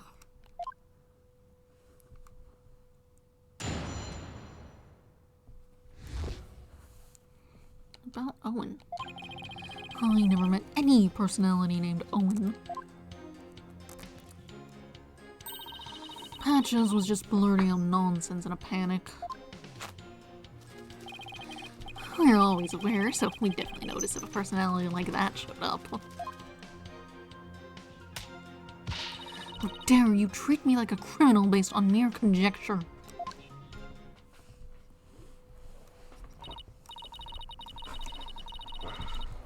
Wow, how am I supposed to deal with the testimony of 3 personalities? Unless you prove the existence of Owen here, it's all over. You best screw your courage to the sticking place and attack the testimony head on. All right, I will. Just stop piling the pressure on me. I have to draw out some info, anything to drag Owen out into the open.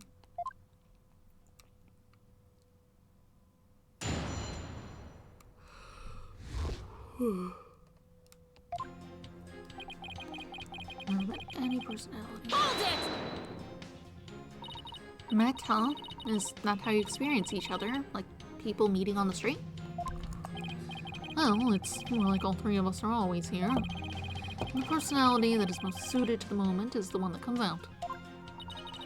So when you are out, Duendo, what are the other 2 doing? Well, we never know when our turn will come, right? So we just stand by and listen. So that means all 3 of you share the same memories. I never really thought about it, but I guess that's right. I see. Thank you. Please continue.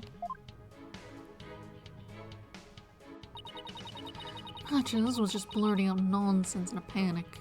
What is that? Hold it! Patches, can I have a word Patches, can I have a word with you, please? Why hello, you rang. You said at first that you didn't know anybody named Owen. But then you exercised your right to remain silent. Were you afraid of committing perjury? Well, easy. I'll take over from here if you don't mind. Listen, I hate to say it, but Patches is about as smart as a sack of rocks. If you grill him with a bunch of highfalutin words, he's going to want to keep silent. I see. So, looking after loose-tongued Patches is your role, is it, Miss Kisagawa? Well, I don't know about that, but anyway. I do know that Patches was just flustered, and that's why he decided to remain silent. We're always aware, so we definitely notice if a personality like that showed up. Hold it! But what if, for some reason, you 3 were unconscious at the time of the incident? If the 3 of you weren't alert and aware, what would happen? What would happen? I'm not even sure what you mean. I mean, you 3 share the same memories, right? But what if Owen is different? What if he has memories separate from yours? Maybe Owen emerges when the 3 of you are unaware or unconscious. Objection! Instead of speaking as if this 4th personality is a foregone conclusion, I suggest you prove his existence first. Well, we've already seen 3 personalities. A 4th wouldn't be a stretch.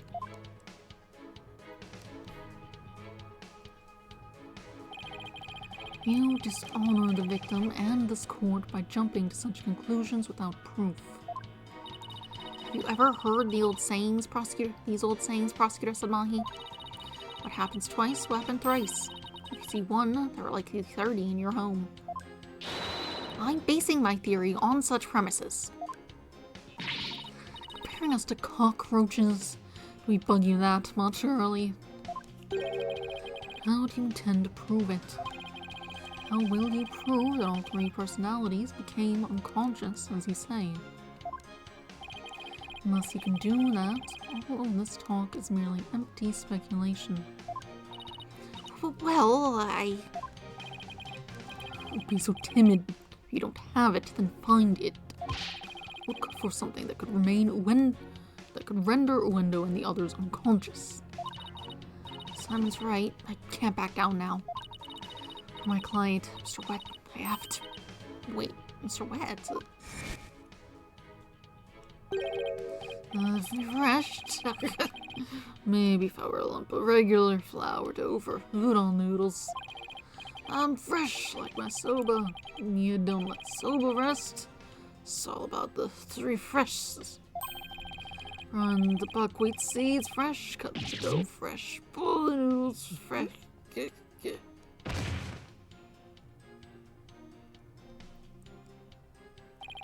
He's blacked out. Mr. Wet, falling unconscious. Wait a minute, I think I've got it. Miss Sykes, you have proof to back up your theory.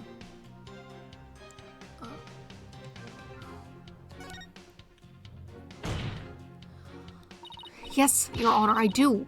The proof is right here in this crime photo. It is. In that case, please point out what supports your theory. This, most likely, is what caused Uendo to lose consciousness. Oh, no, not that button. This is probably what made Uendo lose consciousness. Oh, yes, the sake. And isn't it just like Master Tornado to pick a fine brand like Camel? Sake. Oh, you mean rice wine. Oh, please. Don't call it rice wine. That's so unsophisticated. It's not even wine.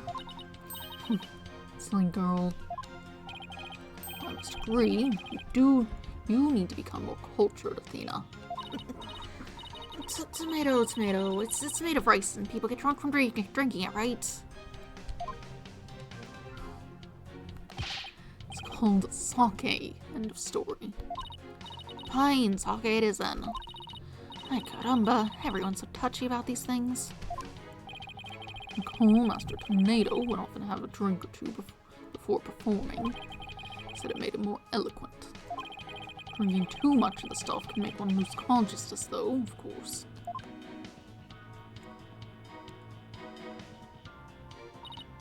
And look, there were 2 glasses on the table. Uendo, I believe your master offered you some rice...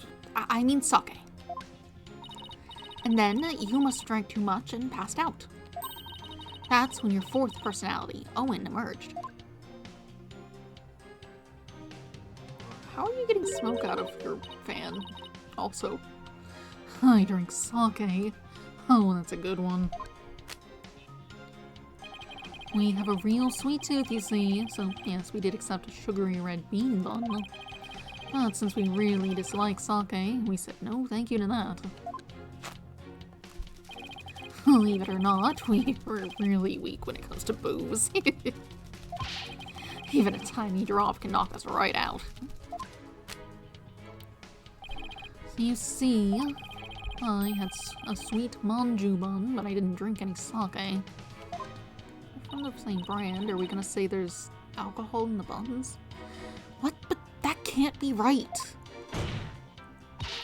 The defense demands that the glasses be examined right away. You amateur. Did you really think I had not already done so? Your foolishness is beyond the pale. don't tell me. There was no trace of the witness having touched either of the glasses, naturally. Right, of course. Sykes, would you like the witness's statement added to his testimony? Yes, please, Your Honor. Very well.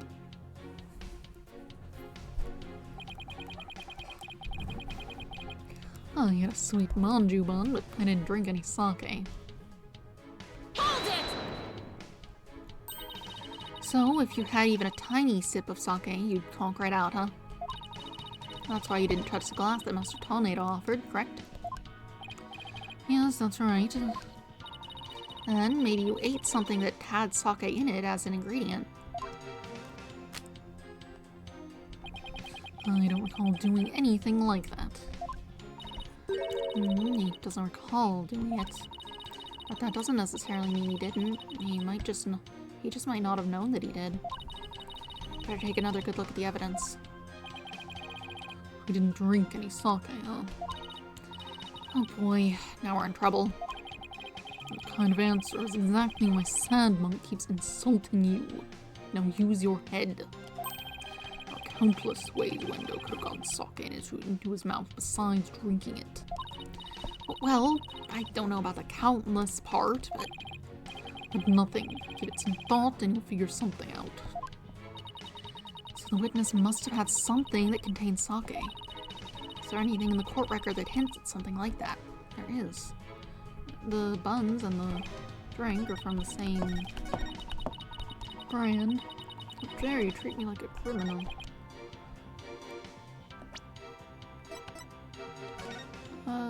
You can see the same branding on here. I guess the wrapping paper's good enough. Objection! What do you mean? Is there something that more specifically points out the buns, perhaps? Maybe. I mean, this makes it more visible, I suppose. Oh, let us ask that panda over there what he thinks. Is there really a contradiction here, oh noble panda? No, there's no contradiction. There is if you would let me explain it, because the other piece I'm showing you has the exact same thing that I'm about to show you. And there you have it. Mr. Panda says there's none, and it must be true. Now listen to me. Nice town boy. Nice panda. What is other thing? Save first.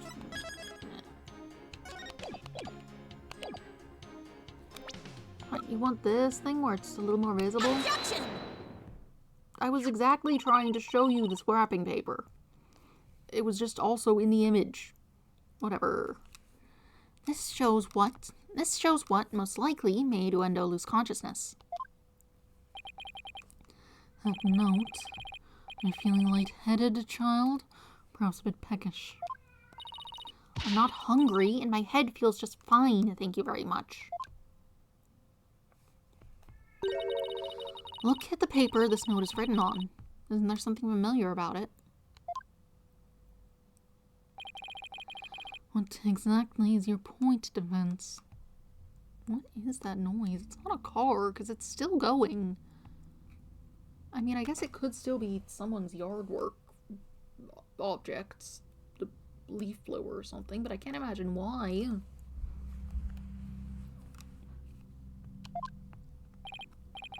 This faint design here reminds me of the paper from...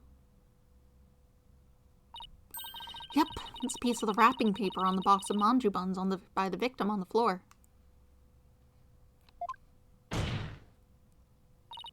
Wendo, you may not have drunk any sake, but you did eat a sweet red bean bun, right? Well, yes, that's right. I don't know if you were aware of it or not, Wendo, but I believe the manju you ate caused you to fall unconscious.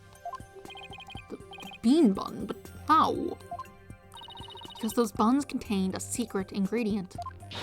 A very punchy secret ingredient at that. A punchy secret ingredient. Yes. The design on the wrapping paper matches that of something else in the room. Zuko, why are you wailing?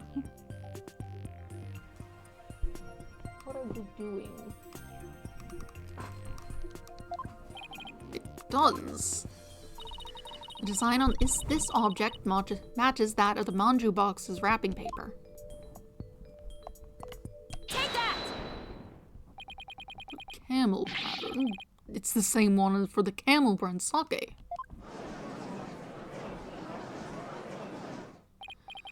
So, just as Wendo said, he didn't drink any sake per se. But he did eat some. Impossible. Zuko. Wendo had a camel brand red bean bun, which boasts a nice shot of sake as one of its ingredients. Well, I fed you. I don't know why you're crying. I don't know how well he's being picked up, but he is just sitting in the hallway wailing. Like, he was in this room a little bit ago. I don't know what he wants. So the defense is claiming that Wendo passed out after consuming a camel sweet bun, which allowed a fourth personality named Owen to emerge. Is that correct? Yes, Your Honor. That's exactly what I'm claiming. There's one thing that bothers me. Wouldn't the alcoholic content of the buns evaporate as they're steamed? In order to give them a stronger flavor, some manju are specially made to retain as much of their alcoholic content as possible. What kind of a lightweight do you think I am? Even I wouldn't pass out from eating a simple manju. Then how about we test that theory? What do you say, Your Honor? Seeing is believing, as they say. Very well, I will allow a test. Thanks, Your Honor. Simon, go buy some camel manju on the double. And don't forget to get me one too, okay? Why must I? And while you're at it, Prosecutor Blackquill, you will get one from me as well. I'm not the courthouse stable boy, you know. Just this once, I'll acquiesce. Taka, I'm counting on you.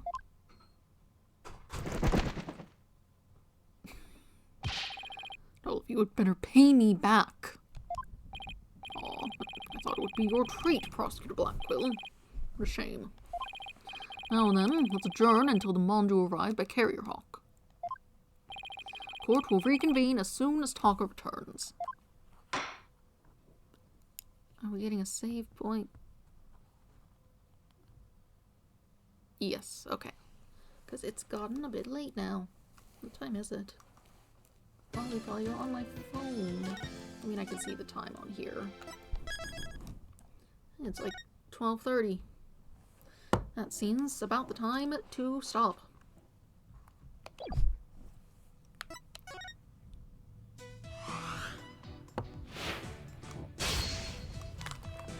Alright. Evening. Anyway.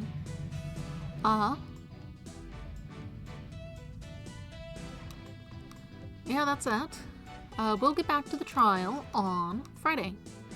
Wednesday, I'll be doing more of that Pokemon Soul Stones. I gotta remember to, do some level grinding later today, just to sort of deal with that. Shouldn't be an issue. There's like a healer right there. But right, we'll get back to the trial on Friday. We'll look into this thing, we'll feed this guy a manju bun, and then he'll pass out on the ground, I guess.